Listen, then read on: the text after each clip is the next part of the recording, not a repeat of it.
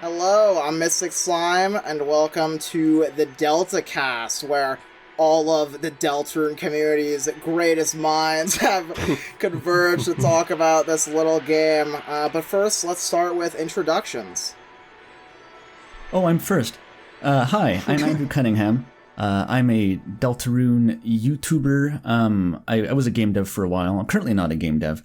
I'm currently putting out a series called Ink Theory, which I started before Chapter 5, and the second part's going to come out soon. So that's me, I guess. On to you, Cammy. Hello, I'm cammyboiG. I make Deltarune videos. And as a day one listener of both previous DeltaCasts, I'm very honored to be here. Hi, I'm Dorked. I often do Undertale and Deltarune analysis videos. I also have the webcomic Inverted Fate, and I dabble in other fandoms on occasion, including Persona 5. I write fic and stuff, but very excited to be here for another DeltaCast. This chapter has given me a lot to think about. Hello, I am Molly, or Mollystars. I made a pretty popular Deltarune theory once a while ago, where I saw a little bit further into the abyss than I actually anticipated I would. I was on the DeltaCast last year and had a lot of fun, and I have many thoughts about Chapter 5 that I'm very happy to discuss with you all again. Hello. My name is Nighthawk. I've been making Deltarune videos for a while now. I am also a first-timer here, so thank you for having me. I'm Seek. I make a whole bunch of stuff, but I might be more known for my Gardic Phone with Deltarune Artists videos and like a Guess Who series that I started not too long ago. I'm happy to be here. Hi, doggy. So I guess I'm Dog next. guest appearance. I'm Shadow of Roserade. I also have made Deltarune and Undertale videos in the past. Currently, I am working on a script for a video about hand symbolism in Deltarune. But also, Ooh, cool. I am the director of the Undertale fan game Cooking with Kindness, which is a prequel Soul fan game. And that's where I've been most doing stuff for the past year. You can play the demo right now. That's what I've been doing. I still gotta do that. Also, it's 1 a.m. I'm very tired, but I'm going to do this. We'll see how it goes. Oh yeah. Lovely. Well, best to last. I'm Vivat Veritas, or Viv, or Vivat, or whatever. I hate Deltarune. I got popular for a couple of videos that seem to be about its reigning somewhere else and its derivatives. I am always very happy to be here. It's my second DeltaCast, and I'm hoping to talk so much about Deltarune that we all have a great time. Yes. Yes, thank you. And thank you all, of course, for being here. I really do appreciate you guys always come around to talk about this little game. And for our first opening topic to kind of get the ball rolling, it's a talk we talked a lot about the last time, but has maybe changed a little bit since that time. Oh, yeah. Who do we think the Roaring Knight is? I Because thought it was honestly, so there's been a while. No. I kind of loaded for this topic, I know, but there has been some evidence. I'm not even sure where I stand at this point. This is the first- Oh, go ahead, Andrew. I guess it's traditional. This is just the first topic forever in every podcast. I mean, it's the hot debate. I'm personally 50-50 Death's Carol. Not really a fan of Rudy Knight because I prefer Rudy being grounded in the more mundane and down-to-earth aspects of Deltarune, and Well, his he's going to illness be just out down in being here an soon enough. illness. Don't worry about that. Yeah, it's just like him having this very mundane problem that's like not something very supernatural, I think would elevate the stakes of like if a dark world happens and he happens to be in it, it adds to kind of the tragedy and kind of builds off of what we saw in Chapter 5 with the fact that even if he could theoretically survive in a dark world, is that worth risking the end of the world? And I just think that could be a really, really interesting conflict for next chapter. For sure. Oh, so you're giving preemptive argument against Rudy Knight. Chris Noel amalgamate fusion post Rudy time. know what's going Can we on go back? there. Can we go back to talking about Rudy Knight? Do people actually believe Rudy Knight? I thought that was a joke. Anyone want to offer an argument for Rudy Knight right now? The floor is open. Okay, so all I'm gonna say, I'm not gonna say that I believe in Rudy Knight, okay? Because unironically, I don't. I was gonna say, like, I'm not willing to put all my chips on that one, but like, I recognize it is possible. It is possible. For sure it's gotten more evidence. It gained a little bit of legs in this chapter, is what Somehow I'll say. it wasn't completely deconfirmed, and it's actually gotten just a bit more evidence, which I think is very impressive for where this was at. I think you summarized Chapter 5 pretty well there. Not completely deconfirmed and maybe a little bit more evidence. I think you can say that about just about every single theory we had going into Chapter 5 and also coming out of Chapter 5. I think if we want to talk Knight, because we opened the can of worms right off the bat, I think we need to dive into the one new Knight fact that we got that is very, very important, which is the Knight just has existed since that day, which, that has several implications. Yeah. Well, that's not necessarily true, but what we do know for a fact is that Asgore found a black shard on that day. Yes. Mm-hmm. That is true. That has led to some people leaning more towards Carol Knight, and that maybe whatever happened to Des was an accident that has led her to this degree of desperation to get her back, and that desperation. Desperation. Yes. Feel free to edit a rim so how shot does or that? something. We have Carol Knight is the one who made the original Dark Fountain, but that was after Des disappeared anyway.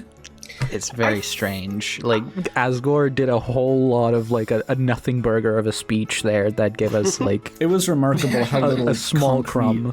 That point terrible look day. at the vague posting. Chris, it was terrible that day, Chris. Oh, it was terrible. All the bad stuff. I still kind of lean towards the fountain came first, and maybe it's where the shelter either already was or where it was constructed, and that's what I think as well. I lean towards Des and Chris wanting to investigate the shelter because Des might have caught wind that something strange was going on down there, and as a little teenage rebellion against her mom, who probably wouldn't have told her, just was like, okay, let's check this out. And Chris, being less of a good boy type pushover like Asriel, was probably the easiest person to rope in for the shenanigans. I generally go with that narrative myself. It's unclear how we get Carol Knight before that point, though, because I thought that's what you were implying. Yeah. I mean, it really shakes up all of the Knight candidates that had any credence, because all the Knight candidates were either Des or someone whose motivations were tied to Des. Yeah. I Des definitely feels like the catalyst to whatever's going on.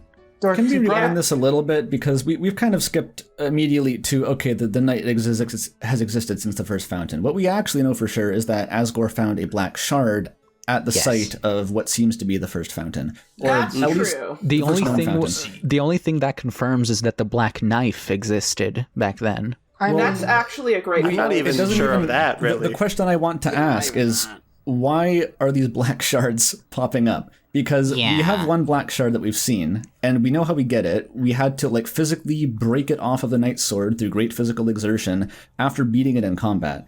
What seems to be implied by Asgore's notes is that if we follow Susie's logic and say, okay, every fountain with the black shard, the Knight made it, how is the Knight producing these things? Is it just shedding them? Is it coughing them up like hairballs? I think we totally understand the logistics of where these black shards actually come from.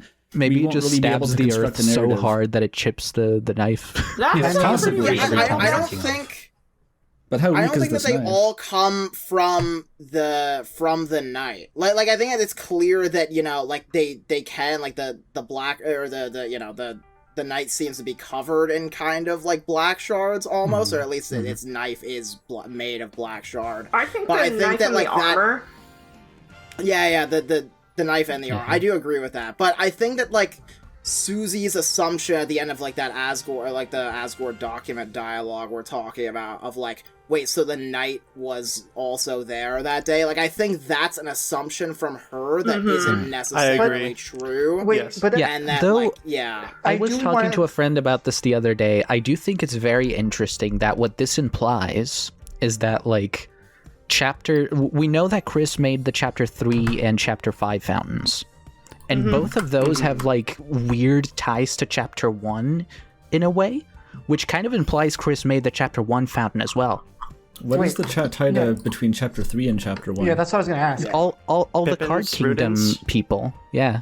Oh, yeah, the See, Pippins. my thoughts are that maybe The people from Card Kristen- Kingdom belong more in the TV world than the TV That's true. residents. And that's because they what- just stole the Pippins from the school, I'm fairly sure, and just brought them home and kind Yeah. of treated them Well, as yeah, theirs, like the fact as their that houses. there would be similar physical objects in Chris's house to the classroom, and that they're just playing cards and board game pieces. That just seems to make sense on its See, own, I my would say. thoughts about the Chapter 1 parallels may be less that Chris made the Chapter 1 fountain, but more that Chris has a fondness and attachment to that first adventure with Susie, because it was their first time really making a genuine friend in a very long time, and so, like, there may have been some hint of just wanting to cling to that nostalgia one more time, even if they have this dubious stuff going on. I don't know if there's anything. Right, maybe- I just think it's strange that it's tied to like the computer lab specifically. You know, like they drew attention to that one The computer lab specifically for is some like reason. maybe the only fountain we know for sure is made by the Knight, because there's like And video Chapter 4. evidence of it happening.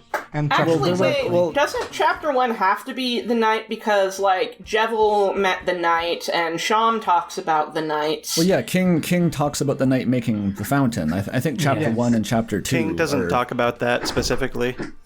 Jevil, There's no dialogue stating knows that. about the Knight, but Yeah, Jevil knows of the Knight. we're not this is entirely something sure we got they into ever last met. year, I think. Yeah. Where, like, I'm the gonna- King hasn't technically seen the Knight. I think it's, like, basically 100% confirmed, like, Does this matter? Jevil has, I but... think so. Okay, Does it matter whether Chris question. made the fountain or the knight made the fountain? I'm trying to look into, like, Chapter 1. I just Knight pointed it out mentions because I thought it was just- interesting. Okay, so, trying to find, It would be Okay. weird if the Knight didn't make the Chapter 1 fountain. once all four of us ruled together, but when the Knight appeared, everything changed. That's one of the jailed kings mentioning Right. that.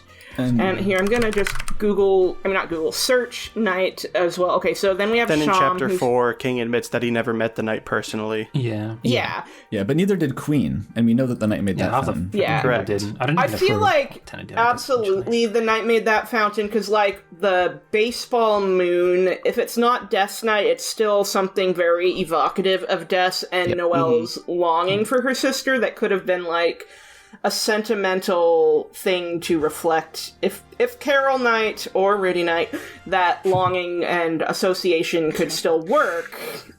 But I do think but- them... I like how Regardless, I just do think- agree with Andrew that regardless of whether Chris or the Knight made the Chapter 1 fountain, I don't think it makes a whole lot of difference to the story.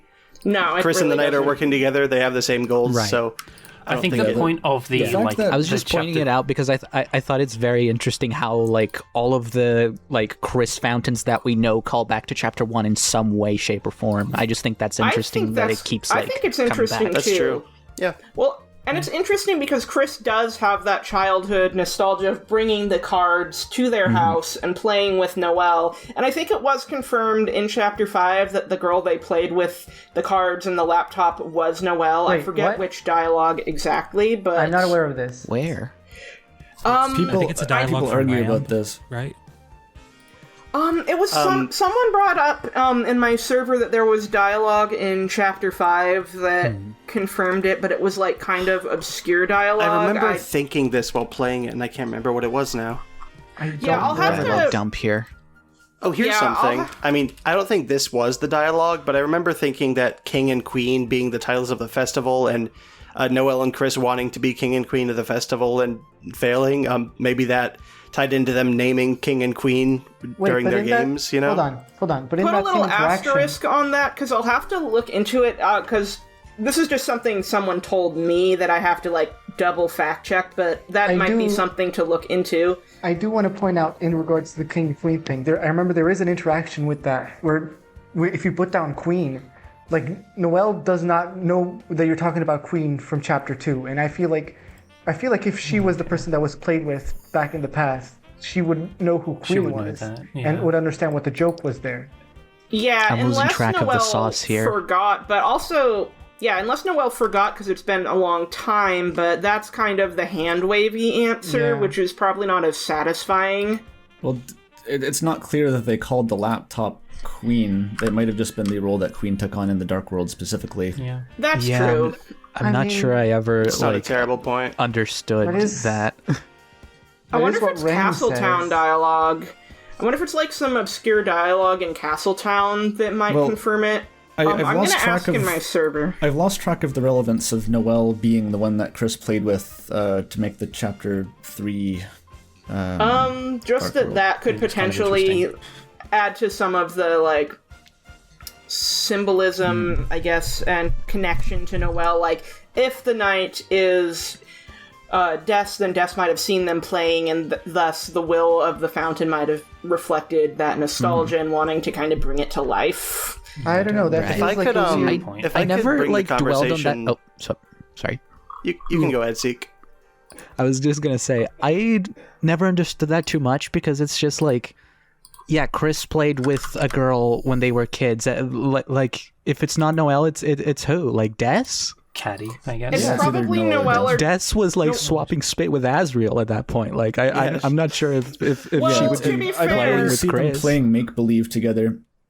Chris was in the band with Des and Asriel, but I do agree that Noelle feels more age appropriate for that kind of pretend. Yeah, not that teenagers That's can't not pretend. the same I mean, as like playing pretend with like, The we issue- call that tabletop or LARPing, the actual proper meaning of LARPing, not the new TikTok version of it. Did we see like Des like role-playing. the punk girl in the rock band with the boyfriend sitting on the living room floor and playing with like a power strip, like make believe with I don't know. I mean, we I don't agree. know I exactly- we lean don't know Noelle. the. I'm also Yeah. gonna say we don't know when just this always play made more make sense to believe me. even- We It don't know makes when more this sense to me, make believe too. even happened because, like, it could have been like when Chris was like 7 and Des was like 10, for example. Like, Yeah, we don't know exactly how much when... older they are compared to their siblings. We just have I guess, yeah, we can kind of infer from Asriel because he's in college. Yeah. And we know so they've I been would say friends at for a least really 3 long years older. time. Mm-hmm. Yeah, it's really hard to say, but either way, I agree that Chapter 2, no matter what, is the Roaring Knight's work. But what I Yes. find so interesting is that someone, I forget who, mentioned that Chris and the Knight seem to have very similar wills when it comes to making dark fountains. Actually, that might have been during Right. Hometown Radio when we were discussing the meaning of the color palette shift with Susie's fountain, and if that had anything to do with who made a given fountain. Well, There's also the fact. discussing Sorry, the go ahead, concept of Andrew. the will of the fountain is very mushy. Like you can read it a million different ways, and I've always found that to be a very unreliable kind of crutch to rely on if you're trying to find out who made the fountain. Because it's Yeah. not obvious, and like we have the computer lab is the only one listed in Asgore's notes as like explicitly we know this one had the black shard. Ralsei trails off, but there was That's at least actually one something I more, wanted to bring up. Yeah, there was one more that Ralsei omits. which I'm assuming was the Ooh. church because Chris definitely wasn't there to make it. That I need makes to sense. look at the That makes notes sense. again, because I forgot that Well- the computer lab was mentioned as part of his notes. It was the It's only hard one to that- assume that it was the church because why would Ralsei omit the church? Yeah. It comes Well- before the I don't think the one there's a that he. reason why he omitted it. It's just, I don't know. Toby was being fast and loose with just hiding information. in I do chapter want to 5. mention one note that I think has to be relevant, but since Asgore got kidnapped, it can't be relevant anymore. It's that Alvin mentions that Asgore goes to the church at night, so he does have the opportunity to have gone into the church after the whole like Dark Fountain was sealed. Yeah. Yeah, You're like right. one of the things I Yes. was betting on, even like before Chapter 5 came out, was like, well, Asgore probably had to know a bit of what happened because it's like, what's the likelihood that he didn't go into church after all of that? Yeah. Or that he wasn't at least aware that something must have happened there. Can we I think actually? Can we talk about how what was Alvin's problem? Like he sees like, this church is destroyed, and he's just like chill with that. The angel Alvin did was it, bro. weird. The angel. The angel did it. It was the it was angel, divine which is- intervention. which is kind of true in a way. Maybe Yeah. the prophecy had something about that, and we just didn't see it because, Your like, shit is going to get wrecked. I'm Alvin So was I d- weird this chapter. The fact that he was like, I thought that Alvin would be fucking kidnapped this chapter for starters. I thought that he was going to be gonna be kidnapped I'm too. But shocked not to see only that is he there, he's dressed as a fucking vampire, and he just starts like rambling to Chris about like the note that appeared on his desk. He's like, I need to confide this in you, Chris. And Chris is like, what the fuck? Why are you telling me this? It's I think really so weird. funny. It's so funny. I think I the guess only he's reason really trusting of Chris. I think the only Toby reason that forgot- Alvin... Oh, go ahead. I think Toby legitimately forgot to finish Alvin's character arc, and it was like last minute. Oh shit! I have to finish his character arc. I was gonna finish say his character arc like that. I was gonna say, I think the only reason Alvin didn't get kidnapped, even though, like, all of that happened, I think the through line I'm seeing with, like, people that seem to get swooped into the shelter is, it seems to do with, like, how far people are looking into what's going on with it. Oh, that makes a lot of sense. That's my guess. Like, Alvin doesn't want fucking anything to do with the shelter. No, like, if you ever mention it to him, he's like, stay away from there. Toriel, What are though? you doing? Well, Kind I of think true, Toriel but was why Undyne? bait. Like, I Right, don't yeah, think... I don't know if Yeah. Toriel was a I don't was think like a Toriel even fake. has a shelter code, because why would two members of the Dreamer family have codes? That just I gives see them no way too much reason why she power. would. I'm unless she still runs of the church mind and- that the knight was never actually going to kidnap Toriel, but she was a setup to lure in Undyne, who was the actual target. Undyne was think already being it's- lured in anyway. I don't think that really makes that much sense. I do. I think it was just to stall for time. They like, I had to don't know, I stall think it for was just, like, time. That's Yeah, exactly what I I do mean. think it's important to remember the very we didn't get a lot from the caller in chapter 4, but one of the very explicit things we did get was police sacrifice next week, and the two people that have been Right. kidnapped so far have been the police officers. That is That's true, very I true. guess. Yeah. We don't know why they're sacrificing how are they gonna the get police, Blue Key? But that is the one, like, objective similarity between both of the victims of the night so far, is they both had the police code. And so I think the objective may have been, like, if they could completely eliminate access to one of the three codes, that was all they needed to prevent anyone from accessing the shelter, assuming they needed all three. And That that only failed actually because makes Susie a lot got of the paper. sense. That's Yeah, sort I'm of been looking my at the... take. I'm looking at the notes on the text up now, and yeah, you're absolutely right that it did match the computer lab, so that's great confirmation that, yeah, Chris did not make that fountain. My streams of Chapter 5 were so long, some details got a little lost in the brain mush, especially because I spent, like, 5 or 6 hours on the secret boss. Fair. This is I've why been we have 9 non-stop people in the watching call. playthroughs To have a collective brain. since it came out. Real quick, if I could interject here, I just went to the text dump and I found the text I was thinking of. And cool. to me, I just sent it in general.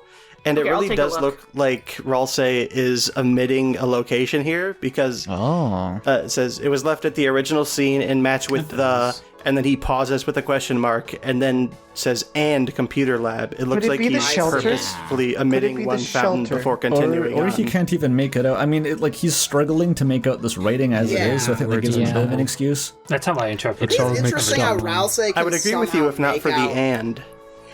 You know, what's was interesting mixed up. about this is that, like, I wonder if the reason why the text was so jumbled is because Chris made the Dark World and Chris has such conflicted feelings about the whole shelter situation that maybe even subconsciously they were trying to obscure the details because of their own guilt or something. I do want to point out that the Maybe. word that the way it's described as it being mixed up, I think that's a direct Yeah. quote from the So it's Forgotten Man in chapter scrambled. 3. So I think this is yeah. a deliberate. Not the connection. Forgotten Man, it's No. the In what's chapter 4, what are they called? The lost Philosophers. where the Oh, yeah, Yeah, the lost where the Philosophers, yeah. forest would grow, the poor children. That's all scrambled up. So That- yeah, I think that's that kinda makes absolutely me- That kind of makes me wonder if that's just how writing shows up in a dark world because it's too dark to Yeah. read. I Which is how assume dreams very work too. dreamlike. Someone pointed it out that, yeah, writing gets scrambled in dreams when dark worlds are just kind of Yeah. metaphorically dreams. Oh, yeah, Yeah, that, that's that the makes a way I lot of sense. interpreted it. Yeah. Something I wanted to mention, especially in regards to this bit of dialogue, is we were talking earlier about the the only place we've ever seen a black shard is it being broken off the knight's sword, to actually fight the knight. I think the fact that a black shard was seen specifically mentioned at the computer lab, where obviously no one ever fought the knight, is kind of partly meant to not only confirm that the Chapter 2 Dark World was the knight, but also the fact that a black shard can appear just from creating And a dark also- fountain rather than fighting Also, the it's knight. important Which to remember this is I also don't know. confirmation that black shards can. We knew that black shards stayed the same between light and dark worlds, but that confirms that the black shard is also just like can appear in the light world itself. It doesn't have to show up in the dark. It makes me Yeah. it makes me wonder then, like, what the cause of the black shards is, because like one of the interpretations I had was that maybe the reason that the black shards appear at the scene is maybe that's what's used to make them in each case, but then it's just kind of left at the scene for whatever reason. Well, It'd be weird and, because like- then we'd never see him ourselves. So it's either like And- it might be like a weird retcon or like for some It just weird plot seems reason, very we're not allowed tied to see the it. knight specifically. It is Well, very also, convenient that only is- Asgore can find these things. Also, the Knight we see create a dark fountain in Chapter 4 within the third sanctuary, and that doesn't leave an additional black shard. But granted, a Titan comes up, Who knows so, what kind like, works anyway. Yeah. I imagine any shard left...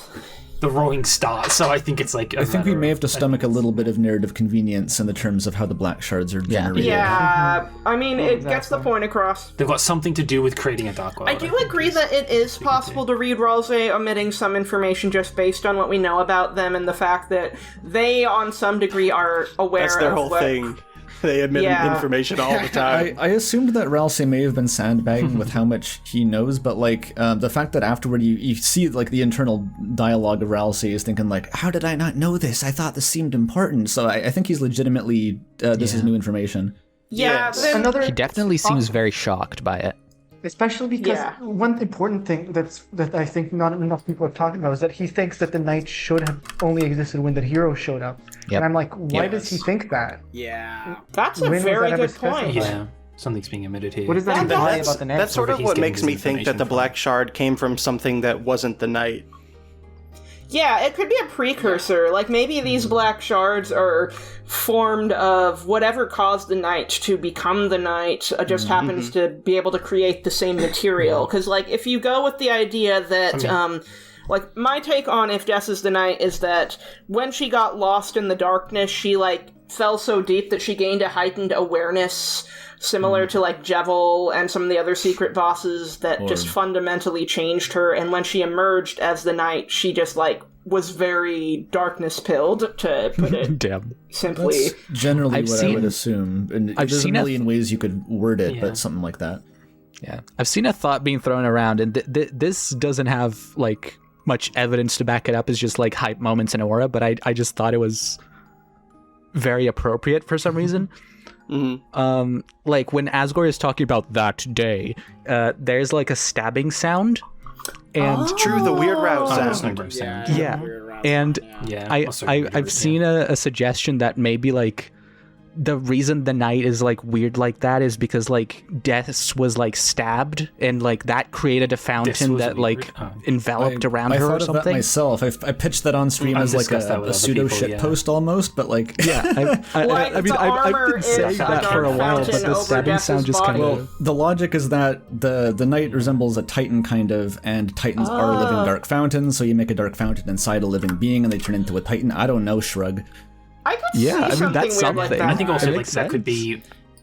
I think that kind of in a way, if you're prepared to get metaphorical enough, is also how you do Death being the lost voice and the Knight of like, well, yeah, her like mind is lost, but her body Oh, so is kind so, of I don't know, not necessarily. so we being could say covered like by she dark, fell but into herself, into the fountain inside her. Wow. yeah. Ooh. That is cool. She That was is a swallowed really up by cool her idea, own and like my self. take on Death being the Knight and the voice would be that like maybe the lost voice stuff is flashback presented to us as the story progresses, and like that was as she deteriorated mentally and became the Knight. Yeah, I think On we can That's what I take think that on so. the as a given. topic Yeah. on the I topic didn't of the never unused consider text, that. I feel like this chapter is the most the most important like revelatory thing about we got the most revelatory bit of it. It says don't forget in it. Like I don't Like know it's why, talking yeah. about like being like a I don't see broken how this memory or is. whatever. Like that's all it is, or something along those lines. Yeah, I I'm think pulling was that up irrelevant. just so I have it as a reference because it's good.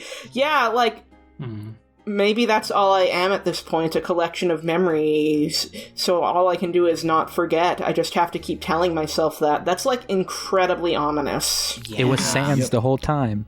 It does. That's To me, spooky. that's the first like concrete thing that ties the voice to Death, even though it's barely concrete because we go through like in the Don't Forget lyrics. That's what actually references Don't Forget, but we also have the Wait, no, I forgot. There was some connection to Death in Please there, stop but I your fan. forgot it. Damn it. Oh well, someone take over. Because I think it's like the connection from like Raise Up Your Bat hidden text. Yeah, And it's Maybe. The don't forget. There's like There's I a talked light about it inside before. your There was like soul. there's lyrical similarities. I can't remember what it is. Don't Come forget, follow I'm me with you into in the the dark. dark. Oh, Guide it's you I'm through with the you in the dark, I think dark. it Yeah, is. that's in the lyrics Yeah, of I'm both with you in the songs. dark. Okay. It's just I'm with you in the dark. I headcanon so hard that Des wrote "Don't forget" that I forget that it's not canon. Did yet. I just say? I was like, it's so obvious. Yeah, don't forget I it's Des's called thing. that. That was a thing in Entries from the Void like 3 years ago. I was on that shit. I think that's the most reasonable conclusion. Even if she didn't literally write it, it's like one of those songs that's like metaphorically written by her from her perspective. It's her song. Yeah. I think back in the chapter 2 days, I kind of rotated this idea that maybe it was a song she once sang to comfort Noelle if she was like scared of the dark at one point. Mm-hmm.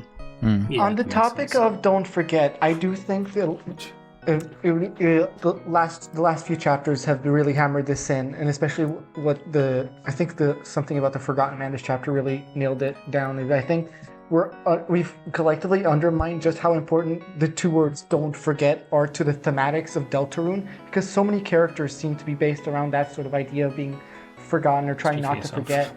And especially like even like the stuff like in the frayed edges and the like you have like Sans we saw how the punch card, how he got it from from Deltarune to Undertale, and then we have the Forgotten Man not being the Forgotten Man and talking about like the weight on his shoulders, even though Chris never went to actually search for the Forgotten Man. There's this like him not actually existing and being forgotten by the world. Like this seems to be like a recurring theme that really the game is really putting up front for some reason. And now the flowers who only got to live their dream for one day and can only exist in memory. And I think this that's so sad. I think this is a core theme of Deltarune that's going to be really clear. It's going to make so much sense when we see the ending and how that sort of ties in with the idea of not forgetting. Oh, for sure. By the way, I mean, that is like the main motif of the entire game. Yeah. Yes. By the way, this isn't like a theory thing, but can we just get like a roll call on who everyone's favorite flowers are? Green. Green Nation, rise up. Yes. I like all of them, but I just find Blue really cool because he's like just his vibes and also the fact that he's a gender non-conforming icon. He's awesome. True that. I like Aqua because her bullet patterns are sick. I like Aqua. I have so much to say about Aqua. She's very funny. I'm with you. Everyone just started talking at once about Aqua. Well, she's a big Umineko reference. And like, as an Umineko fan, just knowing she's such a blatant reference to Maria from that visual novel filled me with so much joy. As a non-Umineko fan, seeing Aqua by herself filled me with so much joy. To the people in this call, it's obvious who my favorite one is. To the people just watching this, I want you to take a wild guess. It's a real mystery. It should be pretty easy. Seth, the non-binary icon. I think that's a good point to bring in, like, flowers. Start talking about gender in this chapter, because everybody's been saying it, but this is definitely the most transgender chapter Toby Fox has written Easily. yet. This is true. Oh, This gender it's has so all the gender. There's so much there. Well, it's interesting specifically because, like, around last year's release, because of the Lost Girl theme being played in Ralse's room, the trans femme Ralse theory started to pop up, and I feel like it's only gotten stronger with Chapter 5, because, like, especially that princess. conversation... Princess. And Flowery only calls... girls princess, so it's very deliberate, I think, that he referred to Ralse that way, and I think with Ralse's dedication to their role in the prophecy and being the prince, that may be why Ralse hasn't really stepped out of that role, except for when being told, hey, it's okay if you want to be the princess in that one optional scene. I mean, hey, like, if you want to break the like, the whole prophecy, thing just with become a Ralse. princess, then there's no prince. Boom. It does obviously tie in. Like, the whole thing about Ralse is, like, Go ahead, missing Vivat. out of the role of the prophet. Like, I think it makes a lot of sense with Ralse's whole thing being, like, learning for themselves and, like, figuring out what they want. Like, yeah, they have been completely defined as the Prince of the Darkness. If they're going to step out of that at all, well, you know, it's... It's a unique situation. It's a pretty easy place to start. As, That's like, all you are. The character who kind of exists as, like, the reluctant prophecy conformist also has, like, their gender tied to the prophecy specifically, and the fact that Flowery's already the character who is, like, prodding at Ralse to say, like, come on, you know you want to try something stupid. You know you don't want to just follow along. And the fact that that's, like, at the same time it's poking at, like, his gender identity is, it just works in parallel, And it's really interesting because the drink Ralse wanted to try was specifically pink and blue, which is two colors of the transgender pride flag, but also there's the fact that on the menu, Ralse's pronouns shift to they, them after the scene with I do want to mention... Do they? I do want to mention... blue and pink are two colors of the trans flag. You know what the third one is? It's white. And that's Ralsei's color. White. Yeah. True. Well, It's also the, Chris and Susie's colors. Also that. the fucking device layer pronoun is cute. update is wild. I don't want to gloss over that because It's like patch notes. Your Yeah. channel. like Gaster here at a CRT terminal hunched over with like just like a track or like a dating HUD for Ralsei's gender identity, and he noticed that it's rolling over a bit, and he's like, "Oh, time to change that one," and he types in My the bad, pronoun. I didn't know. That is really funny to me, considering the scene we got where Rousey just explains device theory to Sue. Do you think that's really funny now? Yeah, like That that's it's, so weird. I think it's funny. That was that so context. bizarre. I think it's funny in that context then of like, it's not that Rousey said anything, but I think Rousey's aware that because they're already thinking about it now we as the player are seeing them like rattle this in their head a little bit. Susie's like, "Hey, Ralsei, I've been trying to look at that menu you mentioned. Why are your pronouns different in there?" It's really funny because, like, with Asgore, they, theming Ralsei, that can just be boiled down to him not being sure, especially with Ralsei's hat obscuring their appearance. Because I do, if I may cut in, I do want to point out that's all well and good with what Asgore says, but you do have to remember this when you interact with him again after and talk about Ralsei again. He says literally the most transgender line I've ever read in my life. It's like, Yeah. I really hope they figure out what they really are. And I'm like, They don't have to hide their true selves. Like Asgore was just like, that is very trans, yeah. Okay. I think what Thanks, makes, Asgore. I think I knew about that line. There's That's also the crazy. fact that like the standard in Deltarune, I think usually is that characters just magically know each other's pronouns. So the fact that Asgore in that one case just like they them's Ralsei is that's kind of conspicuous by itself. Yeah. Well, also, one thing that I've seen kind of discussed is, oh, well, doesn't this just mean that we're losing gender non-conforming boy representation? But then I gesture to Blue, who was introduced in the same chapter as a male character who was very just a gender second, getting non-conforming. I do want to also say that we've had Metaton for 10 years now. Even Asgore's a little And what a GNC, good 10 years honestly. those Like, have been. Asgore loves to wear pink, he's very soft and loves his flowers. Like, Toby Fox knows how to make gender non-conforming rep, and I don't Ralsei think being there's trans just... I'm not sure there is a gender-conforming character in Deltarune, like to the extent that like everyone seems to be pretty flexible in that front. It's just not like Actually a rigid thing. true. in Dude, that Pizza world. Pants just doubled down on being the Mega only Pants. cis straight person in Deltarune this chapter. No, he said he's quitting God girlfriends. bless him. That's See, true. I No, don't he's ace now. You're right. I have become. Like, it doesn't necessarily mean he's not into dudes. I think he was just really mad specifically about the Nice Cream Bunny lying. But what I find so amusing is that, like, he Bratty is also lied. totally... Yeah, Bratty lied and yet has a much softer outcome, but I do like that the Milk Looker says, oh, the truth will lead to the best outcome if you're a just said it for loser. Azzy Pants, Absolutely. Always does. I mean, No I way, agree. no way, no way. Azzy Yeah, Pants Azzy would be Pants. so funny. I agree as Not well. a chance. Not a I chance in hell. third this. Yeah, the Nice Cream guy is just like a stepping stone for Burger Pants to realize that he's gay, but they still not get together with the Nice Cream guy and just wait for Azzy to come back. It's perfect. Damn. Exactly. Yeah, They would never it's gotta fucking do that to Nice Cream Guy. Oh, they will. If I may, Wait. Am I allowed to swear? Perhaps Sorry. open a bit of Yeah. a No, can no, of you're good. worms. Swear more. Bad. Oh, true. Toby I've already Fox read swears it. so much of this chapter. Why are we stopping? Yeah, he interacted wants with the fucking digital tails. circus They're to gonna do kill something. you. Actually, though, something funny, I was watching Penny Snapcube's playthrough, and when Ralsei got the hat forced on, she made a comment about how he was being forced into boy mode, They and got I'm like, yeah. boy mode and Yeah, something fierce. yeah. So true. Brutal. Yep. And it's just so interesting, because, like, I think it was either in a previous DeltaCast or, like, in one of my videos on a newsletter, I speculated that Ralsei would end up back in hat mode just to avoid complications with Asgore, and that ended up being true, so that's kind of funny. But Well, the funny it's funny thing is, even that without the Flowery hat, it thinks didn't it'll. matter. We're gonna say the same thing, Andrew. You Yeah. can go ahead. Well, yeah, it's like even if he takes the hat off, it's the same logic as Chris, where like they know Asriel well enough, they're like, well, he doesn't look that much like Asriel. Yeah, well, I think Flowery put the hat back on Ralsei specifically to kind of push them to be more independent and actually take these things into their own hands, because, like, the vibe I get from Flowery is they were being intentionally a heckler and a nuisance, specifically because that's what Ralsei needed. Don't you just want to go ape shit, Ralsei? And also, like, it seems like Flowery has an interest, at least, in kind of like defying fate or defying the prophecy. Not like strictly, but is like, oh hey, just is interested in pushing it. Pushing. I am still like wrangling.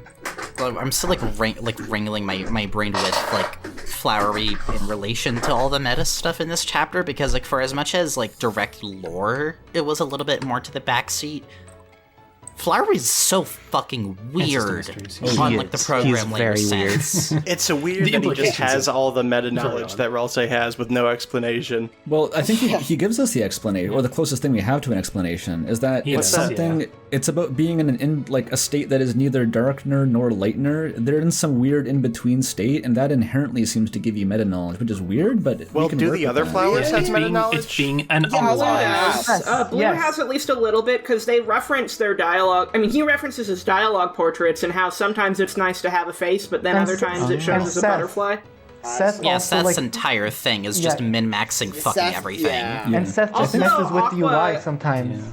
And Aqua can read Chris's stats. Yeah. Oh, and technically not a flower, but Pink. Right. Pink is like also an in-between of like light and dark. And Pink also has like messes up with the HUD and the UI a bunch during the boss. And you know, it's interesting because Pink also kind of lends itself to, well, she lends herself to like the trans vibes with Ralsei as well as Orange, because Ralsei has this whole projection thing where they keep like saying that Orange is a mouse and like really doubling down on Orange not passing as a human. What the fuck was the deal with the Marigold the giant rat line? That was so out of pocket. What was Ralsei's problem? It was so interesting to see like the flip in this chapter, because like usually like Susie was saying stuff in chapter 1 and Ralsei would be like, hey, don't be mean, but like this chapter like Ralsei was just going ham on Orange and Susie was like, hey, just say it normal, man, what the hell? There's a little bit. Yeah, it doesn't even seem like Ralsei was being deliberately mean. I think it was Ralsei's they were doing some weird projection. Discomfort with gender stuff and identity stuff, and so seeing someone who was trying so hard to be what they're not supposed to be got Ralsei like really kind of catty, even if it was like subconscious passive aggression. Because like his biggest problems are with Flowery and Orange, because they're trying to be something they're not. Yeah, Ralsei says that outright. It's like your role is to be a what's wrong with that, Raleigh? And also, like, there was a little bit of that with Pink, though. I think Susie was the one who really pissed Pink off on accident. There's still that, and what I find interesting is, like, Ralsei's talking about, hey, your body's a person, too, you gotta consider your body's needs, and yet Ralsei isn't considering their own needs at all. Ralsei literally I think the uses stuff about considering... Oh, go on. Ralsei literally uses the same wording as in his little room sequence about, like, his own wants and his own needs and his own likes and dislikes when talking about Pink's body. And so it's like, this is clearly a connection being made by the game. Yeah. I do think it is... Oh, go ahead. Yeah, it's twofold. It's Ralsei grappling with his relationship with, like, his own, like, Darkner identity, I guess, because Ralsei's always had a complex about Darkners being inferior to Lighteners, and I think he projects that. That's also part of the dynamic with Orange, is that he sees these Darkners trying to be humans, and that really bothers him, because he always, like, I can never be that, I'm a Darkner, that's my role. And at the same time, talking about Pink's body deserving to say, I think Ralsei is also kind of vague posting about Chris, because Chris is a body that is being possessed by, like, a higher reality being, kind of, so it works in two ways. I do think, though, that if that is the case, it's interesting that there's being a weird connection being made between Darkners and Chris as a vessel for us, because like I said, there's the connection of the specific wording Ralsei uses to describe himself as a Darkner in the room and Pink's body, and if there is an intentional vague post about Chris as the vessel for the soul, that has some interesting implications. I think that's kind of directed at us a little bit because, like, we're kind of in the position to what Mew Mew Ghost is to the Mew Mew body, where, like, we're kind of a being of a higher plane, and Chris is the fictional character that we're inhabiting. And so, like, when we're controlling Chris, we can consider what Chris wants and what would make Chris happy, but we don't have to. Yeah, it's a very precisely engineered parallel. I do want to say on the topic of Rousey, because, like, I do think it's definitely a case where a big reason why Rousey got so much more snappy in this chapter is because they basically had a bit more of a look in the mirror this time and were very uncomfortable by what they saw, because they never really had to do that before this chapter. But I do really love that this is the chapter where you just kind of haven't had enough of everyone's shit. I knew they had it in them. They just needed someone to lure it out. My favorite fucking bit of snark from them, I think, was when, like, Flowery and Asgore are, like, just, like, hanging out, and then Rousey just says something like, "I guess he never learned how to shut up in college." It's yes, that's yeah, and Susie just doesn't laugh. He has the talk sprite where his tongue is sticking out. Yeah, like they're just so fucking annoyed. I love it. Like that's been there since crash out chapter we've all been waiting for. That was Flowery winning in the end, because the whole time Flowery is trying to persuade Rousey, like, even if you know it's going to be useless, just lash out, just try, just fight against fate in any way, and by the end, feel something. It works. Like, even pissing Rousey off, that's part of that. But by the end, Rousey is trying to heal Flowery, even though he knows it won't work. And but he says he has to try anyway, and that's like, okay, Flowery got to him in the end. Something so interesting to me too. I didn't do this on my playthrough, but I've seen it in others. Just when you disable Rousey's dialogue for a bit, that's just so funny. It's great. Like, it's sad, but, I felt awful. I tried to turn it back on right away, and I couldn't. I had to reload. I did it, and I felt so bad I reload the game. Yeah, same. Yeah. I never turned it But on. also, like, Rousey asking hilarious. for permission to hate Flowery is also really interesting, because that, along with, like, it's okay to be a princess if other people think it's okay. Like, Rousey's definitely gained a bit more of a backbone in this chapter, but they still have some things to overcome in terms of, like, being able to make their own decisions without relying on validation from people they deem more important than them. One thing I really like about these past 3 chapters is that they feel very much like, obviously, like, everybody gets to shine in their own way in all the chapters, but these last 3 chapters very much felt like there's a focus on a character of the main 3 for that specific chapter. Chapter 3 was the Chris chapter, Chapter 4 was the Susie chapter, Chapter 5 was the Rousey chapter. And I feel like that was very important, because now we're heading straight into the train's coming right our way, so we need to figure out, we need to have characters at, like, max level of development until everything can go off the rails. I guess on that topic, that does make it interesting, because the way Chapter 5 ended, like, at least our normal route, definitely feels like it's setting up for Chapter 6 to be, like, the Noelle chapter. Oh, Yeah, absolutely. for sure. True, yeah. Ice Palace is so real. Yep. Yeah, I hope that doesn't. If you mean Icy Icy's Palace, then yeah, definitely. Oh, fuck off. I am very curious.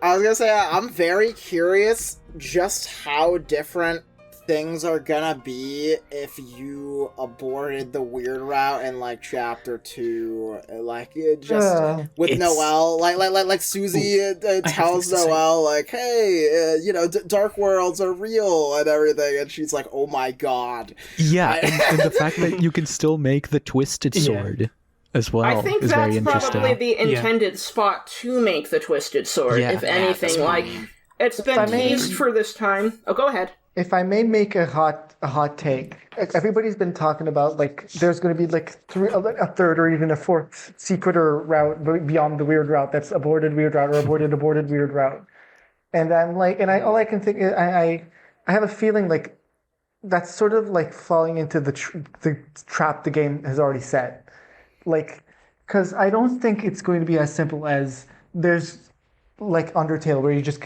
have multiple routes and multiple endings. I think it's going to be a lot more bizarre than that. Because I don't think that there's going to either. be these aborted routes, and there's going to be, like, their specific thing that's going on. Certain things might change. You might be able to get the Twisted Sword or whatever. But I don't, and you can quote me on this, and you can clip this and share it on Twitter and be like, look how wrong this person was in like 5 years.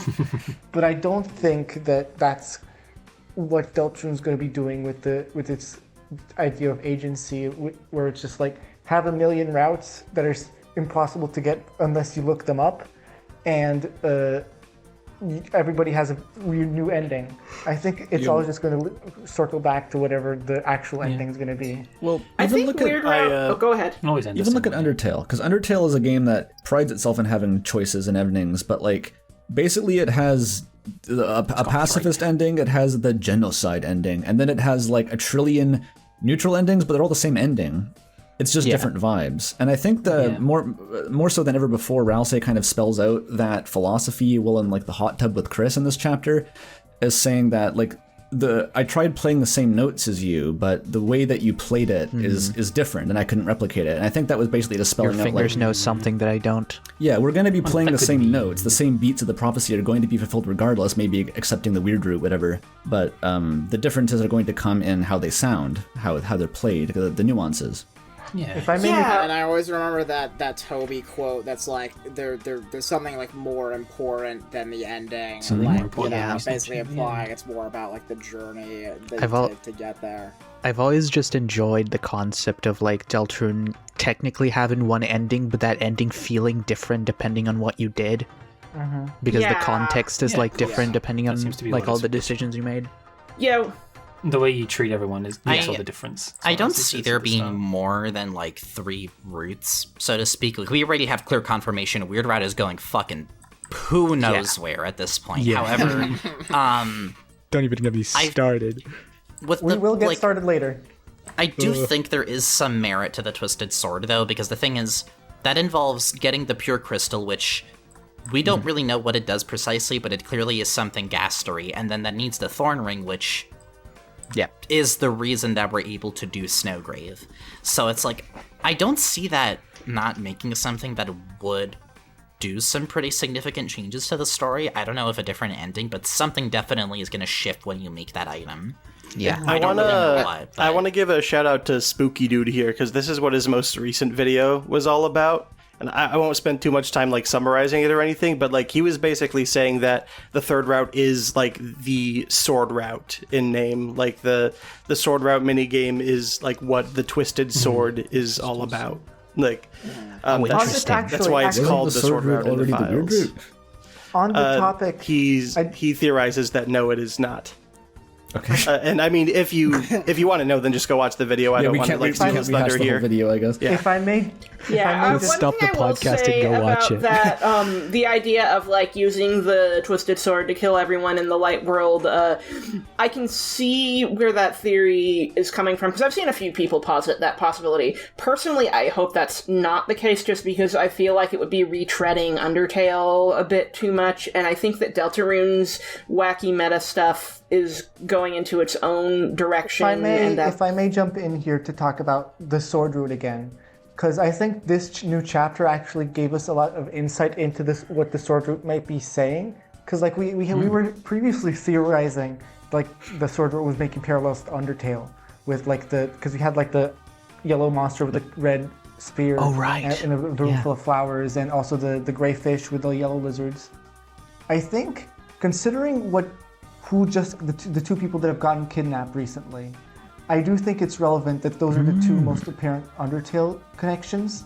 I think what the sword route with that bit was pointing at was not Undertale or like some weird connection to Roots or like the hometown itself. I think that's referencing something that's going to be happening in the shelter, because like it seems to be like referencing people that the knight has showed up. Also, for some reason, Mew Mew's there. I don't know what that's. That's a very incomplete pattern, though, because one of the main things you kill in the sword route is like an Alphys lookalike. So is Alphys going to be in the shelter? She seems totally irrelevant so far in Deltarune. Maybe. Yeah, it's really hard to say. Like, my thoughts on the sword route, based on what we know now, is there's a lot of abstraction, and, like, while it works as kind of like a tutorial for how to start the weird route, we should be careful about taking it too literally in our speculation. Like, we can use it as, like, a springboard for ideas, absolutely. Like, I saw this interesting take, I forget who posted it, but basically there was this theory that you might have to abort the weird route as soon as you get the Thorn Ring to get a different outcome where you're Chris and you get the Twisted Sword, and that could lead to something new. And, like, the person who posted the video didn't necessarily think that would happen, but that could explain why board 1 of the sword route, you still have the sword and can still do a violence even though Noelle isn't there yet. Right, yeah, that makes sense. Yeah, I think that, like, no matter what way you tackle it, right? Like, even, I think we all agree that, like, at least the very beginning of the sword route is supposed to be, like, kind of tutorial for the weird route, or at least, right. like, you know, Yeah, up to Noelle's part. But, like, when you look at it, like, that didn't align really. Like, if you try and, like, go that, like, granular with it, of, like, oh, like all these rooms and this, like, some important things, yeah, but, like, it's not like we were on, like, you know, an island or anything like that at first. Like, it's not like, or, like, that Chris was literally killing, you know, monsters. I have to kill 10 copies of my mom to level up. Yeah, like it's not like, it is far from lining up exactly with the weird route, or it's a big abstraction of it for sure. My next video It's actually is symbolic. going to be very much about the sword route and unpacking as many of the allegories in it as possible. And I think that is the key to understand, is that it isn't just one allegory. It's like 3 or 4 stacked on top of each other. One of which is the weird route. That's very clearly in there. But we also have potentially stuff from, like, Chris's past with Des maybe. I think it also potentially ties into, like, Forgotten Man lore. I won't go on like the whole tangent, because that's, you know, way off topic. But yeah, there's a lot of different things sharing space in there, and it's like a very rich source of information. But you can't take any one thing as like completely one-to-one what it would be in the real game. Since we're on the topic of the sword route, I think it's a good point to re-examine ERAM. Or CQ. Isn't it awesome how this is the Chapter 5 podcast and we're just talking about the sword route now? I want to talk about Aqua in relation to ERAM. Yes, that's what I was going to say. Oh my god, me too. Aqua's Hair hair looks like ERAM. Like Aqua's bangs look like teeth. Oh, yeah. Like, they have no reason to look like teeth. That was one of the first things I thought when I first saw Aqua. Yeah, no, so my thought on that is, because I saw that right away and I was like, that is strange. Why does that, like, that, why am I even thinking of this comparison? This feels weirdly close but not identical. I think the reasoning for this is that Aqua clearly seems to be, like, at least a parallel to Chris's younger self. Chris, yeah. Which also lines up with what the Mantle Holder seems to be, which is, in my opinion, like, literally the personification of what Chris once was. Yep. Interesting. I don't know ERAM if I would talks say about that they're Chris playing with knives. Aqua is a little blue person who plays with knives. It's all Play there. the knife grows I don't know dull. if they're, like, the same. I wouldn't really go as far as to say that, but I think it's meant to definitely draw a connection to whatever the Mantle Holder is. It's clearly meant I to still definitely draw don't those think same... that Aqua is ERAM or anything. But I think it's meant to strengthen the connection, though, between whatever the Mantle Holder is and younger Chris, because that connection is there. It's easier to draw it. Yeah. Well, something I wanted to... Oh, go ahead. I think despite ERAM or not appearing or having anything mentioning it this whole chapter, I do think it somehow made it more likely to me that it's somehow the Red Horn headband. Especially because Rousey definitely is the Red Horn headband now. Mm-hmm. Yeah, I'm inclined to kind of veer more towards Nighthawk's imaginary friend theory about what Rousey might be, in that they might not be an object-based Darkner, but maybe more of a conceptual Darkner, and that's why Rousey can move between dark worlds, because they aren't tied to a physical object. On that topic, because the one glue, if you will, that we have about Rousey is Flowery said something to Rousey about, like, The impossibility. Rousey says to be something they're not. Actually, Rousey says something like, no, like, you can't do something that's impossible. I do want to mention a more subtle second hint that we got, which is Rousey can exist independent of Chris, because we see him in the little credits with Susie in Castletown. But, like, Flowery describes chapter 2. True. Flowery describes Rousey as an impossibility. Yes. Which is like, okay, what the fuck does that mean? Strange. Yeah. There's so many ways you can read that, because, like, you can read that as, like, Flowery is picking up on Ralsei's gender and how that defies Ralsei's role in the prophecy, but it could also mean that, like, Ralsei is literally something that should not be possible for a Darkener, which could be like, maybe Ralsei is the embodiment of the prince in the prophecy, and that is what the Darkener is built around. Yeah, I think that's a very important line, because it doesn't tell us what Ralsei is, but it gives us a very strong hint for what Ralsei isn't, i.e. anything normal. Anything conventional that we can We've been given like a lot of like weird exceptions on what Darkeners can be in the recent chapters. Like with chapter 4, we had Gerse and like the Dustner. In chapter 5 now we have the flowers that are like neither one or the other. Like we've been given like a bunch of weird exceptions that I'm pretty confident now that Ralsei is not like a regular Darkener. That's the remarkable thing, is that even the exception is saying Ralsei is an impossibility, which means that despite what we've seen, Ralsei is probably something even weirder. I think what's interesting... go ahead. I just had like an idea, totally off base, but on the topic of like imaginary friend Ralsei, because that was like a thing with Redhorn Headband Ralsei back in the chapter 2 era, because that was basically what Redhorn Headband Ralsei was, but made it into an object. So if I think if that's true, first of all, I think it kind of makes sense. It has legs to stand on. It could work. But what I just thought about was like, so we have this weird.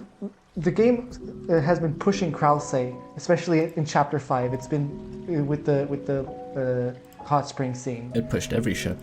It pushed every ship. Oh, for sure. True. Yeah. Ralsei was one of those ships that were pushed, and it's been for a really long time, ever since like chapter 2.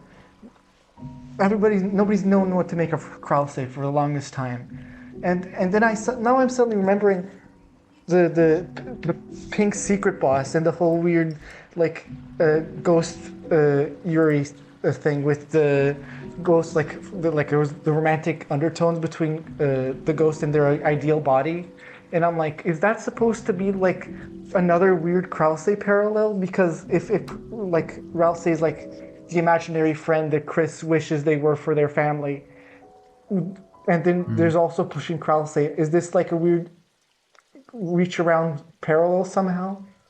You see, that's interesting.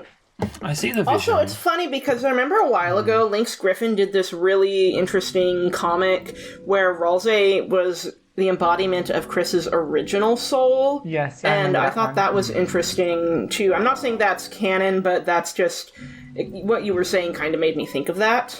See, on that topic, I think that this is a good point to bring in. I think we need to talk about Chris being a weird goner vessel because of the start of this chapter, them turning weird green-gray thing. Oh, it looked like they were like dying. I just thought their they were flesh pale. was green. Were we going? We're going to goner. I get that it's a. We're going to goner. I get that it's a more gray version. It's not really green. It's just a more desaturated version of their usual color. It just gets desaturated. See, I perceived it as like a rotting flesh green, but it being desaturated does make sense. Yeah. I didn't even notice I'm gonna prefer slightly pale to zombie goner personally. Yeah.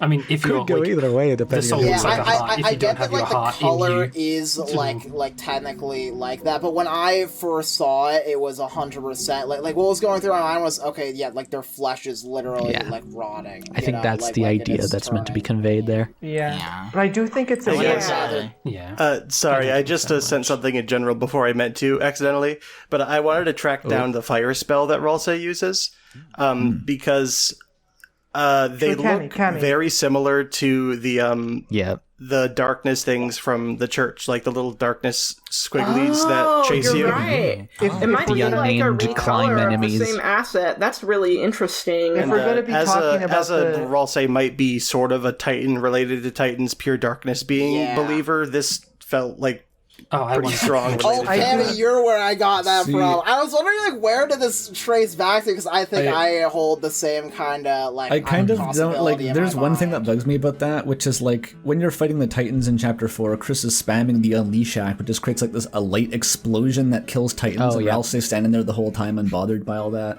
That is true. I don't know. I do think... I wanted to mention...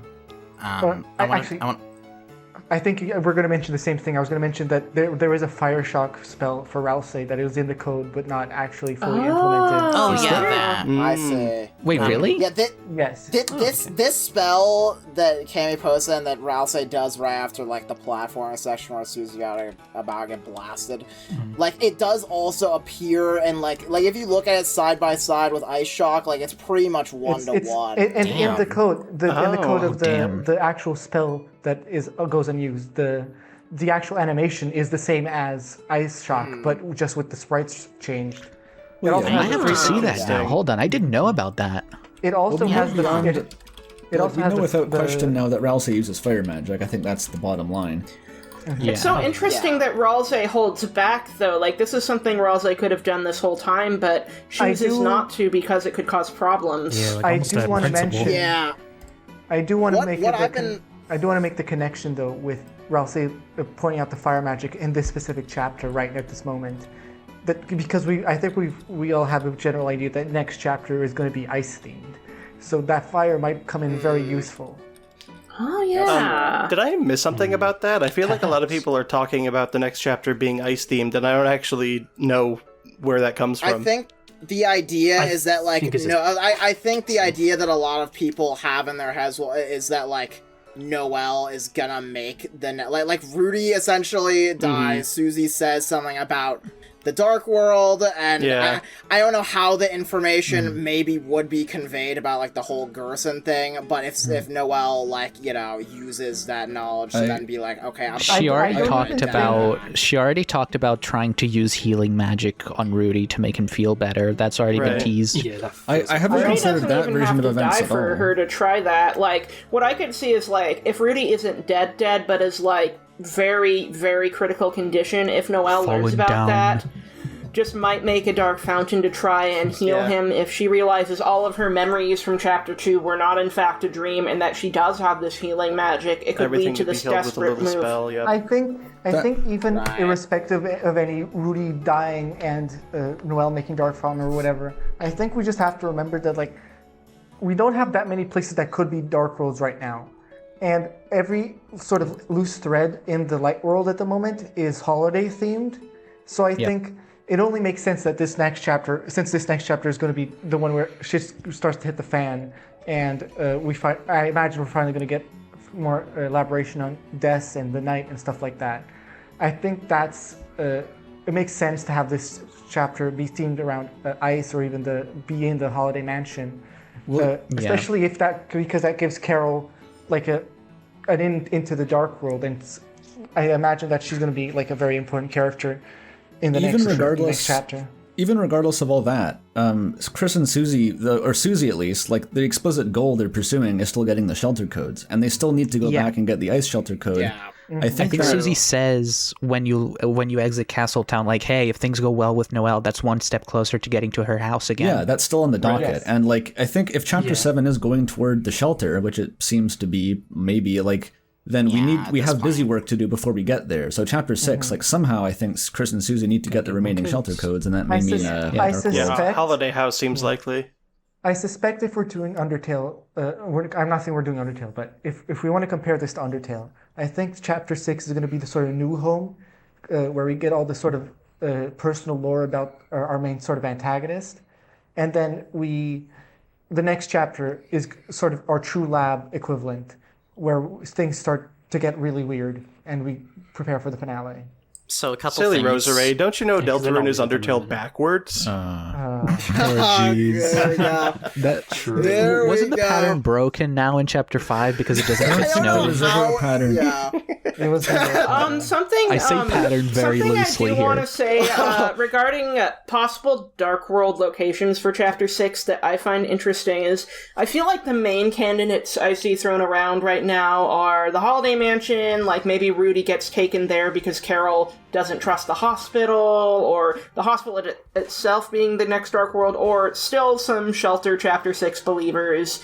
So, like, I feel like those are probably the most likely of the three outcomes, and I'm just curious what you folks think. I was thinking maybe Town Hall, because I think there's something about in the newsletter, if you wrote in Town Hall when, yeah. like when will she smile or something against Let her? me That's a great point. Oh, does it? Let me I had no wait, idea. I need to double check this.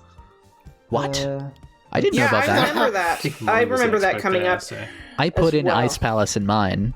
And also, like, I know that like this is dumb, but Rudy Okay. was in front of the town hall I've on a double- ladder, and then it was mentioned he fell down. Like, I know this like incredibly just word association I have theorizing, double-checked but I was wiki. like, oh, There is nothing here for Town Hall. Nobody wrote in Town Hall. Oh, GG. Didn't damn it. Mollystars have that email spreadsheet that we could I didn't have a confirm? spreadsheet. I was mostly just like taking out 'Cause I some heard of people's, that like, too, but- forwarded emails. Again, People I'm did just- mention it in Andrew's server. I don't know if me we check got the it IG vetted again. though, but I do remember people bringing it up. And there was also someone mentioned the place where it snowed, and that's not until later. Oh yeah, that's ominous as fuck. I think Yeah, that so that a couple might be what- things. A couple things I wanted to mention because first thing about chapter 6 is I think it's very possible that like because the main thing that got me about the ending of chapter 5 in the light world is it became very clear that we really do not know what happened. There was an entire don't. gap in what happened in the light world like that during the festival because like I don't know if anyone mentioned how like kind of weirdly messed up the streets look. Like everything's just kind of thrown about. The lights just suddenly stop and just kind of trail off on the Right. floor. It Yeah. looked like Yeah, like true. there was a bit of a like rush because of Rudy falling down, I assume. Yeah, I guess it's a I small imagine town, the everyone would parade was sort of be- canceled. I don't That makes think sense. like I think what's gonna happen potentially is like yeah, Susie's gonna want Noelle to be involved in like she's preparing everything to have Noelle be involved and we're gonna probably see her room. But like Something's gonna I have don't- gone like super wrong. I'm I gonna don't pull think up they're my aware- footage because I'm very curious and I just want to look it over because I know what you're talking about. There's like papers and streamers scattered around. Like it looks like there was a big mess of Funnily Yeah. enough, like funnily enough, this reminds me of the one of the courier fics that came out since chapter 5. ooh. But I wanted to say, like, I think it's very They work possible fast. that all that work they're doing in Castletown might end up being for nothing because I don't think Noelle's in a good headspace going into chapter 6. It's You don't really say. good. Yeah. I'm Agree, with you. agree. Oh, yeah, I don't absolutely think not. she's think- going to be in a space to Yeah. really appreciate it. She might be, like... I think, Horrified? like, I think it'll be a thing where it won't really go as planned. And then You by the don't make- time we do try to get to Noelle, it's, like, already too late. Like, something has happened. You I don't do make think you we'll don't have still get a her in the party though, because the Twisted Sword is still a thing we can make. So she'll probably join the party at some point, and we can remove the Thorn Ring on that particular route. But I don't know if she'll like want to be all looking at Castletown because like she left in such a hurry, and Susie doesn't know why she left. She doesn't have Yeah. a clue about Rudy, so I'm she's just probably saying, going to be you like, don't- "Hey, Noelle." you don't Well, have that was- a happy let's build this epic thing, cool thing for my girlfriend montage if it ends up going well. That's not a thing that happens. Exactly. Well, that's the Yeah, I'm big question on my looking mind at for my chapter footage. 6. Is It's really oh, go ahead. It's just whether we ever She's get waved. Noelle in the party, actually. Because obviously there's a huge amount of foreshadowing for we're going to get Noelle in the party next time. Either, like, we do that, and that would be cool. Like, because we have all this unused There's even, dialogue like- lying around for Noelle commenting on every single item in the game. I assume that's going to come into play at some point. Yeah. But, yeah, that There's would be... also an unused ring item in chapter 5. May I also? Really? I think it's Yeah, important it even like parallels the thorn ring because it says like, oh, the thorns are like pointed outward so it doesn't hurt whoever wears Oh. it. They just also- added a thorn to, like, the code. It doesn't Damn. come up. No way to get it. It's just there.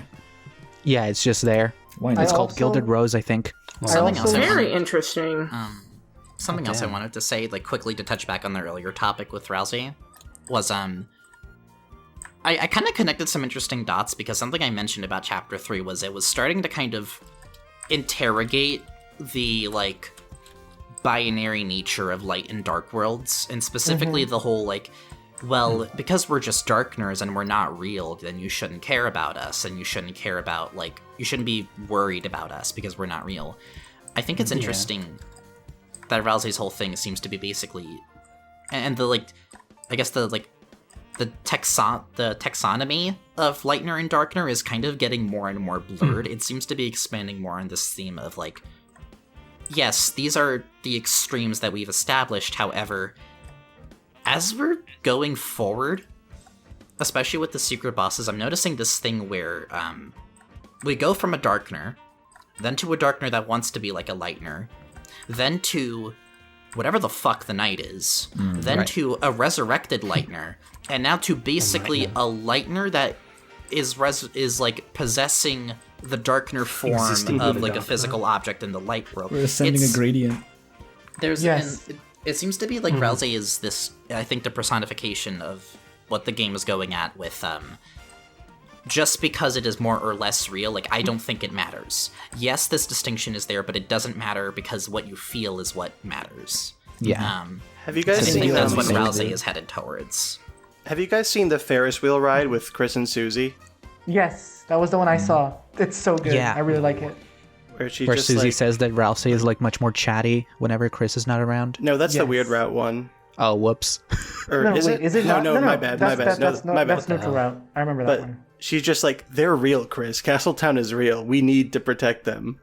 Yeah, Susie is the number one Darkener advocate. Like, she personifies just random objects in the light world now, like Noelle's phone and stuff. It's awesome. Wait, really?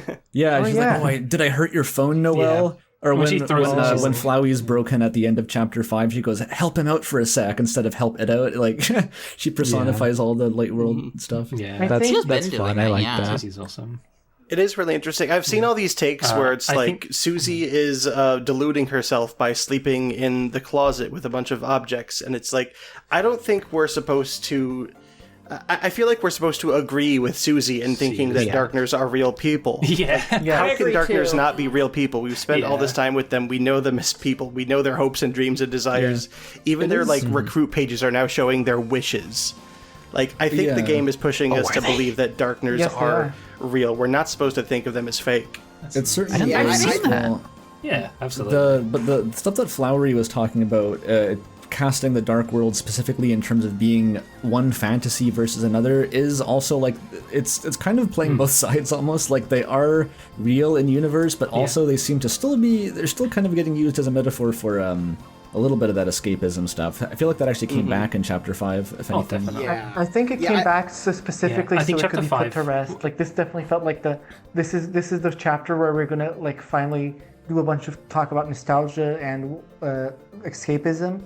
And then at the end, when it basically puts it all to rest, like Flowery, in as many words, says like, we're done with nostalgia. Shut the fuck up. Stop talking about escapism. I vehemently disagree. I think nostalgia is an inescapable theme of Deltarune. I think that the way that both of that nostalgia is working like so overtime in every facet of like in the weird route and in the normal route, in every pretty much relationship that exists. I think that this chapter exactly. Like, memory is so important, and what is nostalgia if not memory, right? I think that the fact that nostalgia is this chapter was heavy on nostalgia is like, I can definitely see it being kind of this is the one that's focused on nostalgia, as it were. But even like, I don't know, the Forgotten Man is tied to that. Someone from we still have the Death plotline too, and that's definitely tied to nostalgia. Yeah, definitely. A promise from the past that defines your life. I was making a wider point that I forgot as I was to get back to the escapism thing. I think I'm definitely with Cammy, where it's like I have been also seeing like the the interpretations of like, this is just like a wholly like chapter 5's ending is like an entirely like sad one, where it's like Susie's laying on the floor of like the supply closet, but like it's not like the dark side of the Dark World is like fake, like Burnley literally gets sent into a coma, and Chris can like actually just die. I do think it's some bullshit. On the flip side, I do think that the Dark World was being used as an escape for this chapter specifically, because I think that the characters were like sort of putting off the reality of the prophecy this chapter. Like I said earlier. But kind of by the Dark World itself. And the whole thing about the flowers that were doing to Asgore, right? They were trying to like, you don't need whatever's going on with your life anymore. You can just stay here forever and you'll be happy. I was gonna... and I think chapter 5 specifically did a lot more in like, I've, at least I'll speak for myself, has been operating under a lot of the assumption of the game is was kind of saying, oh, escapism is bad, like escapism is unhealthy. But I think this chapter, maybe just my, I guess, philosophical leadings, but it felt like it much more became there are positives and negatives towards that was what I was going to get what is real and fake, which I think is a way more interesting idea. Because there are other aspects of the Dark World. Like, yes, Burnley and Chris could die for sure, but, like, also, Rouse says that, like, you know, like, the cake that they make just won't fill, you know, like normal food well. Mm-hmm. So, like, I do think that the Dark World is being set up in, like, this kind of ominous, like, kind of gray area it's, like... If I may jump... Yeah, like it's not fully... If I may jump in here to talk... jump off the talking points about the ending and whether it's supposed to be sad. I think it's sad, but it's supposed to be sad, but not in the way that most people have been painting it to be. It's sad because I think, like, the game is definitely foreshadowing that... first of all, like, we know that Susie doesn't really have anywhere else to be, and that she really deserved it, as we know that the Dark World can't be everything for Susie. It can't really feed her or make her actually safe in the real world. And obviously and as we know, since she can't eat in the Dark World, she can't stay there forever. But I do think it's sad in the sense that the game has been foreshadowing that Castletown will eventually close. And I think that I know that's a bit of a contested reading of what the final prophecy might be, but I think this chapter has more or less really brought it back to my mind. I wasn't fully on board, but I think with as much emphasis as this chapter puts on it, I think that might be where it ends up going, about, like, this, in some way, the ceiling of Castletown.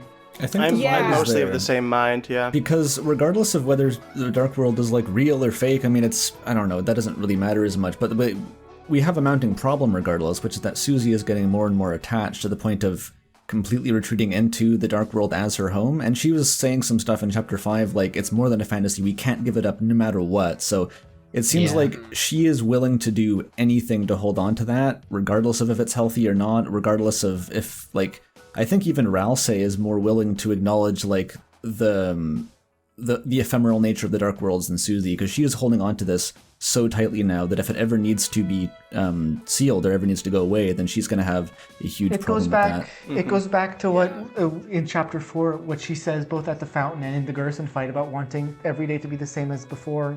And, it's kind of a growing character flaw in her almost, as she really is clamping down on this fantasy as everything that matters to her. Yes. I think as things are getting darker on the outside world, she's like really, really like narrowing down on like, hey, we gotta protect this thing that's still good and like reliable. Mm-hmm. And go ahead. Like some kind of sanctuary, some kind of dark sanctuary. If I may make a prediction for next chapter, I think it's going to really come to a head next chapter, because I think next chapter is going to be the Carol chapter, and as we know, Carol is the queen of preservation and not moving on. It's her versus Asgore. Yeah. So I think King and Queen. Susie coming in, we know that Susie's already in conflict with Carol, and they're already clear foils in a lot of ways. In a similar way that Susie's a foil with the Knight. So I think that next chapter is really going to really highlight this character flaw of Susie and have it sort of be mirrored in Carol. I'm really curious to see how that plays out. Yeah, because I feel it's like I am thinking in terms of how the story could end, and it's like I think Susie is more so in the right, because it's like, well, yeah, no, you shouldn't just ditch the things that matter to you just because they're fictional and just because they're less real. Like, if it makes you feel something, then yes, hold on to it. However, at the end of the day, circumstantially, this is a dark world in the supply closet of a school that she's not going to be going to forever. So, how does that work then, by the end of it? Yeah. I mean, it's about... I was going to say also just, like, another thing about the ending of Chapter 5 that I don't see a lot of people mention is... I imagine also how Chris is feeling about this is a little surreal. Like, I don't really think they feel necessarily like they're third-wheeling or anything, but I think they're definitely more and more conflicted with the fact that Susie kind of has her own thing going on now with Noelle, and Noelle's becoming more involved, and this isn't just a Chris and Susie thing, which I'm sure they do feel a way about it. However, Yeah. A layer on top of this that is very concerning. I don't see people talking about the packet of seeds with warning labels on them that Chris takes. Yeah, I've seen people talk Well, about I it. do. It's poison. The Kara stand-in now I has do poison. want to note, however, Hmm. is that they are golden flower seeds, and we know from Undertale that golden flowers aren't poisonous Yes, because they're yes, we used to do. brew tea. The difference of However, buttercups. they have warning True. labels, so maybe Toby just forgot that. Well, the seeds Can I- are yeah, can I sticky, quickly- and the seeds stick to everything and spread like crazy. Warning, So, like, these are sticky as hell. I think they're probably poison. I don't know what that means or why. I mean, yeah, in Undertale, absolutely, the buttercups were poisonous. The golden flowers were different than buttercups, but like, I feel like we can't ignore the fact that there's a it packet of could be raspberries. wordplay too. Like golden flower seeds, maybe the menu kind of being vague and that they aren't the same golden flowers as flowery, but they are buttercups. But that would be a little. I As do. we're I, having I, a packet of butter, those are weeds. Like, you don't really grow them intentionally usually. That's true. I just wanted yeah. to quickly add before we move on from that topic about like how Chris feels about Susie wanting to include Noelle in this. Oh, yeah. In the beginning of the chapter, there's like that weird thing where like Chris sees a picture of them and Noelle as kids, and they like shut the book or something. Like there's clearly something between them that goes like even beyond the Oh, weird man. route. Okay, I you think want to this talk? is a good Is point being to, very to, non-discussed here. I think this is a good point to bring in the weird route, don't you think? Well, getting into Chris and Noelle, like to talk such a about can that of a little worms, bit, because but I all think the Andrew- character relationships were elaborated on this chapter, but Chris and Noelle's thing gets more Ferris mysterious wheel every new scene. chapter. Yeah, it's weird. Because I was If going you into this ride expecting, the Ferris like, wheel I mean, with like, her, when- there's so much interest. Like Andrew, I think, did that on the lore stream last week.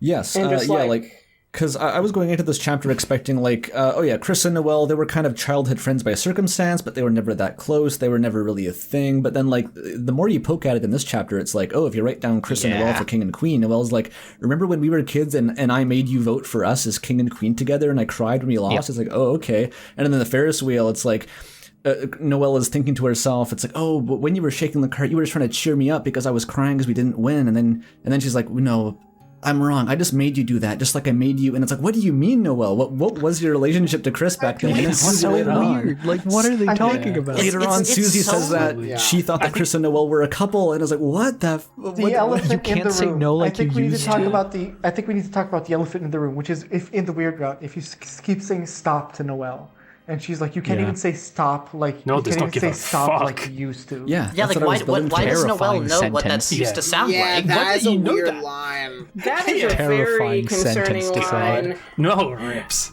Especially because, like, everything we know about Chris and Noah's childhood before this chapter implied that Chris was the one causing all the mischief and Exactly. trolling, and Noelle was more passive, Yeah. but now we're getting another wrinkle. And like ignoring Noelle as well. I'm honestly starting to think like Rudy might be the only somewhat level-headed member of the Holiday family. I Because, think like, so, too. because okay, Well, here's the every thing. holiday is normal? full of surprises, Here's he the thing. says, Here's- and he's the knight. Here's the thing, it's like before chapter 5, I always, and I still do have the impression, like, because I didn't mention at the beginning, but like I do think Des is the knight still, just through and through, like that just makes the most sense for the story for me. It does. However, I was always under the impression that the reason that makes the most sense is because Des feels like the most likely out of any other candidate for Chris to have such like a hard promise with.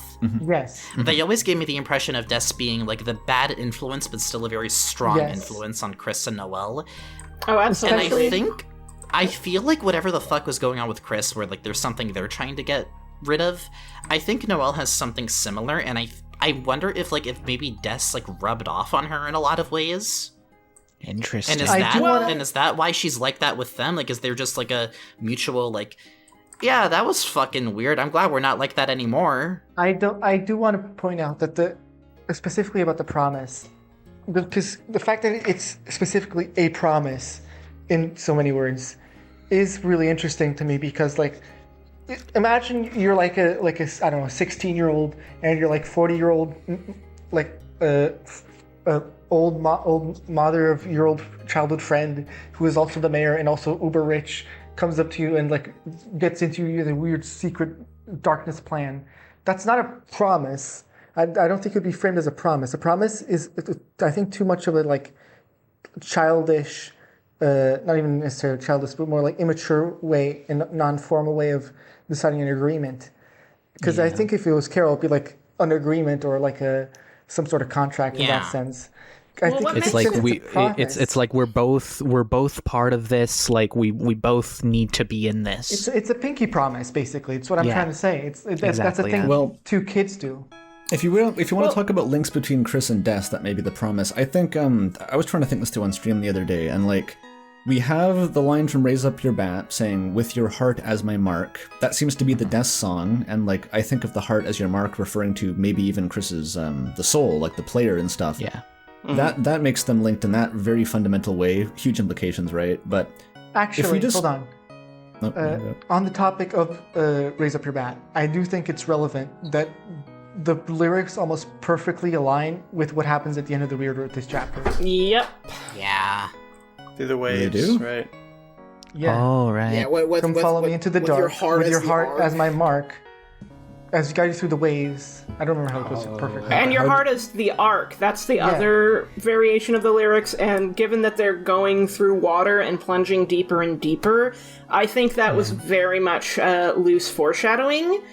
It's also interesting that, like, at the end, if you look at Noelle's portrait, like, closely, you'll see that she's, like, for a bit, she's, like, thinking because obviously she can't speak underwater, but, like, near the last few ones, she's speaking again, and there's, like, an ominous glow, like a glow, illuminating her face. Okay. Yeah, well, before we fully dive into this, though, can we... I was talking about.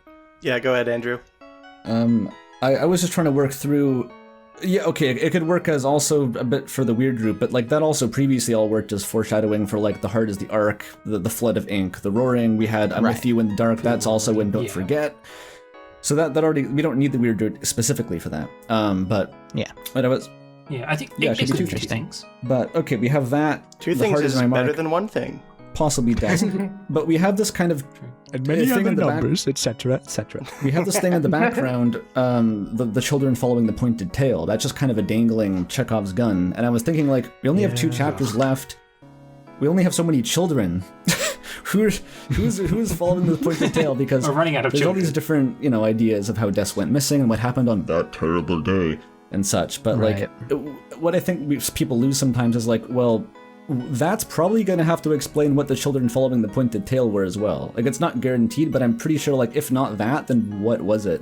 And like, why was that line there? Why was I that don't there see at all? a world where it's the children are anything other than Des and Chris, because no other like assortment of the children makes any sense. Mm-hmm. Yeah, and we know I that agree. we have this implication in the sweepstakes and the chapter 4 Egg Room that Chris went to therapy for something in the past. Asgore is talking to Chris at the end of chapter 5 about that day as if Chris already knows and doesn't go into any detail. And I think he didn't go into any details specifically because it's such a traumatic incident and he didn't want to, like, accidentally trigger them or, like... that could be the case. So it's like, I think this all these little plot threads do converge on Chris and Des doing something together in the past. And I forget what even started this, but like, I just don't want to lose sight of that.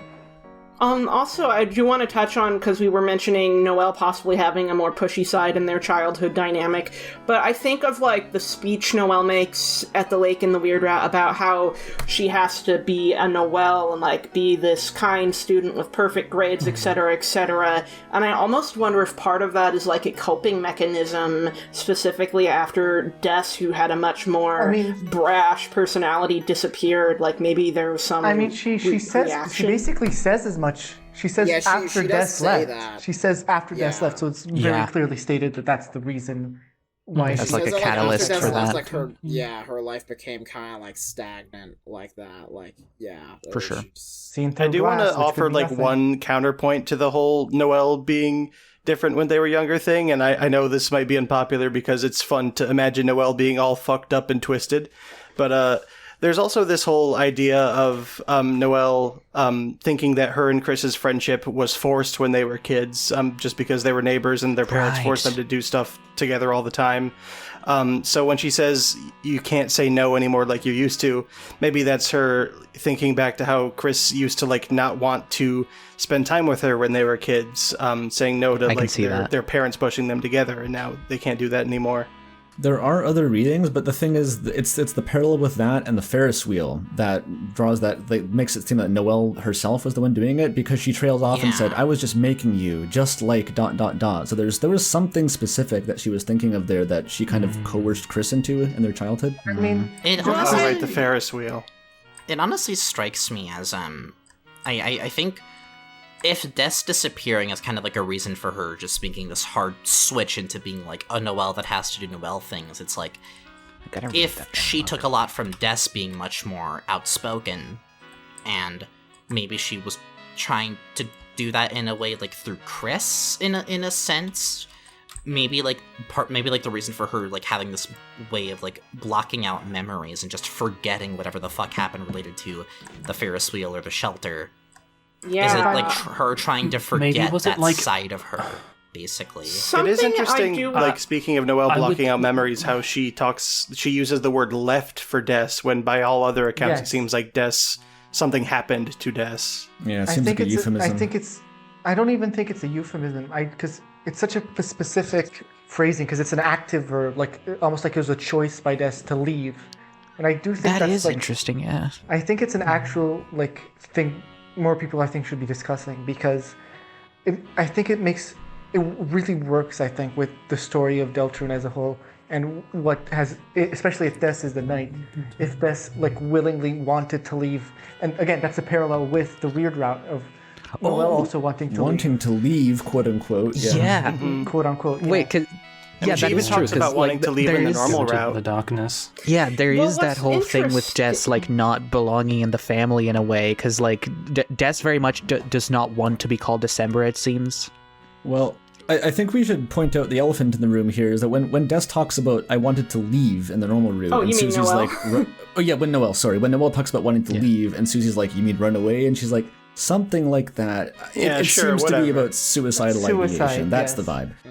And I think, I mean, either way, it still works with like Des leaving being an active choice made by her, and I think it really tracks with Des as being characterized in the whole situation with Hometown, maybe being a weird little hick town that is also metaphorically part of a video game world and there's nothing outside. But I do think even without that second like meta layer, it works on the base layer of this. This is just like a small town that is very constricting with its normalcy, as Noelle says in the Weird Route.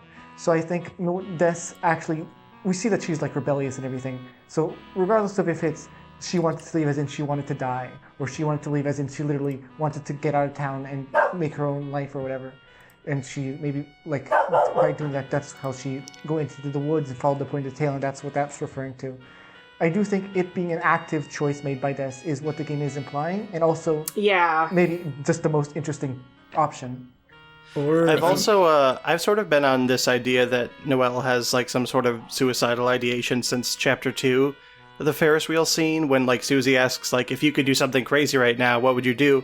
And Noelle says, I'd jump out the window. And then there's like a pause where Susie seems confused, and then Noelle follows up with, and then I'd grow wings and fly over the town. But it seems like the separation where there's a pause where she just opens with, I'd jump out the window. Yeah, that's a great That always point. felt intentional to me. On the topic of the angel wings, I think like Noelle brings us back to that line in the Weird Route this chapter with the let's grow angel wings and fly out of this stupid town. Yep.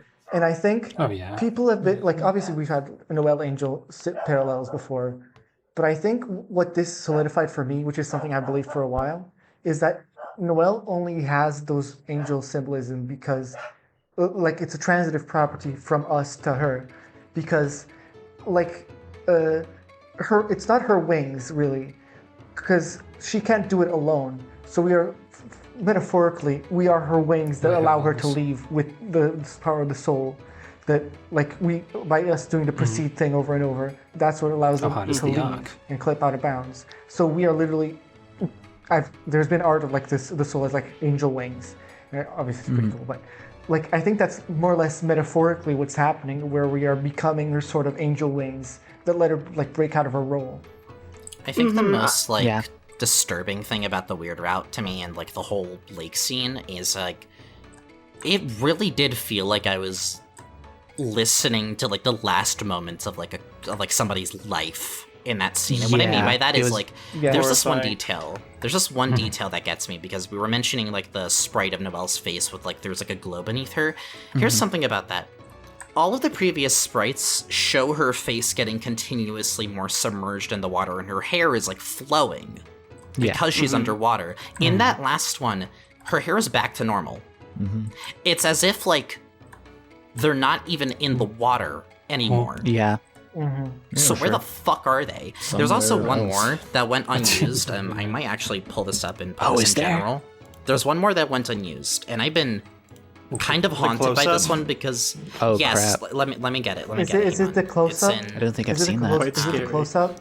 Thank you, Molly. There's an unused one in that set where it's just the one with that's like the glow, but it's just zoomed in, Yes. and it Hell, I know. freaks me the fuck out because it's like it almost like I think the fact that it goes unused almost makes it more scary because it makes it feel like she practically like was trying to reach through the screen. That's what I was gonna say. I It feels like wasn't she was sure if literally that getting was closer. unused or if it only Kinda got appeared there. for like No. a single frame. No, I checked. Like it doesn't go used anywhere as far as I can tell. Okay, Like, that's that good to specific know. one doesn't. And it's like Weird. And it makes sense too because she's specifically in the weird route. That's when she, like chapter 4 weird route is like her starting to become aware of like, okay, this is not Chris. This is a higher being of some kind. You stopped being Chris. I want to understand this now. I want like the reason she calls it interesting is because, oh my god, it's something different. It's something that's like not just, you know. I wonder if that's why like Spampton made Chris specifically so uncomfortable because in a way there's a lot of mirroring between Spampton and Noelle in that sense of like finding no, this you're particular right. interest in the soul. Using the soul to That's get almost- things and leave their That's world almost an echo of Also- Flowey, like the Undertale one, who is like the player was implicitly the only source of novelty in his world. That's kind of the same vibe. I think True, it's also yeah. weirdly enough And an the echo virus. of Carol because we know that Carol from our house she has an obsession with heart-shaped pillows. Right. Also And true. heart-shaped. Chris just can't catch a break. Yeah. Something I do poor want to Chris. note, though, regarding the idea that Noelle might have been pushing this idea of a relationship with Chris. I wonder if one of the reasons she did that was because she saw Des and Asriel and was Yes. kind of trying to emulate that dynamic, but with Chris, because, like, Des was clearly a makes huge sense. role model for her. And so maybe she thought that, well, there are neighbors and Des is with Asriel, so maybe I should be with Chris, and so maybe she just kind of was Yeah. projecting an idea just because she was so She young. also got this idea It's so from the young, fact. yeah. Oh, there's She so much also I want got to talk this about idea this. from There's the so fact much I that want to talk Rudy and about this. Asgore got caught in the bed that one time. Don't worry about that. Okay, that's okay. There's something about the weird root, especially what we see in chapter 5, which I think is really interesting. We were kind of talking about like gender earlier, and there's so much. I've seen a couple of really interesting analyses about the way that this weird root bit kind of represents the, I guess the strengthening of this kind of like archetypical like cis hetero romantic relationship between like, oh, you know, although they're talking about Noelle not being a Noelle anymore and Chris not being a Chris, it's still this like, instead of Noelle, not to say like Chriselle is evil and Suzelle is good, but the way that Susie gives Noelle strength to, you know, tough things out and do things, you know, what I feel like the narrative is still kind of saying is the right way because the weird root's freaking evil. And the way that Chris, like Noelle is finding strength in Chris to escape and to like kind of pretend like none of this is happening, but also just leave and abandon it in a way that feels, you know, a little bit we both get down together-ish. And the way that Carol sets that up, I'm going to finish this quickly. Like the way that Carol sets like that up as well, it seems like in stuff where in chapter, I think it was 4, was mentioned that like Carol wanted them to go on the Ferris wheel together, kind of setting this up relationship. I think it's like really, really interesting. Right. Okay, I'm done. I wanted to jump in on 2 points there. First of all, I think the point about the enforcement of like this, like the Comfet cis hegemony has been really strengthened in this chapter. Not even besides the weird route, but like we see that this town, like, because if you think back to Undertale, like the Undertale had this sort of like queer utopia sort of thing where it was just like everybody was sort of like gay, but like nobody was ever labeled or anything. but cool with it. it's very particular in this chapter because, and it's drawn attention to that it's for the festival. It's a festival of king and queen, and there is no space for anything to like budge in that. And like even Rudy like comments on it, or it's like maybe this year there'll be 2 queens, but like this town has never really doesn't seem to have made any sort of space for anything besides the sort of accepted hegemony. And I think like a lot of people, even myself beforehand, we're kind of assuming that Deltarune wouldn't really bring that sort of stuff up. But I think again, this is another reason why this is the most transgender of all chapters. It's really called forward really hard this chapter, and going back to the end of the Weird Route scene in the lake, and actually the 2 lake scenes in the Normal and the Weird Route. I think you're really correct on what you said, Vivat, about like the 2 different ways that sort of how they're being sort of pushed, and like Noelle is being sort of given a similar lesson, but goes about it in the different ways. I was sort of writing about it in my next script, but it's sort of like how Susie wades into the water and then like holds her up, but without having her go too deep. While in the Weird Route, she drags Chris down with her into the depths. So it's very clearly like a mirroring. Well, in the aborted Weird Route, it literally cuts between those 2 like almost a montage. It's very direct. It's like, remember this thing? It's the thing you just saw, but different. Ooh. Yes. Something else I do want to touch on a bit about like the heteronormativity is that we do have Royal Guard 1 and 2 confirmed as boyfriends in the church. So it's not like Hometown is homophobic. It's just that like the festival itself doesn't really have that kind of framing. It's like a bizarre outlier. That's like the one heteronormative thing in the entire town. They just have the king and queen, and like no one seems to take it seriously. Jockington is running for both. Noelle says that in their childhoods, Noelle and Chris couldn't agree on who is king or queen. It's kind of funny. It sticks out like a sore thumb.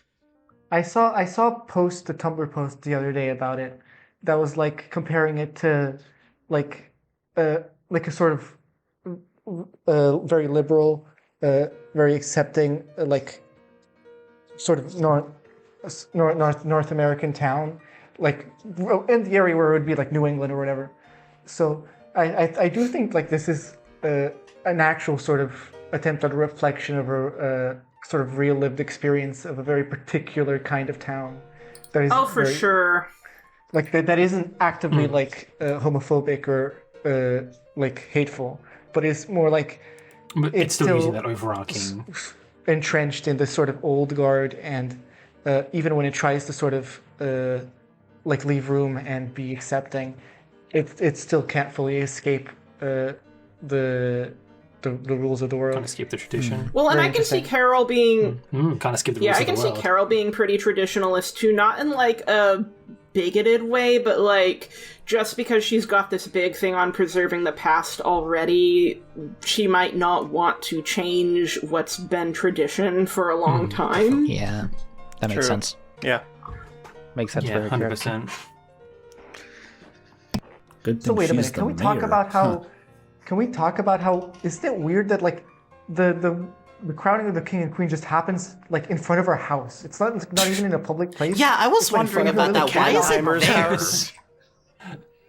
That is That's because weird where the as hell, stage you're would not wrong. fit. Just being Even though there's a Like, much that's just so nicer, funny bigger to me. stage in front of the Holidays house. that's where the stage Well, is. it's interesting. Yeah, Wait, that No, is the, doesn't it the happen king there? and queen stage is in front of the Cunningheimer's house. No, that's the. Oh, no, you're right. That's There's a photo little that's a booth. photo booth. That's just the voting. Oh wait, no, yeah, no, Yeah, it is, the it is. holiday Yeah, house it's a is where the procession and the king and queen crowning start. In the weird But, route. um, actually, Yeah, that's they what say I that. thought.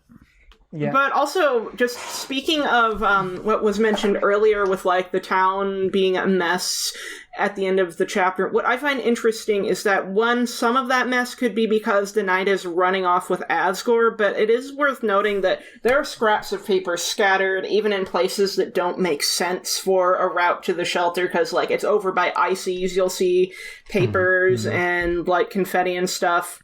I could just be Well, like, I didn't see And- that. I didn't read that much into there being a bit of mess because, like, during the festival, it's stylistic. Yeah. We see confetti raining constantly. There's just kind of generalized like, disease. The one thing that just was stood like a out to town me was that there was a concert, string of festival. lights that had just fallen down for some reason. Yeah. And part of me was like, oh, that's where Rudy fell. But then it's like, no, that doesn't make any sense. It's like 10 feet So my from partner where said- the dark fountain got made. It would be so fucking funny if like Rudy was dying, like literally a pixel off screen. I do think it's still meant to feel very much like, even if there wasn't a huge scene, and even if that isn't where Rudy fell, like I'm torn because it's like, why does it just stop there? I do think it's still meant to feel very much like we're just kind of in our own head, basically, the entire walk back to school. Like the more you look at it, the more it's like feeling the ground. Something happened here. I wonder if there's like there is a some vibe. There is like a big vibe in this chapter that like something big happened with Rudy like off screen, and we just weren't there for that, and like we're going to like kind of bump into it Funeral has happened. next time we check in on Noel. Something I do think is interesting, like from a visual symbolism standpoint, is that while there's all this mess, the holiday lights are still on. Like, I wonder if that's meant to be some kind of visual storytelling to say that Rudy isn't dead yet. He's still hanging on, but by a thread. The lights are still on. Something interesting that I just now noticed. I'm looking through my footage too. Something weird that I noticed. The garbage can that Chris puts their soul into is missing. I'll have to pull that back up. I do want to say. I think that was I just do- placed I did not there notice for the that. convenience of the cutscene. Maybe. Yeah, because But why would that it go garbage can away? was never there before. The garbage can was never there Was before. it just there for the festival? Probably. No, I no, mean, it was just there for that scene alone. Just that scene Yeah, alone. Not even why the would festival. I- Look. I'm looking confused now as 'cause to I'm what the very relevance serious. of that would be, I guess, of like... I don't just a for- convenience. For there The being a plot place device for trash Chris to can. put the soul in. Maybe Yeah, it's just Chris put it convenience. there, but There's like an it could trash just be like can. the festival needs public trash cans, and they did a I cleanup think round that's after. probably it. Yeah, I But guess. something else, just on the Unless note like the of... knight took the trash can. I'm imagining like They're making Carol a came and mega took the trash trash can. I'm gonna and put there's Asgore supposed to be a next soul row- in here. No, I got it. The knight threw Asgore in the trash can to look less conspicuous. Yeah. It's the Thanks for three inviting people me. that the knight needed: Undyne, Asgore, and the trash can. Maybe we can. It's mega trashy. I want to think for a Something I sec do wanna- about the Oh, go knight ahead. running through the light world with Asgore, because it was funny enough in chapter 3 picturing like carrying Undyne, but Asgore weighs Yeah. like 10,000 Asgore's- pounds. And I just Yeah. screaming. I'm just trying to picture Bro, what that would Rudy look is like. not carrying Asgore to the shelter. It's Yeah, just I not have to possible. imagine that, like, whatever the knight is, or whoever the knight is in the light world, like, has to have at least, like, somewhat similar capabilities as in the dark Yeah. world. Because there literally is nobody that we know of that could do that with, like, Asgore, you know? Yeah, like both Undyne and Asgore are like very. Physically imposing. I do want to Yes. mention that the Yeah. knight It just would be whips out difficult to random get. dark bubble magic for some reason this chapter, and I think that's literally just because Asgore is too big to carry. I think it's the only reason. Yeah. Well, also not wanting to no, animate Puts him in the the order. knight holding Asgore, because that probably would have been a pretty complex sprite animation. Yes. Exactly. Well, they do carry That's why they have their bird him form. in Bird bird form. mode for That's a bit, true. so... Bird mode. But that is easier to animate. I'm gonna That is check yeah, something. for sure. That is I'm why not the bird contesting mode that. exists. The bird mode exists because Yo, it's speaking I'm gonna of check birds. something in the light world. Oh yeah, go for it. Are we like Sorry, I didn't know why that was funny. speaking of birds? I mean, I hate to bring it up, but like, are we all believers of the hometown butcher? Yes, the hometown butcher, Oh my 100% gosh. correct. I'm all in on the I dislike hometown the butcher. hometown butcher. slipped up with the 2G. I think it's just overly I literal. love- It's popular because it's kind of good for memes and fan art, but I don't think in a million years Toby has just sincerely written a scene where like Chris and Susie eat the dismembered corpse of an Undertale think- character and it's played as a joke. Right. But I don't think why onion would is it dead. taste like yeah, onion? I don't think onion is dead. Question. It is like Why would that be weirdly written? on 'Cause the it's a head. Yeah, and like If anything, just that. like it's way if too we're getting really serious, if anything, I think it's like maybe a metaphor to signify something really bad happened to Onion off screen. That's the vibe. But Yeah. yeah, I don't think Chris ate onion son. I'm just not going to buy that. I do Maybe think it's just okay. not literal, Yeah, I but don't it's think- I it's did- it's, yeah. it's meant to say something bad happened. absolutely. I think. Noel does But reference imitation octopus. Oh yeah. This kind of goes back to what I mentioned before with like how in the weird route, at the end we see Noelle's sprite change to kind of look like as if she isn't underwater anymore. I think wherever they ended up, that might be where Onion is. Exactly. That's what I for think. sure. If they are alive still. Like, I think that's what happened, is they went a little bit too deep down, and they found something. Whatever's below the lake, on the other side of the lake, even. I do want to make a comment. I would want to point out that in the weird route, Susie mentions that like the stand for the takoyaki was there during the festival. Nobody was there during the weird route because I assume because the soul wasn't there to see it. So I think the normal NPC and the weird goners don't really properly exist in the world, but are just like avatars for like, I don't know, to talk to us specifically. I think that's really something else I wanted to bring up. I wanted to bring this up because I'm just curious on what like everyone thinks about this. There seems to be like a weird like recurring theme of bread leaving crumbs, especially in the weird route. Okay, so that is like a weird thing that is being set up. Crumbs thing. Yeah, so I was doing my digging on this. What are breadcrumbs if not something to follow? I was doing my digging on this, so basically, the theory I've been seeing, and I actually really like it because it does make sense, is there is a glitch in the first Mother game with the breadcrumbs item, where if you had never used it up to a certain point and under like really specific circumstances, basically what ends up happening is if you end up using it, you end up warping out of bounds, but the game doesn't really know what to do with it, so it just pulls from garbage data and makes like a monochrome copy of the town, to my understanding. Feels very on brand. And looking at footage of it, it looks strikingly similar to the one part in Man Country when you're looking through the binoculars. The tones aren't identical, but they're very similar. And I think it's interesting that it seems to basically make a reference to this in the weird route when Sans gives it to you, because that's like the one mandatory interaction is drawing the picture and getting the bread. Super weird. Okay. What are we talking about, guys? All right. I think I think we were talking about the Mother One breadcrumbs. Right. Yes, we had just talked about it. Can I do one thing that was kind of left out that I think is relevant about the Mother One breadcrumb glitch? It's the involvement of that one temporary party member. There was this like young girl called PP that had overpowered stats for what she was, and I think that like you can see the parallels here where you can like min-max her stats and she's like broken.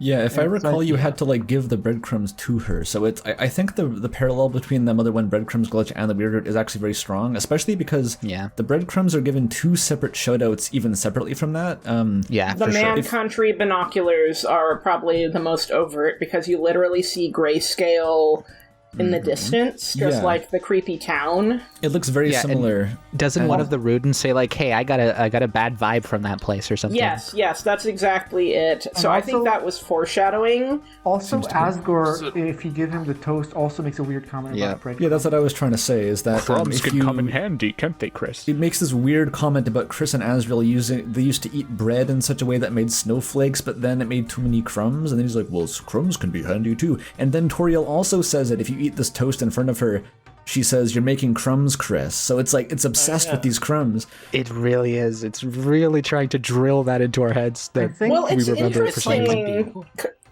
Because, like, the normal route stuff could just be a fun little nod to Mother One, just in terms of how bread worked there, but I think the weird route is much more overtly alluding to the breadcrumb glitch. Well, I think it's a fun little nod to the weird route, I was also going to say... I think what's most... Part of me wonders, like, it is a reference to that, but, like, part of me wonders if, like, maybe there's something about, like... Because what are breadcrumbs if not something to follow? Like, is someone going to, like, follow the breadcrumbs behind us and, like, end up in the same place? I do want to make another connection with the breadcrumbs and the story of Hansel and Gretel, of, like, 2 kids getting lost in the woods and then finding their way, using the breadcrumbs that were supposed to find their way home, but then, like, finding their way into the witch house that was made of gingerbread. I mean, there is a song on the soundtrack called Gingerbread House. I don't know if that's related to anything. This is true. I think that weirdly adds like a bit of credence to like what Sans' deal in this game might be, because it's like, Yeah, what reason did he give specifically Chris the breadcrumbs, if not it's so weird. to try Foresight. to It's not- suss out something? Like, that's Yeah. some sort of foresight. I don't Maybe understand he's what the one reading. following it. Yeah, I don't know. Glossed over that's- the biggest lore reveal in this game was that we finally got the punch card got the from fucking Undertale, don't the card with the forget. three Oh my smiling people. God. Yeah.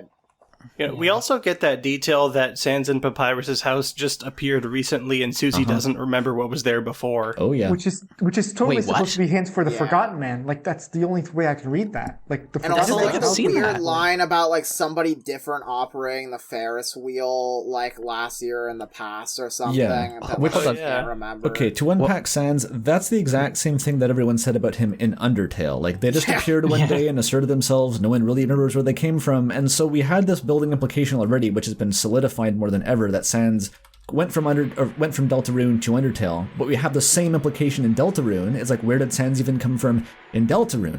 He's a nightmare. He's just getting less easy That's to unpack. fucked. I think the weird So- thing, like, he still has all the Gaster connections with the Gaster Blasters. It makes every new chapter, it makes less sense because he's less and less connected to Gaster. Like, there's no connection besides the Gaster Blasters. Well, I think it might what have was the actually thing about strengthened it. The Because, house, I wanted to see that dialogue because I don't think I know about that. yeah, it's in the weird route. Susie just says, this house is pretty new, isn't it? And I can't really remember what was here before. Oh, I mean, weird. I find think It's it. not kind of- just that. There's the Ferris wheel, too, and not being able to remember who ran it in previous years. I think it might have actually strengthened Sans' connection to all of this, because it kind of ties into something that I'm kind of surprised Chapter 5 really Here's strengthened, the line, which by the way. was... What was it? I posted the line. Oh, Yeah, I see it there. But, it starts making me actually question what the hell's going on in the light world, because internet is still out. Gerson Yeah. stopped getting mail only very recently. It seems like as if, in some way, Hometown specifically is just kind of in this bubble. Yes. I don't know what it is, It but is. it's like Yeah. nothing can Yeah. reach I get that Hometown. vibe I too. think, It just yeah, is. like, Hometown being so, like, isolated like that, whether it's, like, some weird explanation that it's, like, it is, like, some weird simulation, and, like, although they have memories of before, they didn't realize there's something like that. I don't know. Whatever way that Hometown is isolated, it kind of makes sense, because I think one of the questions I had since, like, as far as back as, like, Chapter 2 is, like, if multiple dark fountains, like, or if too many results in the roaring, then, like, how in the universe have, like, the world is so big outside of Hometown, like, how has this not happened, you know? Which Like, is... Yeah. if the rest of the world exists, then Like, how surely far- somebody how must far have dropped does- a sharp object or something, you know? I just posted the Ferris wheel bit where Yeah. Chris wonders if someone else ran it. But something I do wonder, like, as far as the scope of the world and why there haven't been fountains in other places, I wonder if it's specifically, like, this nature of determination in darkness hasn't really been discovered elsewhere. Well, Yeah, you have to have the intent to make a dark fountain to make a Look, dark there's- That fountain. is true, yeah. There's two layers to this. One, Undertale's always had the same problem, where if you think about the world beyond the underground, it's like, why aren't humans Yeah. resetting? Is Chris the most determined, or not, is Frisk the most determined human in the whole universe then? Okay, it's like, it's Right. kind of This 5-year-old that fell down a hole. Yeah, Yeah. but that ties into the meta aspect of the player's soul and stuff. But in Deltarune, it may Right. be more literal in terms of, like, yeah, either this weird implication that Hometown could be a bubble, a simulation, something of that nature, a dark fountain even, or that I guess what is called toilet theory colloquially is that there's a reservoir. It comes back. I keep saying on stream, it's like, it's unfortunate that toilet theory is called that, because, like, the parts You that I take want to that talk about fucking are the back, points that dude. don't have toilets. It's what Flowery says about there's a growing darkness underneath the town, a darkness beyond imagining. That's like explicitly beneath the town. We finally have that. It's like, So wait, maybe is that's toilet, is that is toilet theory just true. different? Is toilet theory different from piss and shit theory? Because I know that's It is. We can Okay. call it I sewer think- theory if Okay, I we think- want. I Toilet think piss and theory shit sounds theory was funnier. something. Piss and shit theory was something about, like, trying to prove that Sans is from Deltarune because he knows about the existence of toilets or Piss and something. shit theory was like the tiniest piece of evidence on top of the mountain of Sans from Deltarune evidence. that's funny. Well, Yeah, now that's we what that have was the about. punch card. So, like, at And that also point, everything else. It doesn't seem relevant anymore. Yeah. Yeah, it doesn't Yeah. matter. But the Anyway, thing is, toilet okay, theory back is- to is the right. flowery spells out there's a darkness underneath the town. If that's what I mean, that's been a thing hypothesized forever, is that when you make a dark fountain, you're tapping into a reservoir of darkness somewhere. It could be like that, maybe even it's localized to hometown. Yeah, that like only that darkness exists right below hometown. There was that video about like Gnosticism with Deltarune, like what the hell is Gaster, and that I think Gaster was the demiurge in that or something. I feel like I might have watched that, but I can't remember because it came out right before Chapter 5.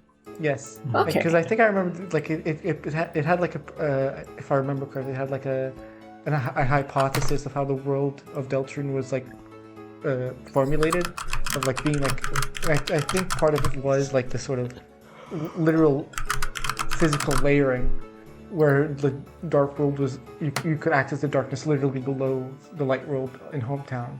Okay, so I didn't watch that yet, but I will put that in a tab to check out later. Well, I haven't seen it either, but there's also one called The Mythology and Metaphysics of Deltarune. That's the one. Okay, because there's a different Gnosticism video by Funk McLovin. But that sounds cool. I'll definitely put that in my list. Gnosticism is well and good, but unfortunately it doesn't really help unless you know what Gnosticism is. Yeah. So I have no clue what that is. There was something I wanted to say, and I'm trying to remember what it was because...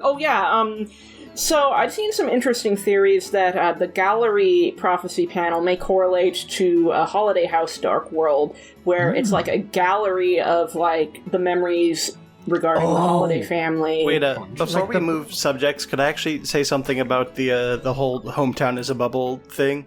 Yes. Sure. Yeah. See, I've been against this idea that like there's nothing outside of hometown for a long time because like, you know, one of the reasons why I disagree with, you know, Azrael's dust, hate to bring up a naughty word, but is because like the idea that Toriel doesn't communicate with Azrael is like so absurd to me. But the thing that like really swayed me on it recently is the fact that you know, there's the idea that the internet is down, right? And everyone knows that, and nothing outside of hometown can come through the internet, and all the all the phone calls that we hear about are only like within hometown. There's no phone calls that go out that we've heard about, at least. But the thing that Alvin says about the letters they get regarding Gerson is that just recently they stopped coming in. So the fact that like nothing is coming in from out of town either makes me think that there's credence to the whole nothing outside of hometown. I want to add to that, by the way, because there's something Toriel says in Chapter 5 that I found a little interesting. Oh yeah, Toriel about says going to something visit about like Azrael, right? Yeah, because she says like, oh yeah, what if we surprise Azrael at his dormitory? Oh no, like that was just a crazy thought. And I think it's interesting the lining up of that with Noelle. The wording of "let's do something crazy." You could hear me realize that in real time and freaking out about it. Like there is a weird correlation of like something crazy lining up with the idea of leaving or not being in the bounds of the town itself. I do also want to make the observation that everybody assumed that the Ferris wheel and like the festival would be like past the police tape, and we'd eventually go see past that. Or some people did. Yeah, but I was among the people who considered many that. People were but this saying, chapter, the police tape actually got reinforced. Like there's new police tape there. So I think it's like it got broken last night or something.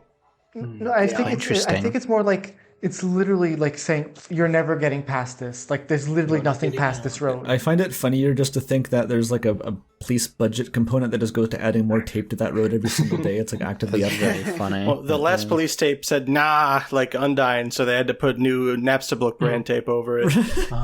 Please don't ghost tape. No, it says the vibe of like I've always had some distaste for the idea of hometown being a bubble, specifically because I've always thought Undertale was kind of unique for having that kind of meta aspect where it acknowledged that the world had game-like properties, but it never actually went out of its way to say this is a game. The world always treated itself essentially as natural and real, and I liked that about it. But there's a different vibe to like Deltarune has always been a bubble compared to like this may have been a recent thing, like something happened, right? And now it has been like severed from its reality. That's much more interesting to me. It's a very interesting thought. I do like that. I'm at too. If I Right. if I may posit a theory, I think I get reminded of the weird camera mechanic from Chapter 3's boards. My random off the wall theory, or just instantly what I immediately think could the explanation could be, is that hometown as we see it in Deltarune is like a photocopy of a real, a quote unquote real hometown from the world Deltarune is, and so it's like a copy of it that's then we're being connected to. So it was literally, it used to exist, but this it had the same history, but there's a diversion point when it got copied and separated from everything else. I see What that. colored it in then? What kind of... Go ahead. Oh, go ahead. Oh, I was going to say, my thought is that maybe when the experiment began, that's when Hometown got contained in this kind of impassable, inescapable bubble that, Agreed. some space-time warping tomfoolery, and it's not that the town itself is a simulation, but it's being put through some wacky shenanigans, and thus, for the experiment to work, everything has to be enclosed. It's the I hate to sound like This makes me think this, I'm not exactly sure where I'm going with this, but it's just really interesting to me how much of the sword route in Chapter 3 is about cutting through the trees and getting to that outside zone that is all weird, and that's where you find the key. Oh, I'm God, also that's realizing a really good point, yeah. is so this strange why that Gaster... Hometown is surrounded by trees. I have a bit of a brain blaster. Is this why Gaster considers the Forgotten Man an issue? Because if the Forgotten Man is where Sans currently is, and Sans is taking that role, is it because Forgotten Man is not supposed to be part of the experiment? Wait, what is... Interesting. Oh, What does Ghost have a problem with the Forgotten Man? Well, the eggs are considered an issue in the Evidence. achievement. They're evidence Oh, too, yes, true.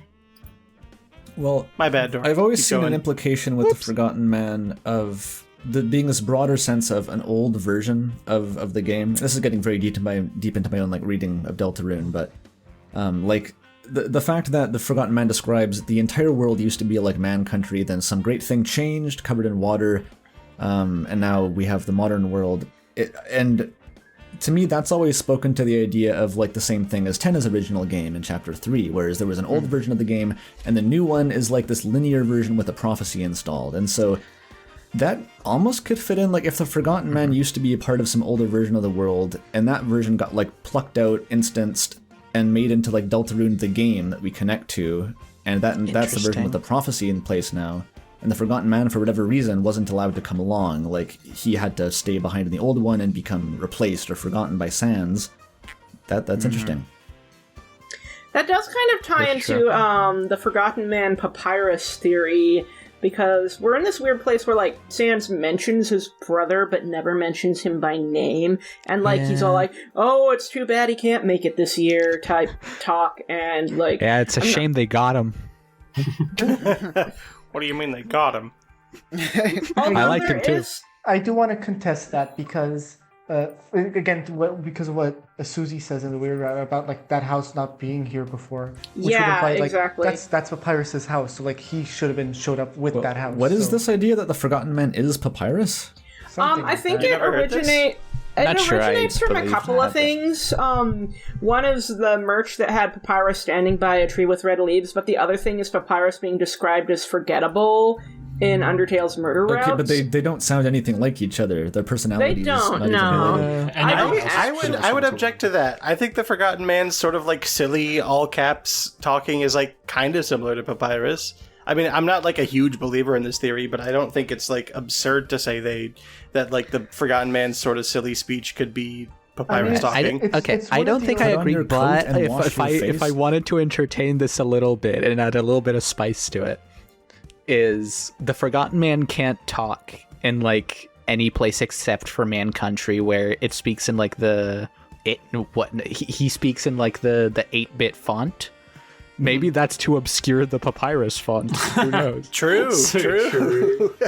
I do want to give something to the Forgotten Man I don't buy Papyrus. Like every I don't day buy it is a either, day but of I just love, wanted if to have you a little bit believe of it fun with so. it. Can you picture Papyrus saying that? I cannot. I can't really, like, they have a similar level of whimsy, but they're also pretty different. Like, Papyrus has a lot more bombast to his speech. He would use more exclamation points. That's true. Even the Again, fact that he's described as a man and not like a fucking skeleton, maybe. That's kind of. So there's a skeleton behind as I said, the tree. I don't actually wonder believe who it this, but I is. just wanted to add a little bit of spice to it because I The think one it's, thing I'll give it's fun. Forgotten Man Papyrus is that it actually gives an answer to what the fuck's up with Papyrus, because we have nothing else. There is no other He's busy. Just explanation. Papyrus. It's fine. I don't He's really busy. understand that, because, like, isn't the implication that, like, Papyrus is, like, in the house, like, Sans' house? Like, I don't fully understand how that, like, clicks into place. Okay, honestly. It's We I would have, like, also a be mini remiss theory. not to mention the evidence, air quotes around evidence, that there's an egg in Papyrus's dating HUD. Right. It doesn't, Yeah. it doesn't carry over to the pink version of the dating HUD, by the way. Okay, Oh, yeah. I had a mini theory about Papyrus, and this doesn't lead anywhere, but it's like the vague implication that Papyrus is not in the house because, like, in Undertale, Papyrus was the one to clean everything up, but when you like inspect the door, it says that the house is messy, so Papyrus is not cleaning. Oh, yeah. He's depressed. I think that's a little interesting. It's also Something what- I do want to bring up, just kind of related to this, is the theory that we will see Papyrus and possibly Azrael in Chapter 6, and the idea that the Undertale Sans and Papyrus are specifically from the Weird Route, which skips Chapter 6, and that might Right. explain why Undertale Papyrus has never seen a human before. Wait, what? Why? Why wouldn't they be in? I seems thought weird. I thought the evidence for the Weird Route stuff was when people were first saying that the punch card in, like, the Weird Route only has 3 people, and the punch card in the normal route has 4, Which was is disproven. not really true. No, That yeah, was in the disproven, main yeah. route is just sometimes So, like, in, like, the, yeah, I in the would- main route it can have 3. Well, it's always Well, in the- ambiguous. No, It's ambiguous. I thought it was always. Yeah, I Well, mean, it in is like a normal little bit routes- ambiguous, but it does seem like it's trying to be like it's 3 in both routes. With It the is. words That was my Even reading. if between with them. Even with the Ralsei ice cream thing, Sans says draw your friends rather than you and your friends in the Weird Yeah, Route. like that change makes Oh. it feel very intentional that like in both routes it's 3 people. Yeah, it always But leaves like, the door yeah, open. Yeah, to get back to the original topic, I thought that was, like, the main evidence for, like, Weird Route is the canon route to, I guess, like, Sans and Undertale, I guess. But now that that's out of the window, like, I don't really see... Unless there's something else I'm missing. Yeah, there was a lot of misconceptions about that. lead to Undertale. Ooh. People were also Yeah. saying that the ice cream is only mandatory in the Weird Route, which is just completely false. It's People were just not making only stuff up about that. mandatory. Yeah, I think it's entirely mandatory in possible that both routes lead to Sans being yeeted to Undertale. The main reason people have been skeptical about them both being from Deltarune is specifically because Papyrus not needing a human, allegedly, but it's Yeah. possible that Well, that's not actually I don't true. think Papyrus is even there. Like, we haven't seen Papyrus, so Yeah. like maybe that's just the answer. And I mean, There's also like the thing that Irem said in the emails about like the it's snowing later and like Sans talking about like a big blizzard in like the one of the console versions or Oh, something. that's true. That's true. There's a console version where Sans, like the Undertale Xbox dialogue or something. Yes. Yeah, he mentioned Yeah, like Noel. when he's at the like casino thing and like there's a thing where you can like make it snow in there and he's like, whoa, I haven't seen a blizzard like this since what's the dialogue again? I forget. He Since just Noel says like it's holiday. been a really long time since I've seen it like blizzard this hard. That would be basically. awesome if Yeah, that came and then back. there's the vague implication that it's going to snow later What is in the what game is or with something. Sans and weather, the place where it rained is Deltarune, the place where it Yeah. snoo is Deltarune. Crazy. The place where It's new. Deltarune. What? Yeah.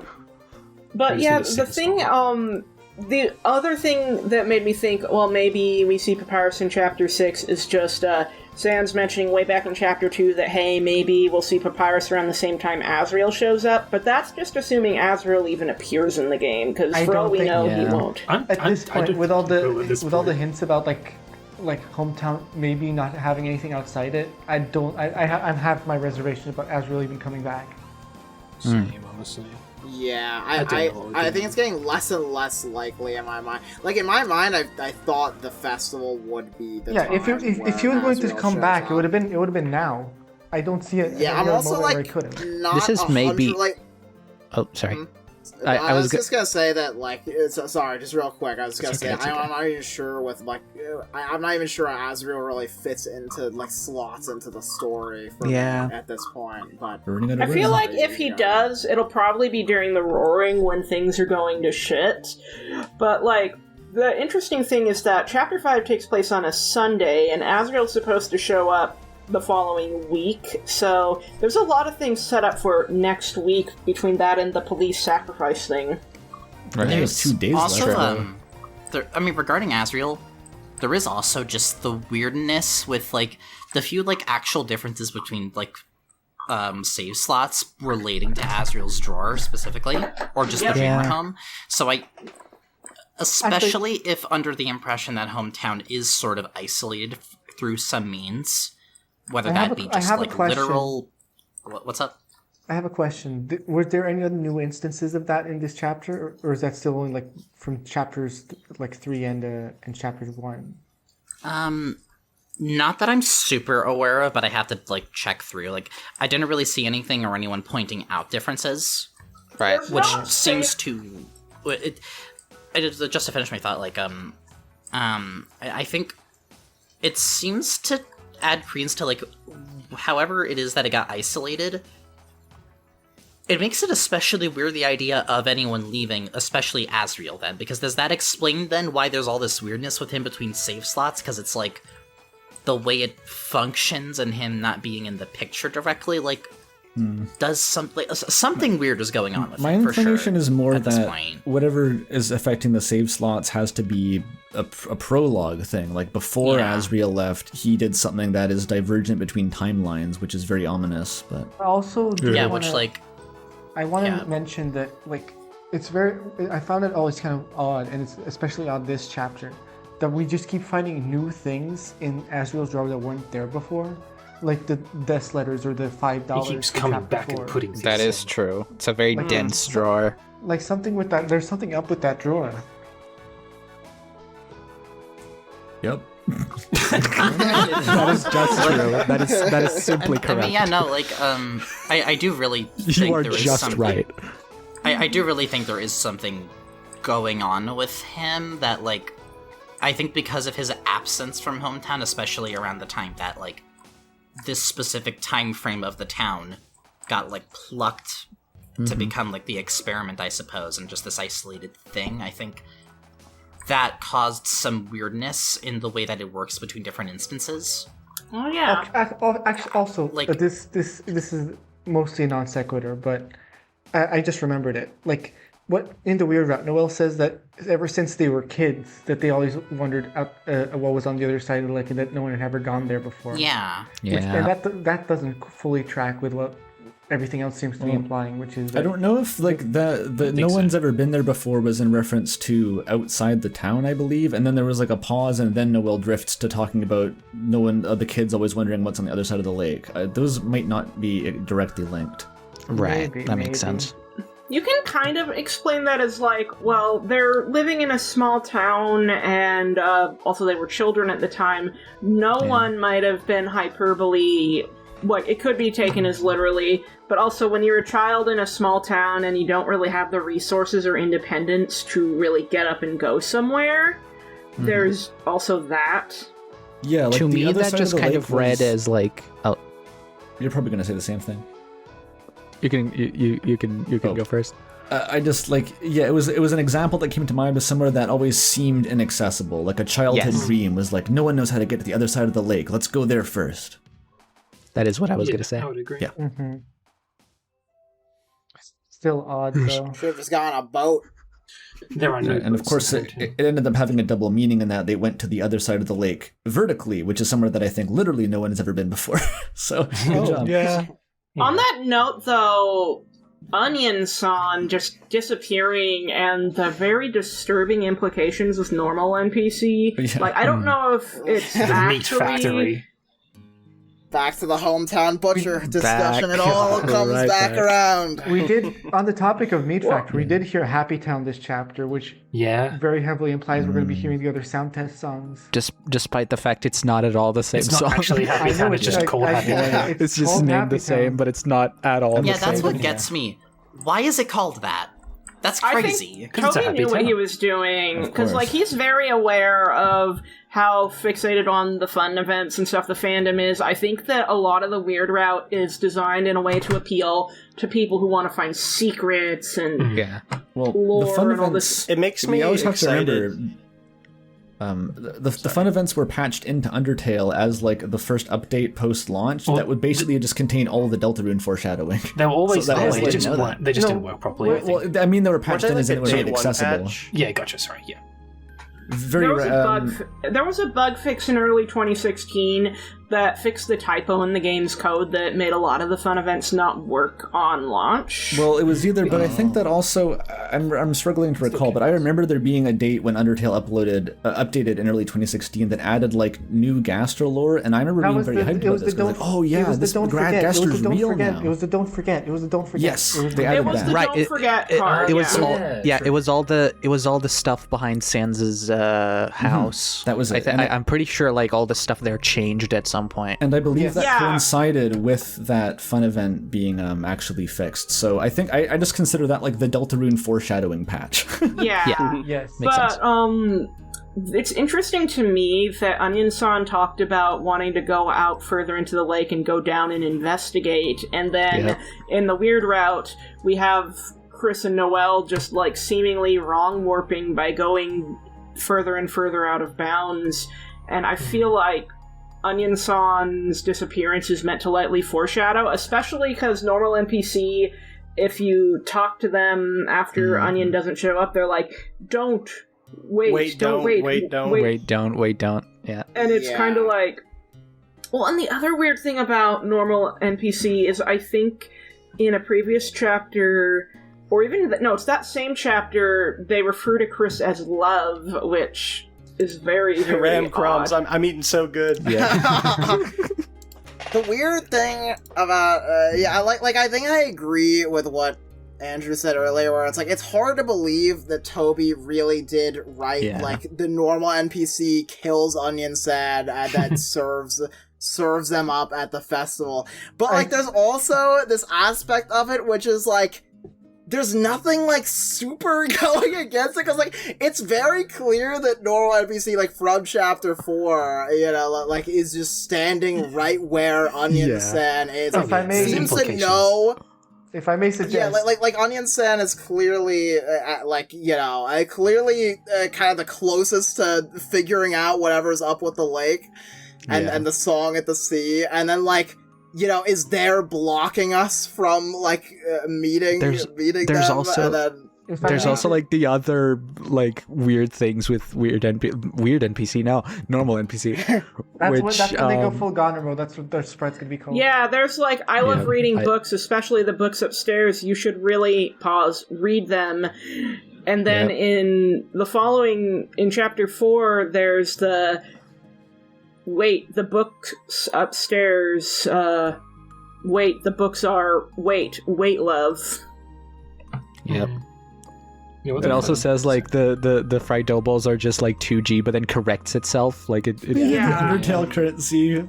yeah. It's What is going on with that too? Like, why did they? And then like Why the, did they the, mess the up? discount code being the secret from Undertale, like the ball Yeah. jingle thing. Also, the one NPC who's eating the takoyaki who says "fun, value, value, value."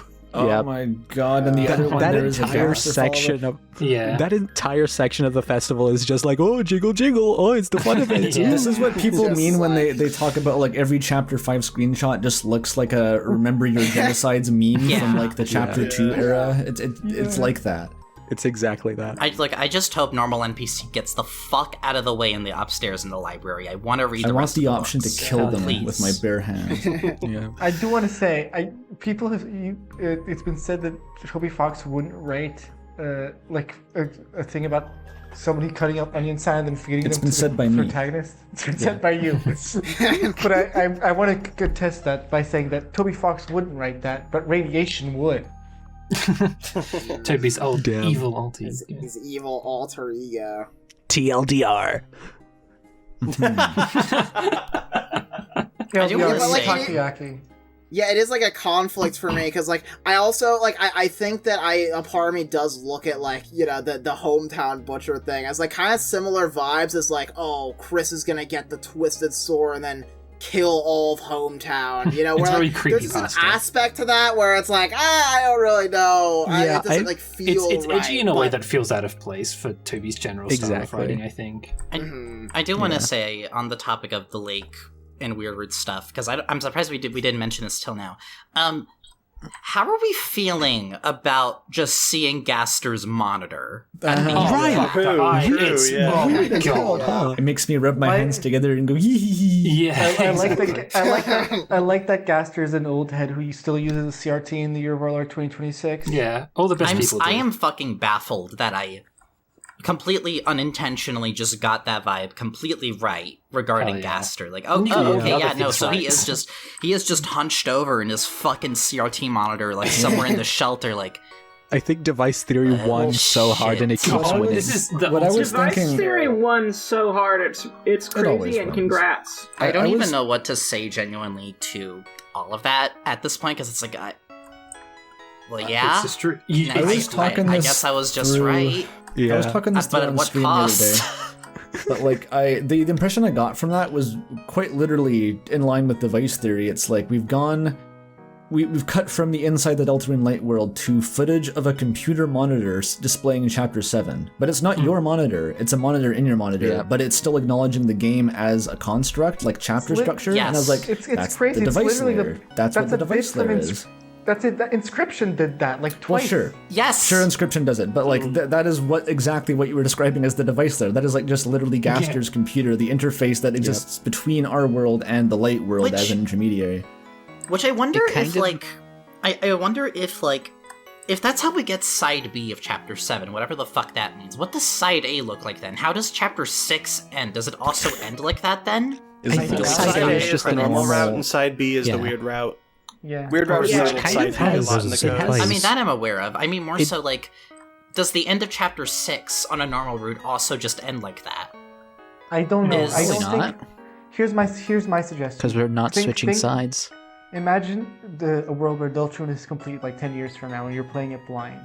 And you do the normal route, and then that happens at the end of Chapter 6. And then later on out, you do end up doing the weird route, and then it happens at the end of Chapter 5. I don't think Toby would fire that gun twice.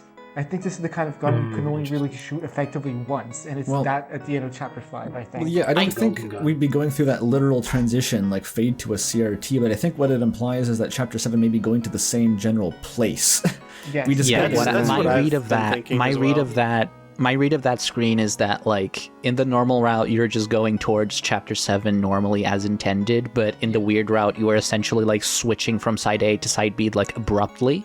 And so that's why the game like kind of like breaks and you see this like vision of the monitor directly because you're like forcing the game to switch. I Well, think I think Sorry. Natural state. Well, I was going to say is I think the weird route being so divergent and like literally breaking the plot in pursuit of something that goes against the linear narrative has really interesting implications, because if we skip an entire chapter, then that already is such a big deviation from the plot, and it kind of lends credibility to my thought that maybe the weird route just ends in a soft lock of some kind, so there is no proper ending. It also brings forth the question I've been having of, like, because it's like, well, I guess now the weird route is just this lead we're just gonna have to not think about it for a few years because we're not gonna get the payoff until the end. However, it makes me wonder, because the way that works mechanically is in your save files it makes a separate completion file aside from chapter, like, you know, like whatever slot you did it in, it's that slot but B. Oh, At the end of the file. interesting. Which makes me think, Okay. Do we access it through like a different menu then? Oh. How do we do that? Because it doesn't track that. You don't see that you even did anything in the chapter select. I just imagine like going through the menu, but then you like go to the right and like the screen scrolls and there's like a separate thing. No. And I got chills Yeah. thinking about that. It makes me think that like the way that chapter 7 is even going to start, and it's kind of crazy. It's like initially I was like, why do I feel like I know more about 7 than I do about 6 now? I feel the same. Why do I feel like I know more now about that? We know that chapter 7 is the CRT analog horror chapter. I wonder if like the way it almost, I think it like indirectly confirms that whatever happens in chapter 7, like from a program sense, it's gonna be like how when you start chapter 1 before completing it in the save menu, it's just this really bare bones green boxes, green text, gastery bullshit. Yeah. I wonder if like chapter 7's gonna basically start us off right there. Like it's not even gonna show a logo animation or anything, because the thing is, chapter 6 is said to be basically where all these iterations of Deltarune kind of just stop. Yeah, that makes Yes. sense, because, like, there was no chapter in Lord of the Hammer after chapter 6. And which is weird already, because Gerson also kind of just skims over the 6th one. He doesn't really talk about what happens in it. No, he skipped Just it, says yeah. there was another chapter after that. That's all he Yeah, says big about secret. it. I Like imagine it's treated because- like a footnote more than anything, and I don't really know how to feel about that. It makes me think like chapter 6, the way it ends, is We going know to feel chapter incomplete. we know It chapter is 6 easier is to gonna be make. the easier to make. Yeah, I was going to say the same thing. Like, Toby talks about how chapter 6 is going to be quicker to produce, and that just makes me wonder how much of a chapter it's actually going to be. Like, is it just going to be a... Because, like... I did think that like it would be easier to make just because there's no weird route. Well, consider That would actually explain a few things. consider how big the gradient is of easier to produce relative to chapter 5, which was like the craziest production value by far we've seen in the game so far. It was massive. Yeah, you're right about that. Like they've gotten fast at making these things. Yeah, well, and like all now these- that they have all these systems in place, I suppose it's easier to just reuse them. Yeah, well, he said this chapter is easier to make than the others, but that doesn't necessarily mean it'll be, like, super-duper short. It probably just is more of a traditional chapter. Yeah, Yeah, and I this agree with chapter was that. long. Like every playthrough that I watch is like 10 hours long. Yeah, I think it's easier to make in the same way that Toby said that chapter 4 will be a much more standard chapter. Meanwhile, chapter 4 had us fight a fucking titan at the end. Yeah. Yeah, the standard chapter from a game dev standpoint is very different from a user standpoint, I think, is the more Yeah. Exactly. For sure. I wanted to bring up regarding like what happens to Chris and Noelle at the end of the weird route. I doubt everyone in here has seen Toilet Theory, but just because it got more evidence people have been talking about, I've sort of been thinking about it under the scope of that. And I need to basically watch the theory that. in that is just, I posit that like the darkness under Hometown that the Flowery is talking about is basically a big old dark world that like starts in the shelter but also extends throughout the sewers of Hometown and also extends into the bottom of the lake basically.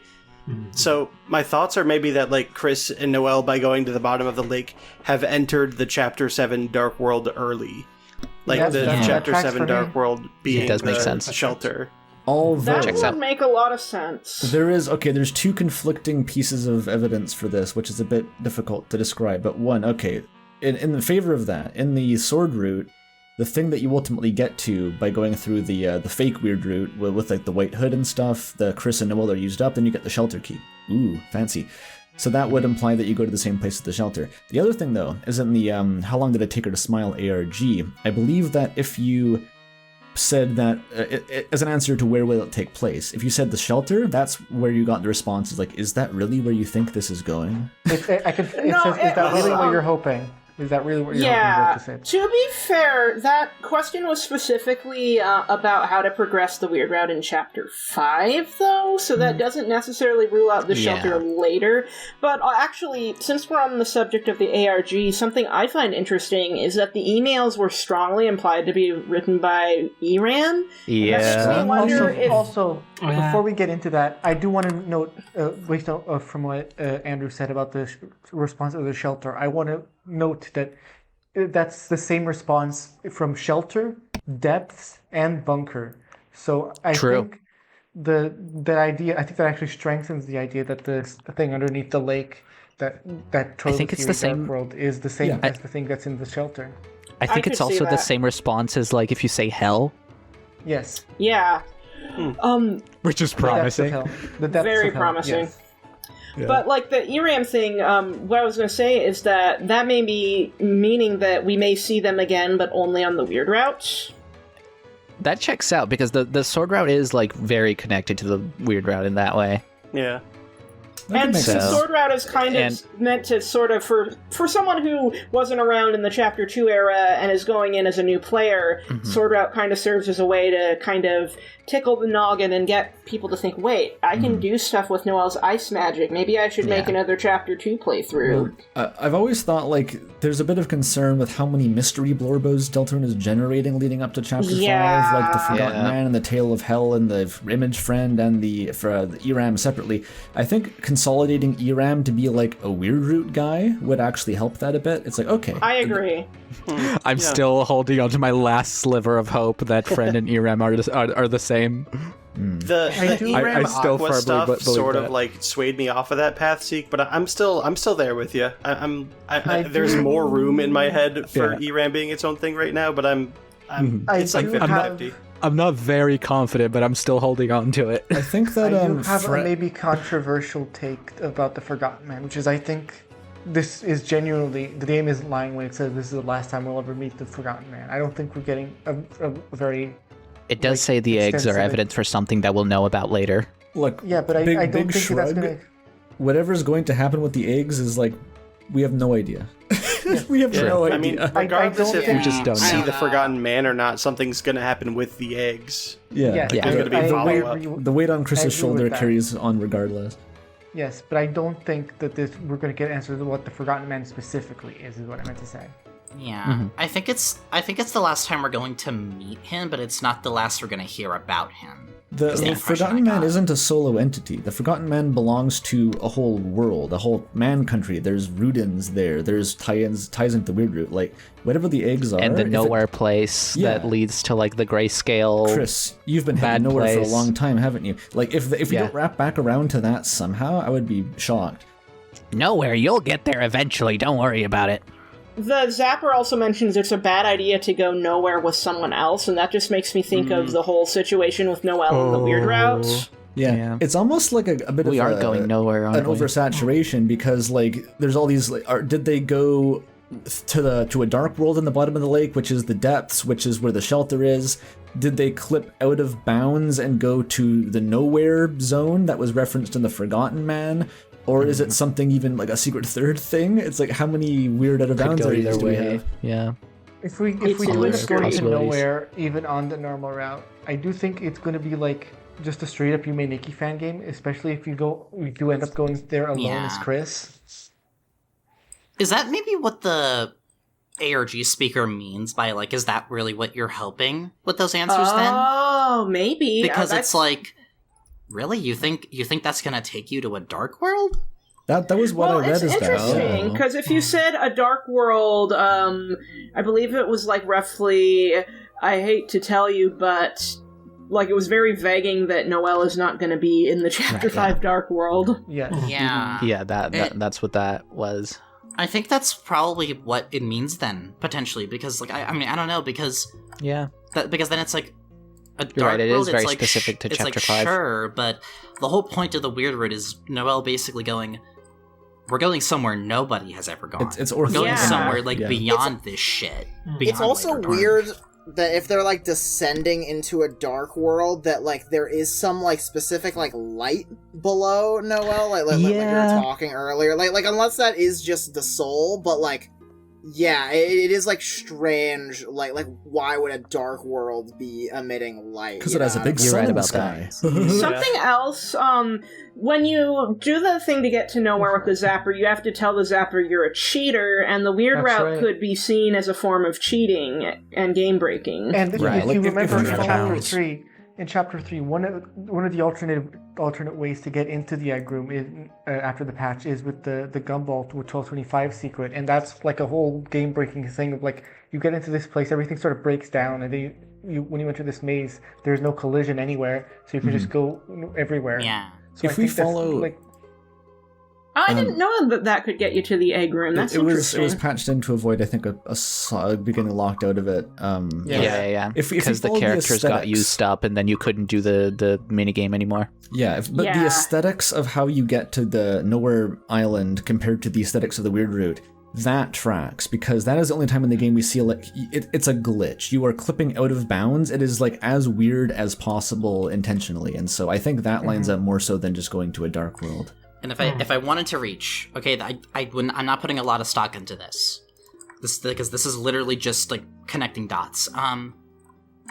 Going into the other side of the lake, progressively fade to white. We leave Man Country, and there's a fade to white and a white noise. Yep. Then we go back to the green room. I don't know if that's much of anything, but that is one thing I actually just noticed just now. It's a little tiny bit, a crumb even. Huh. I feel like with Toby Fox, any little thing could end up being surprise foreshadowing just because Toby is a little trickster. Or it could not, Tricky and he Tony. retcons 7 lamps into the Asgore's room and never mentioned it. Actually true. Because, like, I don't know how many of you, like, had been aware of, like, my take on the Forgotten Man stuff, but basically what I've said was, like, with Man Country especially, I think the Forgotten Man is basically, like, diegetic, unused content. And what I mean by that is, when we're going into, like, the Forgotten Man locations, and especially Man Country, the reason that we see Lightworld, Chris, is because we're going somewhere the program wasn't designed for us to go to, and because of that, it's kind of freaking out. Yeah. And it's like, what the fuck? Where are you? What the fuck is this? And I so can see that. it's kind of like loading like an unused like test room. Yeah, I see it as analogous. And that's why we see Lightworld, Chris. Yeah, because that's like the default. Like it doesn't really know what you're doing or where you are. Funnily I enough, see it as that's analogous also... to in the in Tenna's game when you start going into those areas like the Ice Palace or like that little outcropping in the north, and Tenna's like, wait, no, that's not used. Don't ignore that. It kind of feels like that's what the Man Country is. It's like you've gone to a place that you're not supposed to be able to see anymore. That's true. And I think that's potentially very similar to maybe what happened in Chapter 5 Weird Route, where it's like we pushed the program so far beyond its limits that the reason we're even seeing the monitor is because we basically broke it. Yeah. We basically just, like, caused it to enter some other state where it's like, okay, I don't know what to do, just go to Chapter 7. I don't know. I don't know. There is that thought, but also, like, something that I keep coming back to is that, like, the fact it's called Side B makes me think this was accounted for. It makes me think that the Weird Route is not breaking the game as much as we thought. Yeah, this is all part because of the Side B implies that this is like just part of what was baked into the program. Like we're not really breaking it; we're just switching from one side to another. Maybe it's a contingency plan. Like it was something that was put in as like a failsafe. Yeah, that's what I think. Yeah, well, maybe Side B is just the original game. Like, because I sort of keep orbiting around the idea that the Deltarune Light World has its own counterpart to the original Tenna game. Like, maybe Side B is just that prototype version that we're going back to now. Yeah. Right. Well, Something that real quick, something that bugs me about that is like in Chapter 3. We're told that like the original game is the one where you have choice to do whatever you want, and yet that one is more linear than the one Tenna gives you, because in Tenna's game you can at least choose which parts you want to do. Well, that's like there are more like keys than necessary, and you can choose which to get. Whereas in the original game, you can only. I think it's more of a commentary on Undertale, because that was the game where you had quote unquote freedom, but the only thing you had freedom to do was kill everyone if you wanted. So I think it tracks. Yeah, that makes sense. Well, it is interesting that like Deltarune's normal route has more room for variance than the weird route, because in order to stay on the weird route, you have to commit to one very specific way of playing, at least when it comes to Noelle. You can spare Darkners when Noelle isn't in the party, so like you can recruit in Chapter 3 and you won't get booted off the route, but at the same time you have a lot less room for experimentation and you're locked out of certain things if you do the weird route. Like Chapter 5 is the most apparent, but even with Chapter 4 there are some things true, huh?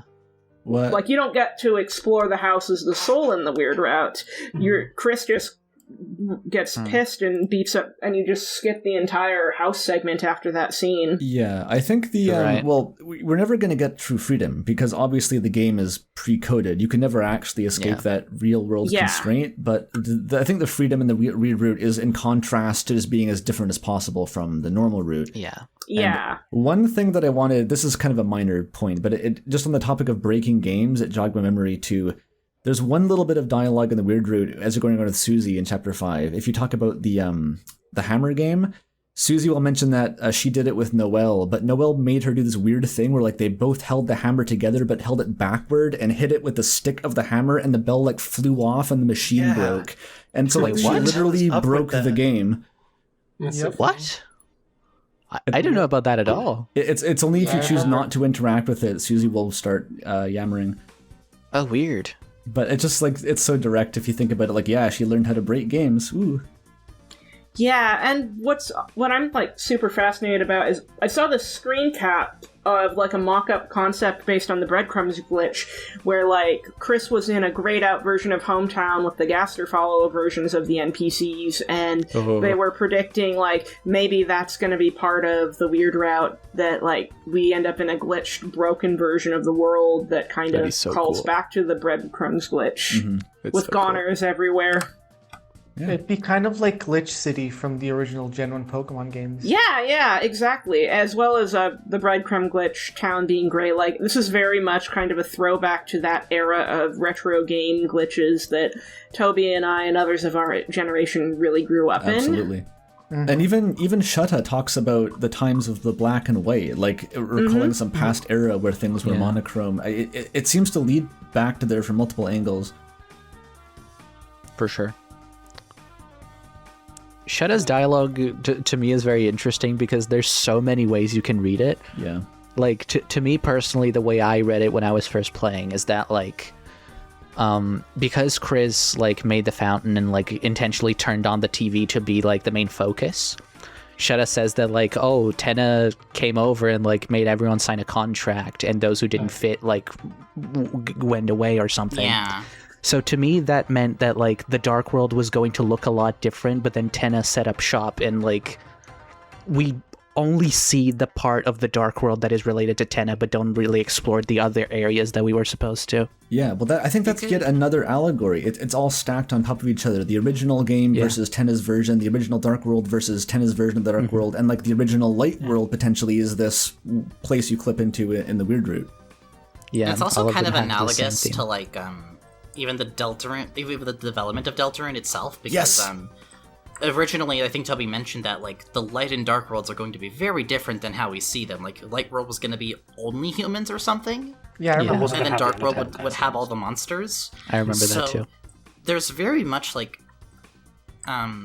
I think there's clearly, like, I feel like chapters 3 and 4 set up this theming of Deltarune being about itself and its different iterations. And I think now with chapter 5, even though it hasn't quite hit us with it yet, I think it's, like, starting to really apply that. Yes, that's the bush I've been beating around.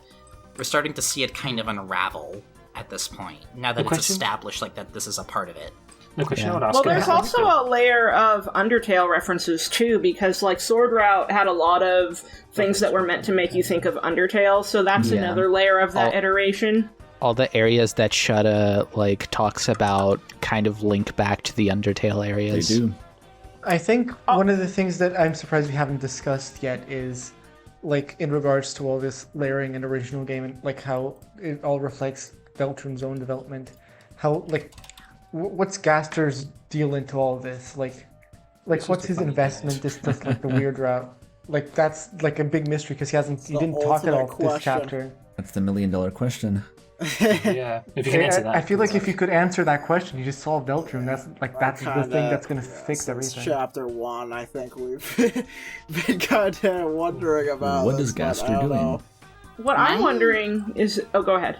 Oh yeah, I was gonna say, like, my current closest take on it is that I think when Gaster referred to the program as My Deltarune, and when he's asking like how much longer now, we've reached the halfway mark, but there's, it's still waiting. I think chapter 7 might be his Deltarune, Yeah, that What makes sense. What I mean by that is I think he's waiting for his turn because he's waiting for these events to pass that have been already well established because of the previous iterations. And now Chapter 7, this stopping point where, like, it's not... it just kind of was left incomplete. I wonder if he's... The new future. Yeah, like, I'm wondering if the reason that we're being led along on all of this is because Chapter 7 is where it's what he's waiting for. When he's saying Deltarune, he's saying, like, I'm waiting to get to the end of this, and then I can insert Chapter 7. Then I can add something to this, and that needs the soul to do it. Yes, I've heard before that, like, something that I just thought was really interesting and it stuck with me is that, like, the number 6 is, like, usually, like, in the context of Deltarune, not only tied with Gaster, but also to the concept of, like, not, like, incompletion in a way, and 7 is, like, it. I see where you're coming sorry, from. I kind of lost my No, I get where you're groove coming from. there. The six also relates back to Undertale with because like the MacGuffin was always 7, and they had 6 souls in Undertale. And they're waiting for 7 is always the number that completes something that really needs to be completed. God created the world in 7 days. Yo, true. That too. Something like that, yeah. The thing about waiting till the end to come so you can make something new, that also ties into Gerson's dialogue about the flood of ink and then overwriting that darkness with a white pen. And that's what comes to mind to me is, like, they have to wait till the darkness covers the world, the roaring happens, and then they can make something new after that using the internal light, the power of hope, the white pen. There's all these different words for it, but I think that's what it's referring to.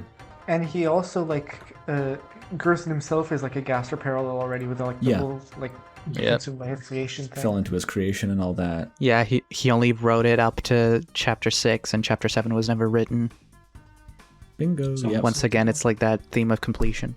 One thing that does bring up the question of, like, back to the prophecy and whether Gaster had a hand in it, because obviously, like, everything seems to point to it, like the stuff on, like, him.png back on the Deltarune website, and the him in the church directly quoting entry 17.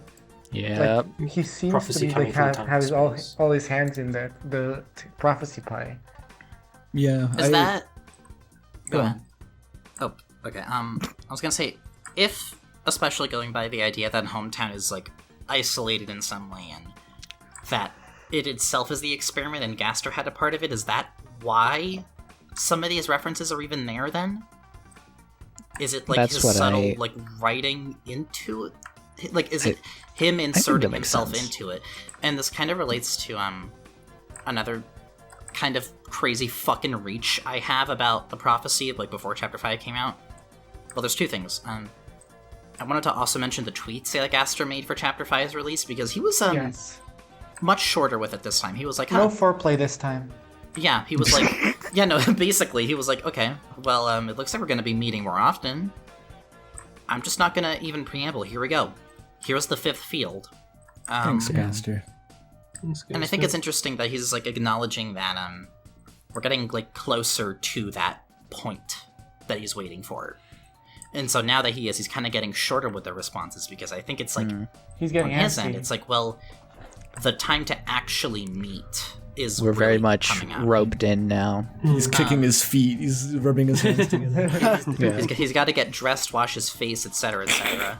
Redact the forgotten man a few more times. Kicking our feet in bed. But the other thing, and I mentioned this in one of my streams before Chapter 5 came out, it's about the gallery prophecy. Because something that always threw me off is the gallery and roots are very unusual prophecies because they are one word, and the visuals are abnormally abstract. And also they seem to mirror each other because it's two images that are the same, and then a central figure in the center. So my reach about the gallery panel is we're seeing, like, a torso and a head, or what should be a head, but it has like a line through the middle as if it's in two. And then beside that, we're seeing 2 portraits, or portrait frames. Yeah. And the crazy fucking thing I've been rattling in my head for months now is it's a little bit of a reach because it's not exact. However, the dimensions of the portraits are stupid close to that of the chapter icons. Huh? Like, not exact. I think the width is like a little bit more narrow in the portrait frames. But if we are looking at it like Roots is the shelter, like we're seeing literal shelter between two trees where the forest would grow. Yeah. That's how I read the Roots panel. And then Makes sense. Gallery is, we're seeing, I guess, Gaster looking at the portrait frames, like these different parts that he considers to be part of the gallery, part of the larger thing that is Deltarune. There's also the alternative, which is instead of the face in that prophecy looking at the portraits, it's looking outwards towards us. I think either could be. It has the portraits and is looking to us. Yeah, that also makes sense under the Gaster idea, that in the frames being the chapters. Interesting. I do wonder. Do you, if even if they're not exactly the chapters, do you think there might be close to like the resolution of Deltarune itself? Maybe? I could maybe see that, but I was more thinking like the chapter select icons, because I'm like, it kind of, it gives me the visual in my head of like chapter 7's like icon or something in the chapter select might not even be like an icon in. It might just be like a portrait frame, just like an empty canvas.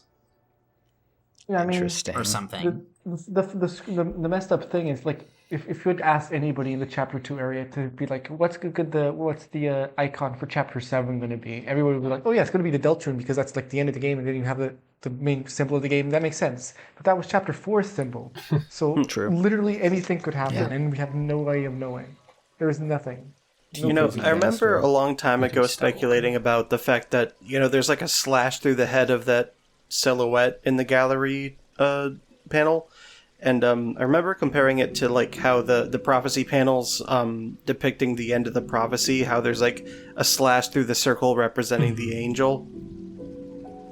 Is that anything? I don't know. That can be something. Because Yeah, I do think about that slash a lot with gallery, but I don't know exactly how to take that. It is Besides, interesting like, how maybe we get hurt and stuff. I don't know. Or I was gonna say it is also interesting that in the face. it is interesting how the prophecy depicts things being slashed along the middle, like even with the thing with Tenna. True. Like there's that, and then there's the last prophecy with the angel like slashed in half, and then there's that. Yeah, I don't know. There's something there. It makes more sense with the angel, assuming that we're the angel and it's like the soul. Right? It could depict us looking at the chapter frames instead of Gaster looking at us. Maybe. Yeah. This is a circle. It is a circle. It does have a similar slash Many people down are the saying middle. this. Yeah. I wish it was not a so square. abstract that we can visualize literally anything being the answer. Sure. Yeah. Yeah. Jumping It of shadows here, I frustrates think. me. The circle is the ball NPC from Castletown. Finally. The orb.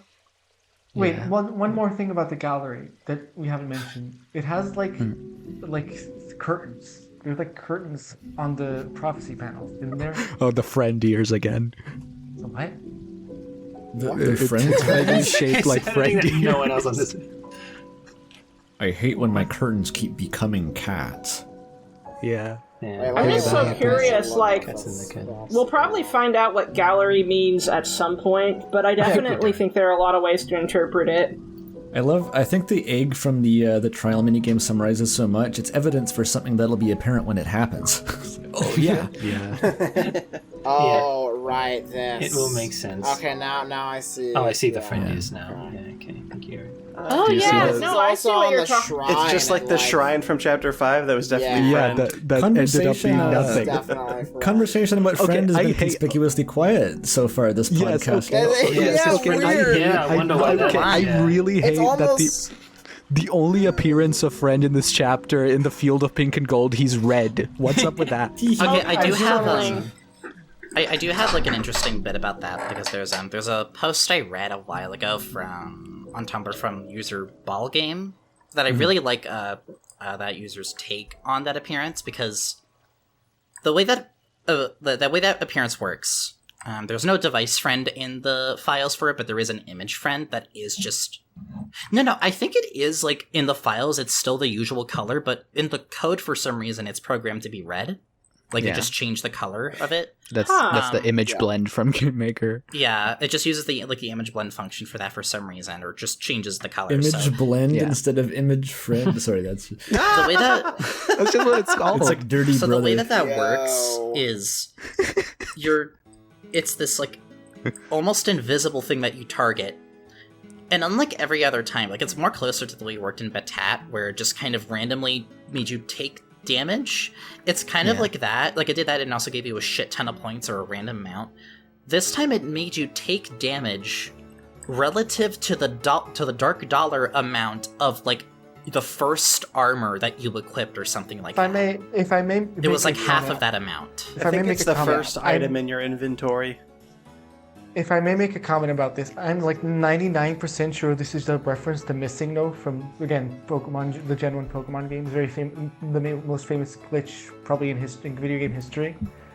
Like, because the thing Missing No does is when you catch Missing No, like I think it's like the item in the 8th slot in your bag gets like multiplied infinitely. It does. So like to 255. Yeah, so what I was gonna say about that, because the post mentions basically that it might be a way to, like, basically diegetically, like, emulate the game pulling from, like, garbage data, because the way that it worked is, like, a lot of games of that era that Deltarune's emulating, they can only count up to a certain amount, and so when they try to count past it, it just freaks out. It doesn't really know what to do. It either underflows or it overflows. So when it overflows, you don't really know what it's going to do, so it starts pulling from just fucking anything, including, like, certain data tables for your items and how much they cost or how much of whatever stat it is. It makes no sense because it's the program freaking out. So friend doing that could imply that whatever damage it was supposed to do was so, like, astronomically high that the program just freaked out and instead just made you take damage relative to half the Dark Dollar amount of an item in your inventory. I like that. I don't think it's like it's a diegetic glitch. I don't think basically. the amount of damage would be capable of rolling over to a different memory address. At most, it would underflow to a negative number. But I do like the idea of, like, the attack was so badly coded that it just read out of bounds memory. Yeah. So there's some coding tomfoolery when you collide with friend. I didn't even realize that. In specifically Chapter 5, yeah. That's so fascanating. It's meant to feel, like, weirdly broken. Like, what the fuck was that? Yeah, I agree that it it emulates the texture of pulling from out of bounds data. And it being red also adds to the weirdness. The weird thing, I think, is, like, why just now do this? Like, we've had friends show up before, and we've taken damage from the friendlings before. It's because Friend was pissed. It was promised a spot in this chapter. It was going to be a secret boss. The field of pink and gold. It was all hyped up, and then it's pissed off. I will say it was a little bit of bait with pink and gold. Yes, and Sham for I do think red. Oh my god. This isn't, like, the first time Friend does that, because as Molly said earlier, like, it already did that with the Batat minigame. There was already, like, some weird random damage shenanigans going on. So the two associations I guess we now have with, like, specifically the friend files, not really the entity. I'm gonna be real, I think at this point we're just not gonna know till Chapter 7. This is some kind of shelter homunculus thing that we're just not gonna see until Chapter 7. Well, there's also that weird hand entity from the Ralze scene too, like, that was weird. Right. I think that's just, like, shelter things. I really don't think we're I hope we meet that guy again in Chapter 7, yeah. I hope so. It's the weird guy. I hope that thing's what everyone wants Friend to be. That'd be really funny. Like, I've seen, like, a comparison that, like, when you're doing the proceed thing with Noelle, like, the text box turns red, and around that weird scene with the hand homunculus, there's, like, a red border around it. And I've seen people comparing those. Yeah, there is. Wait, is it red or is it like purple? No, it's like a red border around everything. I see. Hold on, I'm gonna try to find an image of it. Hold on. Ooh, but the through lines of, like, all the friend sightings, because at this point there's been enough sightings that I think there's a few patterns you could establish. It seems to be either it appearing at a point where it's fucking with, like, the layout of the room on purpose. Because in Chapter 2, it does that with the Queen's Basement with the teacup right in, and in Chapter 4. Although there are other parts where, like, the deeper dark areas do alter on purpose. I think it's interesting that with Friend, it's a specific case where you go into a room, you get a thing, then you leave, and then you can't go back in. Like, it blocks that path as if it wasn't there to begin with. In a very intentional way. Like, that is a room that you cannot access anymore. Is that true with the Chapter 4 appearance, too? Because I forget the details behind that one. Yes. So it's either... And then in the Mantle game, like, in the first version, in, like, the first board of the original game, there's, like, these side doors you can go into at the top that show the eyes and the laugh, respectively. And when you leave those rooms... asking if you're having fun. Yeah, and then when you leave those two rooms... and the having fun room, like, then those entrances disappear. Yep. Isn't one just its mouth and then the other one is its eyes? Yeah. Yep. So and the one between that is the text. It's like, it could still be your reach, but I think it's either, like, it seems to be associated with either kind of trying to lure you out, or, like, a temporary, like, just fucking with the player on purpose, or a diegetic glitch, or just random, like, collide with this and you have no idea what's going to happen kind of thing. It certainly seems to be text-themed. Well, I do think it's worth noting that the most explicit appearance from Image Friend besides the Ralze monologue is in the ERAM fight, which is a super secret thing that you have to go out of your way to do. Yeah. And the fact that if you want to get extra textual with it, there's also the stuff from Noelle's blog about it in the Cat Pedders games. That's true. It's weird. It's a weird thing. I hope what I'm really hoping as, like, my last bit of cope for Friend is that, like, is going to be relevant in the weird route because it's so tied to glitches and, like, out of bounds stuff. That seems to vaguely make sense to me. It's my last bit of cope. I could see it being a weird route only Blorbo. We just have to be patient. Honestly, I think at this rate, the only way, the next logical step, honestly, is I think the next time we see Friend, if you collide with it, should just, like, they should, like, implement, like, the real-time corruptor, and if you collide with Friend, like, something just happens. That'd be fun. Oh, yeah. Susie's skin turns yellow or something, and nothing else changes. Well, it's funny because, like, a lot of people are banking on Friend being, like, the tale of hell and, like, the super significant thing, and that's not ruled out entirely. Well, but I think just because... Anyway, so. Yeah, well, Chapter 5 was much more focused on just characters rather than big lore. Yeah, I think it could still be as tied to the Hell's Tales. It could before. It still could be. I think the impulse from that comes from two directions. One is that there's some obscure Cat Pedders connections about, like, the ball tail being like a cat from Cat Pedders and the Image Friend is a cat. But the other end of it, I think, is just, like, weird Blorbo compaction. It's like, as I said, there's too many weird Blorbos, so if we just make two of them the same one, that makes the story easier to understand. So I understand that impetus. No, well, I think the whole Shadow Mantle Holder being Ram is a similar kind of Blorbo compression. Yeah. On the note of the Tale of Hell, on the note of the Tale of Hell, actually, there is something Chapter 5 did add to that, and I think it's put a lot of emphasis back on Tails again, like ignoring the furry stuff. Susie's whole thing. Like the Susie thing with and Orange stuff as well, about, like, the insecurity about Tails has really been brought back suddenly. And I wonder if that's somehow going to tie into that as well. Like, maybe the tail being, like, kind of being equated narratively as, like, something hidden or something worth hiding or something to be, like... I don't know. Yeah, there's something going on there, but I don't understand. Is just Gaster's tail that he's embarrassed about. Or just swishing it around and destroying buildings because it's so big. I don't know. Image Friend is Gaster, and we were all wrong about Gaster being a skeleton. Yeah. Yeah. It's Gaster's big, fluffy fucking tail. Maybe tails are just a thing that are used to get, like, the holidays attracted to you. Well, it's interesting, too, because, like, Ralze asked Susie to talk about humans and human tails, I believe, at one point, even though Susie is decidedly not human. Yeah, that was part of Ralsei's like weird foot in mouth fail arc. Like I don't know what he was doing there, just making all the wrong comments. Yeah. Well, it's interesting because there's this theory that maybe Susie has lived with humans before, and that, like, maybe she grew up around more humans than monsters is kind of a parallel to Chris being a human raised by monsters. True. And that's why Susie had this complex jealousy about Chris, and so I could see something like that, and maybe that's why she has tail shame as well. Mm-hmm.